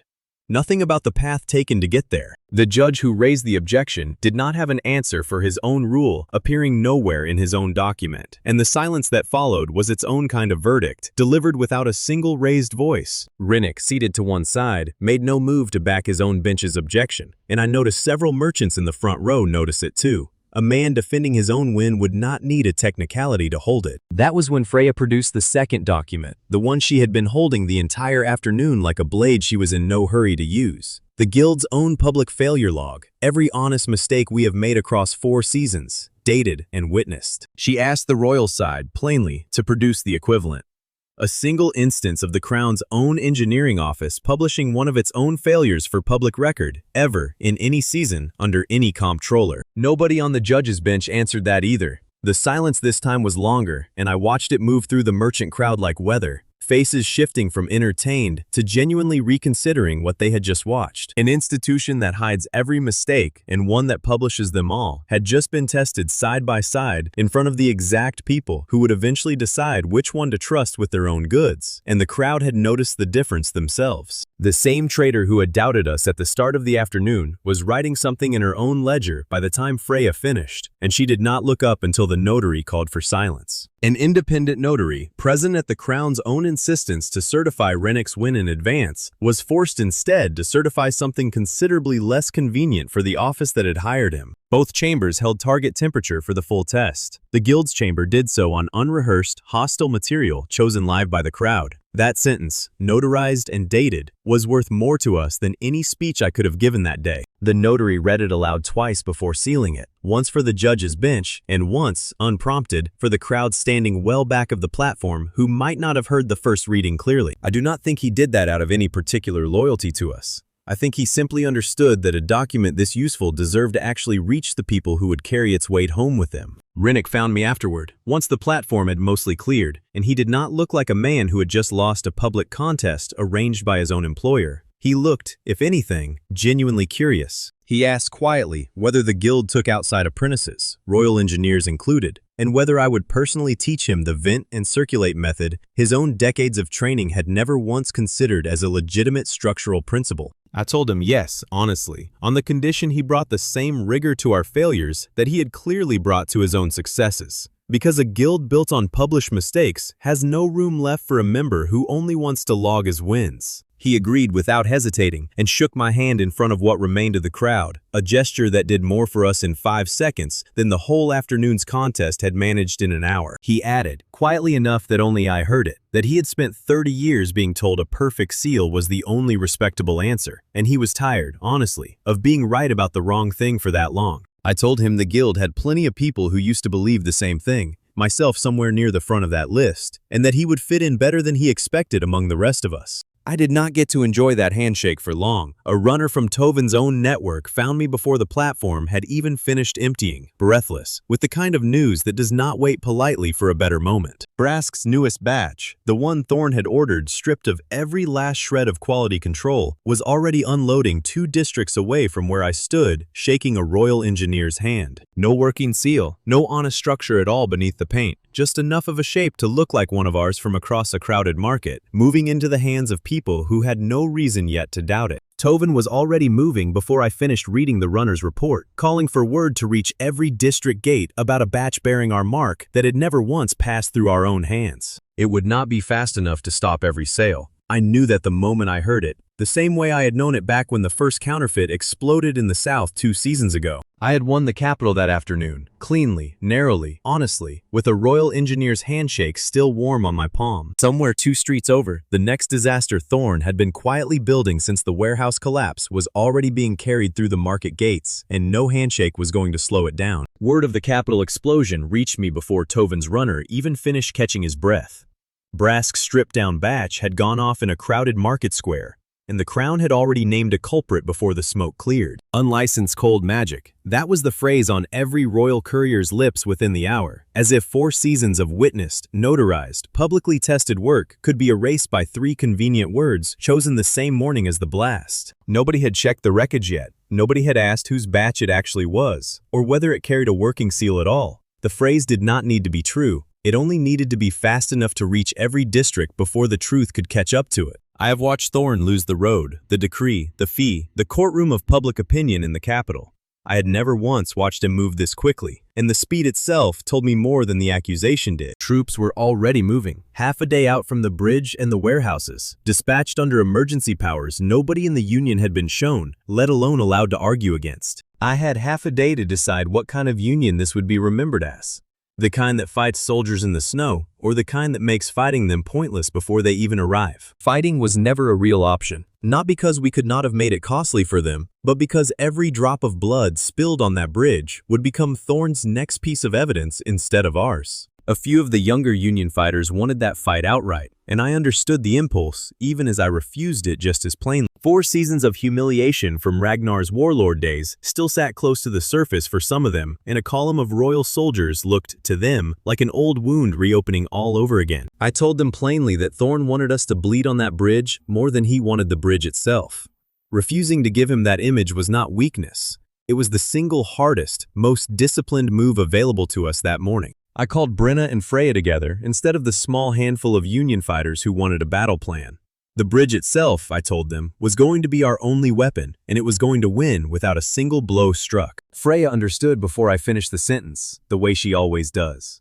Every Royal Engineering code on record required a structure to be personally inspected before troops could be ordered to cross it under load. Brenna calculated the bridge's true rated capacity in under an hour, precise to a fraction most Royal Engineers would not have bothered chasing. Freya filed it as a formal notice, witnessed and sealed, delivered to the approaching column by a rider before the soldiers came within sight of the span at all. Any commander who marched a loaded column across an uninspected structure, after being formally warned of its true rating and writing, would be personally liable for whatever happened next. Not the Union, him. This is the same lesson I have carried since a warped plank in a capital square taught me that a hostile material handled honestly beats a friendly one handled carelessly every single time it is actually tested. The Crown had never once had to answer for its own claims in writing before. I intended for that streak to end on our own bridge, in our own words, with our own numbers standing behind every line of it. It was not a threat. I made sure Freya's letter did not read like one. It was the truth, offered plainly, with our own witness numbers attached, and left for the approaching officer to do with as he judged fit. Freya rewrote the closing line 4 separate times before she was satisfied it carried no accusation in it at all, only fact. She told me a letter that reads like a warning gets ignored on principle. A letter that reads like a courtesy gets read twice. While that letter wrote ahead of the column, a different kind of pressure was landing somewhere. I could not see it happen, and I only learned the shape of it much later, from the man it was aimed at. Thorn met Ragnar privately, away from any Union eyes, and offered him something no battlefield ever could.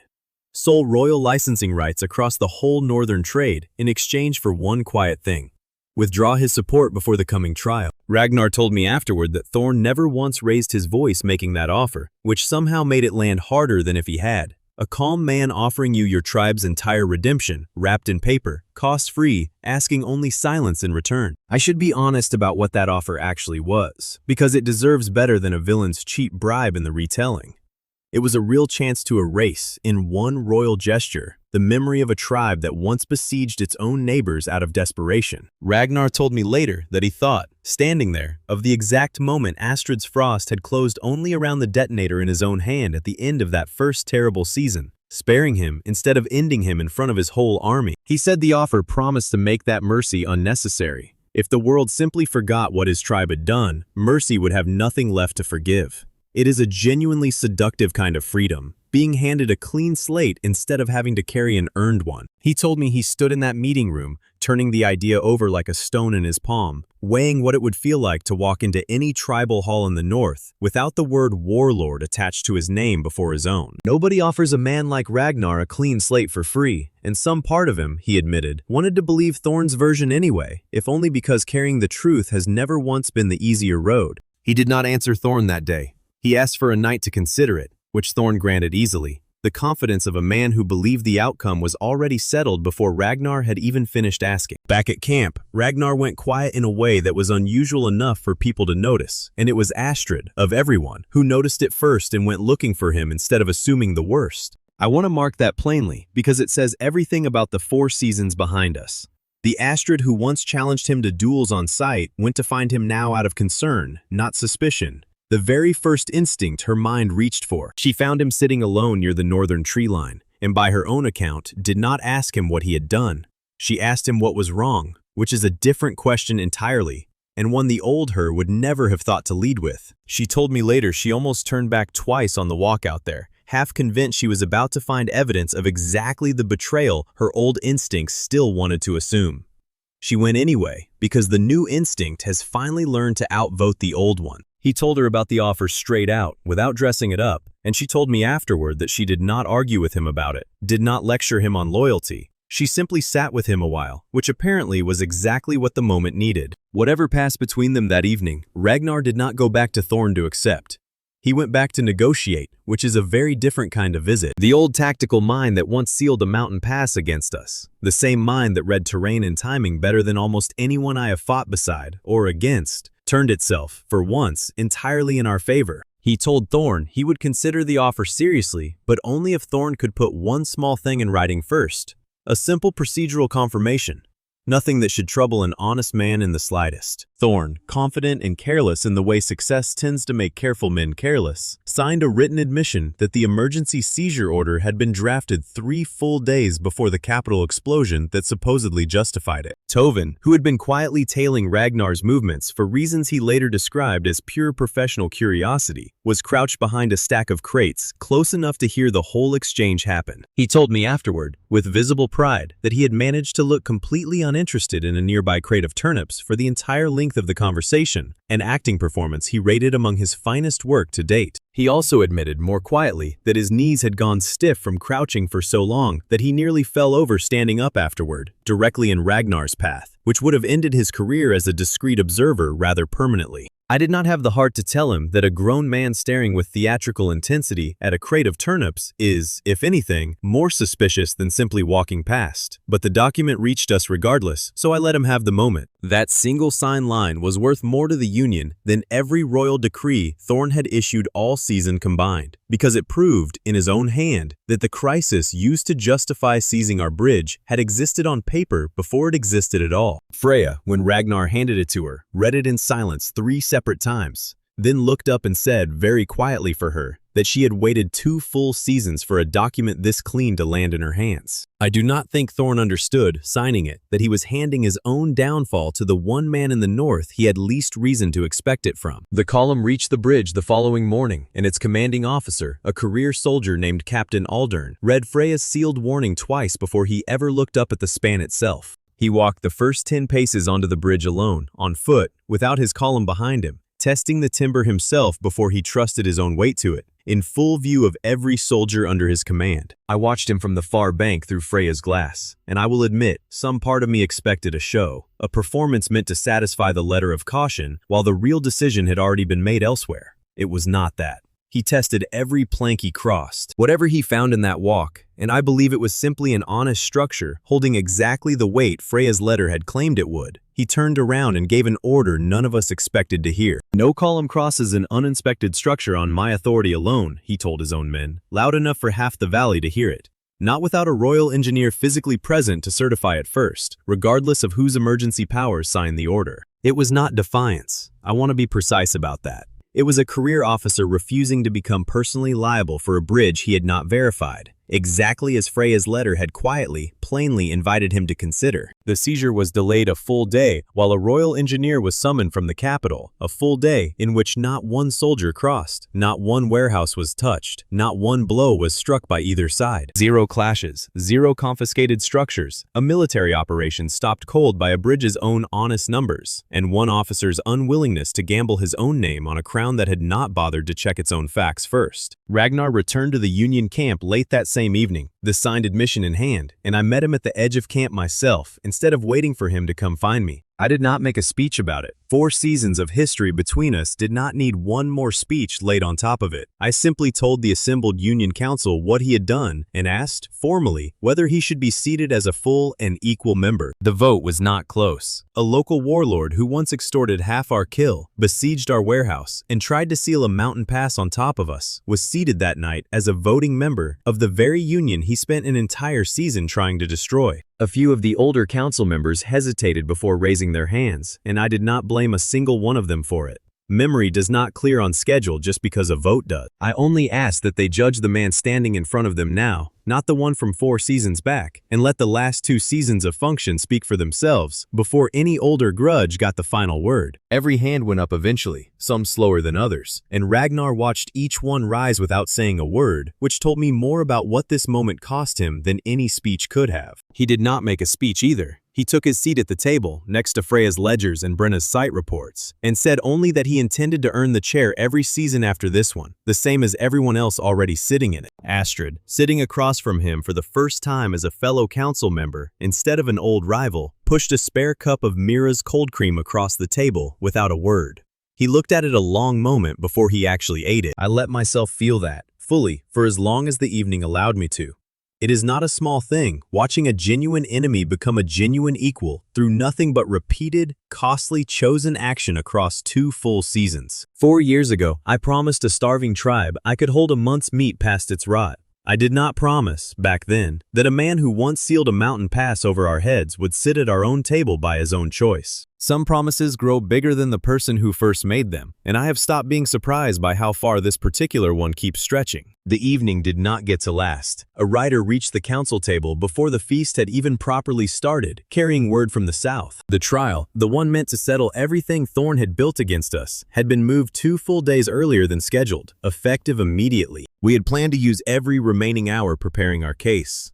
Thorne had taken most of those hours away from us in a single stroke, and I understood immediately why. A man who had just lost his bridge, his soldier, and his own signed handwriting needed to move fast before the ground under him shifted any further out of his control. We reached the Capitol Court with 2 days stripped from our preparation, and not one formal statement written down. Freya had slept perhaps 3 hours across the whole ride south, and it showed in the set of her jaw. I had spent the journey rehearsing arguments in my head that kept dissolving the moment I tried to write them down, which is its own kind of exhaustion, arguing with yourself in a wagon at midnight. Brenna sat across from me the whole ride, silent, sharpening a small chisel she had no obvious use for on this trip, the way some people count breaths to steady themselves. Mika slept against her shoulder the entire way, and nobody woke her until the gates were finally in sight ahead of us on the road. Ragnar rode in beside us in full Union colors for the first time anyone in that courtroom had seen, and I watched more than one royal clerk do a visible double-take at the sight of him wearing them without irony. The hall itself was larger than anything we had stood in before. Tiered seating, a raised dais for the presiding judge, and a gallery already filling with merchants, nobles, and at least a dozen faces I recognized from the Capitol trial 2 seasons back. Master Rinnick was among them, seated near the front in plain clothes rather than royal colors, and he gave me a single nod as we filed in.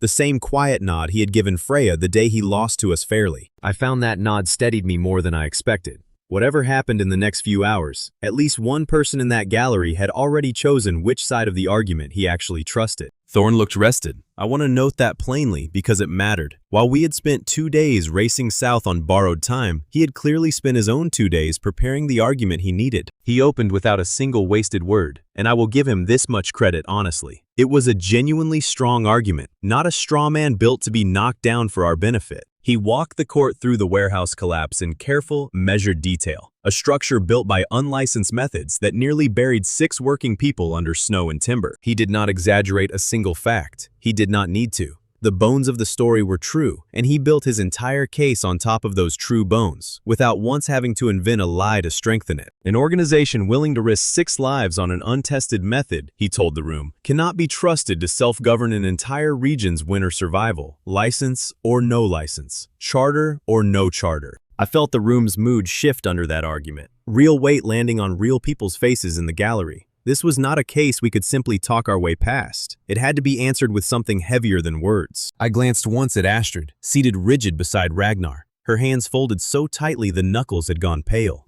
4 seasons ago, she would have already been on her feet shouting him down. She stayed seated and let the case be fought on its own proper ground. Freya stood before I had finished absorbing the blow and asked the presiding judge for one specific, narrow right before any evidence was formally entered.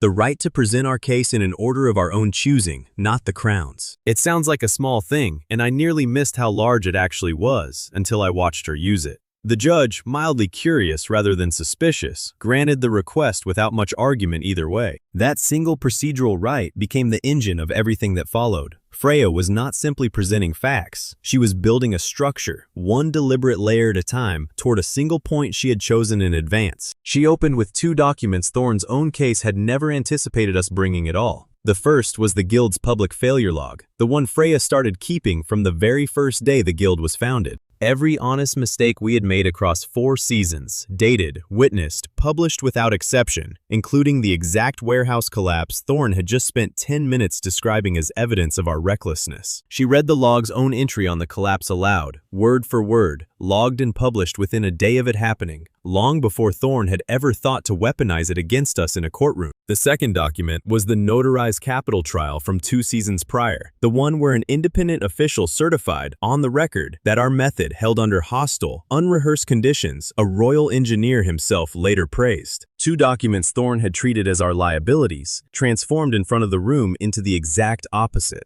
Proof that an institution honest about its own failures is not the same thing as an institution failing. I watched a noblewoman 2 rows back lean over to whisper something to her neighbor and catch myself hoping it was the same thought crossing half the gallery at once.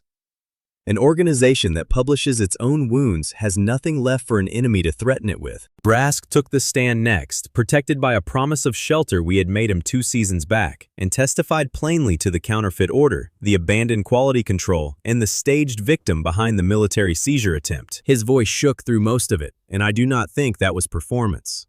A man testifying against the person who once employed him carries a very specific kind of fear, and it showed in every pause between his sentences. Tovin sat close enough behind him to reach the witness rail if needed, and twice I saw Brass glance back to find him there before continuing. Whatever history sat between those two, it was carrying real weight in that room today. Thorn's cross-examination of him was fair, and I want to be honest that it landed harder than I expected. He asked the room, calmly, why anyone should trust the word of a known black market counterfeiter over a sworn officer of the Crown. It was not a cheap attack. Brask's history is real, and Thorn did not need to invent a single flaw in the man's credibility to make the question sting. I watched two jurors near the front lean back, visibly reconsidering. The case genuinely wobbled in that moment. I felt it wobble the same way I once felt a warped plank refuse to close a seam in a capital square, and I understood we needed something Thorn could not question at all. Freya's hand found mine under the table for exactly 1 second. Not for comfort exactly, more like two people confirming they had both felt the same floor shift beneath them at once.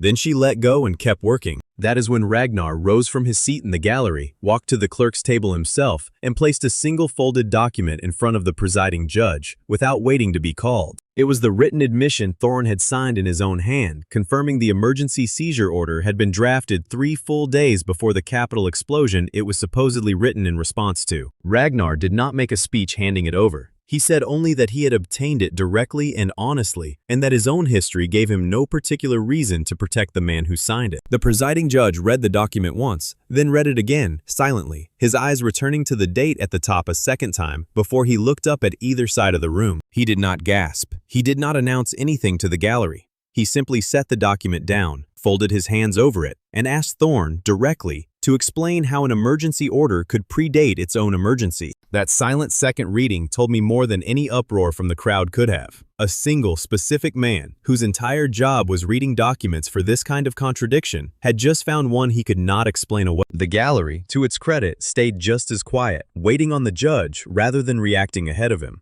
I have rarely felt a silence carry that much weight in a room full of 500 people. Thorn did not panic. I will give him that too, because pretending he crumbled would be a lie, and I am not interested in telling this story dishonestly just to make the ending feel cleaner than it actually was. He stood, faced the judge directly, and said something I did not expect to hear from him. Not because it was false, but because it was, in its own way, sincerely meant. He said a commons with no single owner is a commons that eventually fails somebody, and that our own network had already proven it, citing the border cache neglected 2 seasons back under our own ownership redesign. He was not wrong about the fact. I have never once denied that crack happened, and I was not about to start pretending otherwise in front of a room that could check the guild's own public record for themselves. I noticed, watching him make that argument, that he did not once raise his voice or reach for a cheap flourish. He believed every word of it, and a true believer is a harder thing to answer than a liar ever is. He argued, with real conviction I had not credited him with before that moment, that the Crown's single clear authority, however imperfect, was safer for a whole region than a network with no one final owner to hold accountable. For the first time in 2 seasons of watching him work, I found myself wondering what Thorn might have built if he had ever once pointed that same conviction at something other than tearing down what someone else had already built. It was not sympathy exactly. It was closer to recognizing a mirror held at an unflattering angle, a man who believed in order as fiercely as I believe in distribution, arriving at the opposite answer from the same honest fear of things falling apart. I watched the room actually consider it, not mock it, not dismiss it as a villain's excuse. Several faces in the gallery nodded slowly, weighing an argument that was, on its own honest terms, a real one worth weighing. I did not stand up to argue that the commons never fails. That would have been a lie, and lies do not survive long in a room already primed to check every claim against a public record. I told the court plainly that the border cache had failed precisely as Thorn described it, and that the guild had not hidden it, had not blamed any single tribe, and had not quietly recentralized ownership to make the discomfort go away. We built a rotating steward system instead, responsibility without ownership, logged publicly, the same system that has held every shared cache since, without a second failure in 2 full seasons of operation. A commons that fails once and repairs itself honestly is not proof the whole idea is doomed, I told the room. It is proof the idea can survive contact with its own worst weakness, which is more than any single owner system has ever had to prove about itself. I asked the room a direct question in return, the only rhetorical move I allowed myself all afternoon. When was the last time the Crown's own single authority published one of its own failures, logged and dated, for anyone to check? Nobody on Thorn's side of the room offered an answer, and I did not press for one. Some questions do more work left standing open than any answer could have done for me. Then I did the one thing I do not think Thorn expected from me at all. I offered the Crown a seat at the guild's own table. Formal, voting, equal to any tribe's representative, on the same terms every other member already holds. Not conquest, not surrender. A real, standing invitation for the very authority that had spent 2 seasons trying to seize, tax, and discredit us, to simply join the thing it could not defeat, on terms it would actually have a voice in. I had turned that offer over in my own head more times than I could count on the ride south, half convinced I would lose my nerve the moment I actually stood in front of the room and needed to say it out loud. I did not lose my nerve. I said it plainly, the way Freya reads a rule, because a real offer does not need decoration to prove it is real. The room went quiet in a different way than it had for the dated order. That silence was not shock. It was recalculation. 500 people watching an offer land that nobody in that room, including the judge, had expected to hear. Rennick, from his seat near the front, was the first to nod, slow and deliberate, the nod of an engineer recognizing a load-bearing solution when one finally appeared in front of him. Even Thorn, for one unguarded moment, looked less like a man who had just been out-argued and more like a man recalculating a season's worth of assumptions from scratch, before his face closed back over into its usual, careful stillness. The judge took the rest of the afternoon to deliberate, and when he returned, he did not deliver a speech either. He read the verdict plainly, the same way Freya reads every rule, without embellishment. The patent was voided in full. The guild's charter was formally recognized by the Crown for the first time, on the record, with the judge's own seal attached to it. Thorn was stripped of his trade portfolio, effective immediately. It was not a small verdict. It was, by any measure available to us, the largest single reversal this whole network has ever won against him, delivered in his own chosen arena, by his own chosen rules. Tovin leaned over and whispered that he had already thought of at least 3 ways to market a courtroom this dramatic, before Mira reached across Brask's empty seat and pinched his arm hard enough to make him drop the idea entirely. Freya did not celebrate. She was already copying the verdict into her own ledger before the judge had finished reading the final line, dated and witnessed like every other record she keeps. Some victories, for her, only become real once they are properly filed, and I have stopped trying to talk her out of that particular instinct. Ragnar, beside me, let out a breath I do not think he realized he had been holding since the moment he placed that folded document on the clerk's table.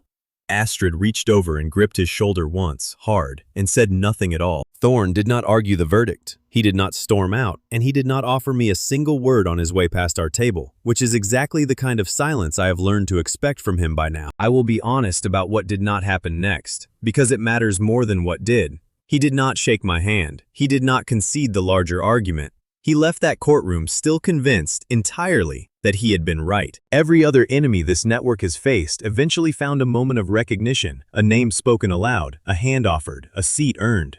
Thorn walked out of his own institutional defeat without giving us a single one of those things, and I do not expect he ever will. I've made my peace with that. Some people are not converted by losing. They're only stopped, and stopping him, cleanly, on paper, in front of the very crowd he tried to turn against us, was always going to have to be enough. Ragnar, Brask, Doran, every one of the redemptions this network has earned across 2 full seasons came through someone choosing, eventually, to change. Thorn never made that choice, and I do not think any argument I could have built was ever going to make it for him instead. We did not get long to sit with the verdict before the next thread of this story introduced itself.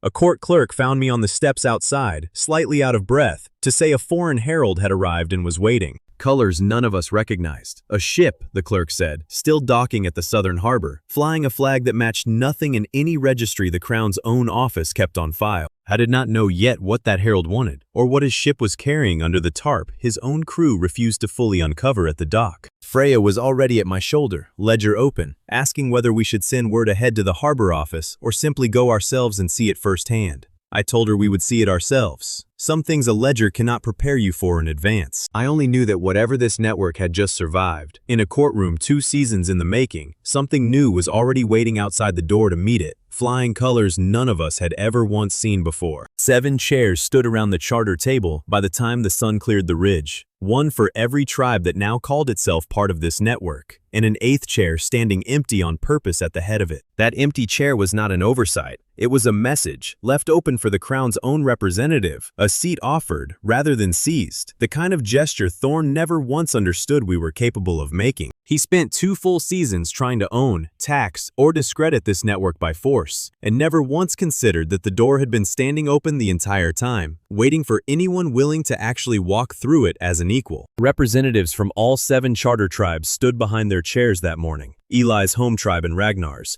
the lake and mountain and forest tribes, the cliff tribe and the reed tribe, every one of them present, none of them summoned by force. I looked down the line of faces before the signing began and thought, briefly, of a matriarch 4 years gone who once stood, ready to expel me from this exact valley as a useless mouth to feed at my own tribe's victory feast. She did not live to see this table. Her successor stood in her place instead, and I made sure to catch that woman's eye once before the first signature went down. A small, private acknowledgement neither of us needed to speak aloud. Astrid stood beside me in the line, no longer the mocking rival who once staked her own freedom on a wager over guarding cutlets, but a named field marshal in her own right, waiting her turn like everyone else at that table. Freya stood past her, ledger already open before the ceremony had even properly begun, and Brenna beside her, arms crossed, inspecting the table's own joinery out of pure old habit before she would let herself enjoy the moment. The Northern Charter itself ran to 11 pages, most of it Freya's work, precise and unglamorous, and exactly as strong as it needed to be. No single tribe, crown, or individual could own the network outright,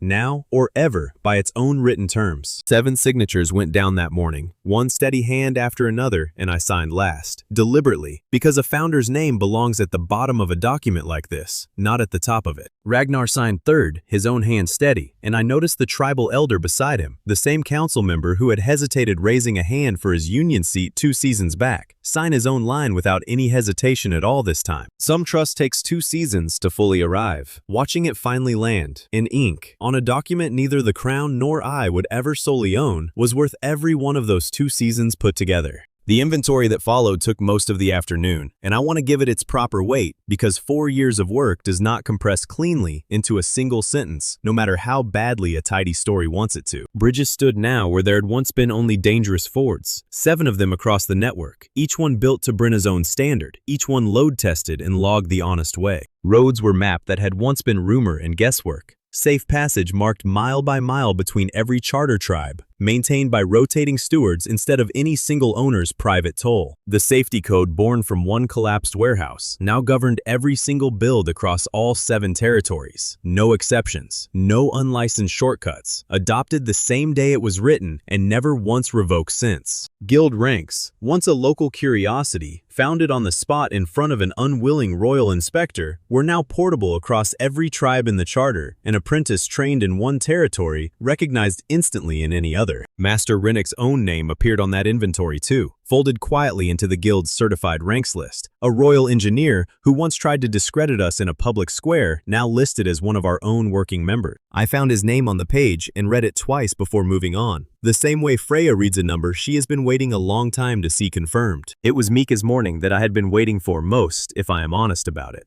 She stood at the center of the assembled guild while Freya read out the promotion, youngest journeyman in the guild's short but real history. 2 seasons ago, a matriarch called her a mouth to cut. That same child now wore a journeyman's cloth openly, in front of every tribe that once might have looked past her without a second glance. She did not cry, though I half expected her to. She looked down at the cloth pinned to her shoulder, then up at the crowd, in the same flat, practical voice she has always used. She asked whether this meant she could finally stop apprentices twice her age from calling her little one across a busy workshop floor. Freya's own moment arrived not 10 minutes later, delivered by a royal courier who had ridden through the night to reach the ceremony before it ended. The king himself, off-page and unseen, was formally offering Freya the crown's own open seat at the charter table. I watched Freya, of all people, go completely silent for the first time in 4 seasons of knowing her. No immediate rebuttal, no instant recitation of procedure, nothing but a long pause while the words visibly settled somewhere she had not prepared a folder for. Then, almost on instinct, her hand reached for the charter's own rulebook sitting at her elbow, as if the right clause might tell her how to feel about this before she had finished feeling it herself. She did not open it. She just held it a moment, set it back down, and told the courier she would answer formally within the week, once she had actually let herself sit with the offer instead of filing it away unread. I asked her later, quietly, what she thought she would decide. She said she did not know yet, and that not knowing, for once, did not feel like a failure of preparation. It felt like an honest answer she was allowed to still be working out. I told her whatever she chose, the guild's own seat would still be hers whenever she wanted to come back to it. And she looked at me like that was the first thing all day that had actually made the decision feel lighter. Brenna's capstone came with far less ceremony and no less weight. A royal architect, present on the king's own behalf, asked her directly whether she would design the realm's official standard for every bridge built under crown authority going forward. She looked at the man for a long moment, the same look she gives a joint before she trusts it, then said only that she would need to see the worst material available before she agreed to anything. Because a standard built on easy ground is not a standard at all. The royal architect looked faintly alarmed at the request, clearly having expected a simple yes, and Freya, standing nearby, told him without looking up from her ledger that he would get used to that particular habit of hers eventually. Brenna added, almost as an afterthought, that she still had the cracked pottery jar from the capital contest sitting on her workbench, and that it had taught her more about honest material than any prepared timber ever had. Astrid's own capstone landed the same afternoon, named Field Marshal of the Guild's new safety corps, the formal body meant to carry precise, disciplined force into exactly the situations her whole arc has taught her to handle without losing herself. She accepted the title in front of the whole gathered charter, then reached into her own pack and pulled out a plain corps uniform, already stitched with 2 words across the collar in her own handwriting. Captain of Mug. Nobody had told her to do that. Nobody had asked. She simply put it on herself, by her own choice, 4 years after a nickname meant to mock her, and dared anyone in the crowd to say a single word about it. Nobody did.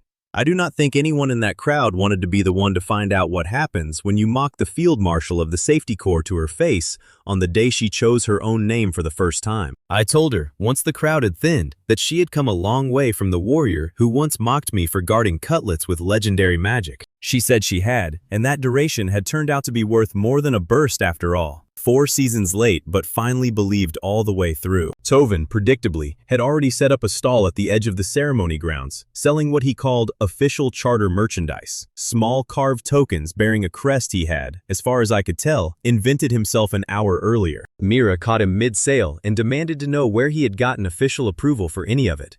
He told her, with total sincerity, that he was the merchandise, which made him the approval. It was a piece of logic so confidently wrong that even Mira gave up arguing and simply confiscated his cash box instead of continuing the debate. Brass stood near the back of the grounds that day, quiet, in Dorn's company rather than anyone else's, beginning what both men had agreed to call a supervised apprenticeship rather than a punishment. Dorn did not introduce him to anyone as a reformed criminal. He introduced him, plainly, as his newest apprentice and left it at that. It struck me as exactly the kind of dignity this network has tried to extend to every earned redemption it has carried across 2 full seasons of trying. Mira's own contribution arrived at the feast table an hour later, a dessert made from ingredients drawn from all 7 charter tribes at once, echoing a smaller version she made for 3 quarreling chiefs 4 years back over a single shared bowl. This one filled a table the length of the hall, 7 distinct flavors meeting in one dish nobody could have made alone. I watched representatives from tribes that once distrusted each other on principle reach across that same table to share it without a second thought given to the old suspicion. The closing feast itself was hosted by Ragnar's own tribe, in the same hall where his people had once watched their chief try and fail to seal a mountain pass over our heads, now standing open, warm, and full of exactly the people he once tried to keep out of it. Astrid rose partway through the feast and carried out a small, frost-sealed container she had kept, by her own account, since the very first season, her personal critical military reserve. She set it down in the center of the guild's shared table without a word of ceremony and stepped back like the matter was already settled. She donated it to the guild's common fund outright,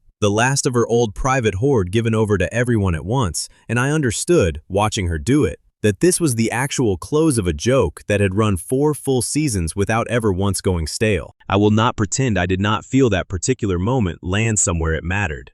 A running joke about frozen dessert, of all things, had somehow become one of the truest measures of how far this whole found family has traveled together. The foreign herald arrived at the hall itself just as the feast was winding down, announced by a runner from the harbor and escorted in by 2 of Ragnar's own guards, out of caution rather than hostility. He introduced himself formally, in careful trade common, with an accent none of us could place, and stated his purpose plainly before anyone had to ask twice. He had not come to steal our standard, as Thorn once tried and failed to. He had come to buy it, honestly, on whatever fair terms our own charter cared to set, citing Thorne's failed theft by name as the exact reason his own government preferred an honest deal over a stolen one. Word of Thorne's institutional defeat had apparently traveled further and faster than I expected, all the way to a coastline none of us had ever charted trade with before. Even a cautionary tale, it seems, can become its own kind of advertisement. I asked the herald plainly what his own people would use the standard for. He said cold storage across a much longer, harder sea route than anything our own valleys had ever needed to survive. Our own 7 seasons of published failures, he added, were exactly the part of the record he trusted most,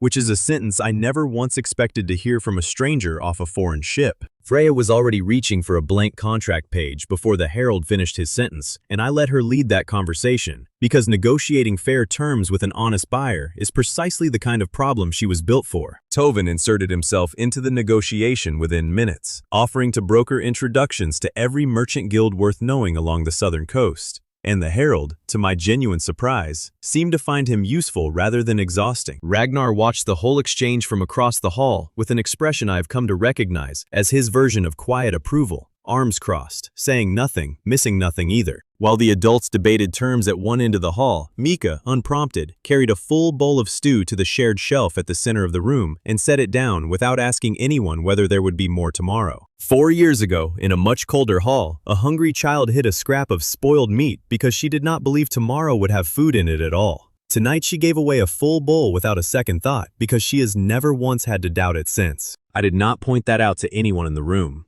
Some rhymes are louder left unspoken, and I've learned by now which moments need a narrator and which ones only need a witness standing quietly close enough to see them happen. I stepped outside near the end of the evening for air and found the herald's crew still working at the harbor below, hauling something enormous down the gangplank under a canvas tarp that refused to lie flat no matter how they lashed it. Frost was leaking visibly from beneath the tarp's edges, curling up into the night air in thin white ribbons, and whatever sat beneath it was large enough that it took 6 men and a block and tackle to keep it from sliding on the wet planks. One of the crew, catching me watching, called over cheerfully that I would want to see this properly once it was unpacked, and that his own captain had specifically asked that no one open it before the full council could witness it together. I asked, half joking, whether it was dangerous. He laughed, said not exactly, and told me his captain's own word for it translated roughly to guessed. That was either the most reassuring or the most unsettling thing anyone had said to me all week, and I genuinely could not decide which one it actually was. I have built an entire life out of understanding cold, what holds it, what wastes it, what it means when something refuses to stop leaking frost on a warm harbor evening in a season nowhere near winter. I did not have an answer yet for what sat under that tarp. I did not go looking for one that night. I walked back up to the hall instead, back to a table with an empty 8th chair and a youngest journeyman falling asleep against Brenna's shoulder. A network that no single person, crown included, would ever again call entirely their own, sat warm and lit behind me the whole walk back up from the water. Whatever was under that tarp could wait until morning. Tonight belonged to the 7 tribes who built this, together. 1 honest seller, and 1 earned redemption at a time. I was the weakest ranked mage this tribe had on record once, unable to freeze a cup of water without help, standing 1 bad word away from expulsion at my own tribe's victory feast. I am still, technically, that same weak mage. I still cannot freeze that cup unaided today, 4 seasons and a chartered network later, and I have stopped seeing that as the joke it once was. Duration was never a lesser gift than a burst of raw power. It only took an entire network of stubborn, generous people choosing each other again and again to prove it where a single wager once could not. So that is Eli's whole run. Officially the weakest mage his tribe ever ranked, and he never got stronger by throwing a bigger burst of power. He won by giving duration to what everyone treated as a flash, and by handing away ownership every time he could have quietly kept it. That is the real trick here. Strength is not the loudest spell in the room. It is a system built well enough to keep standing without you propping it up. Ragnar got a seat, not a punishment. Thorne lost the argument and walked out unconvinced, because some people are not won over, they are outbuilt. Take this from it. Share what you build, give people a real stake in it, and it outlasts every hand that tries to take it.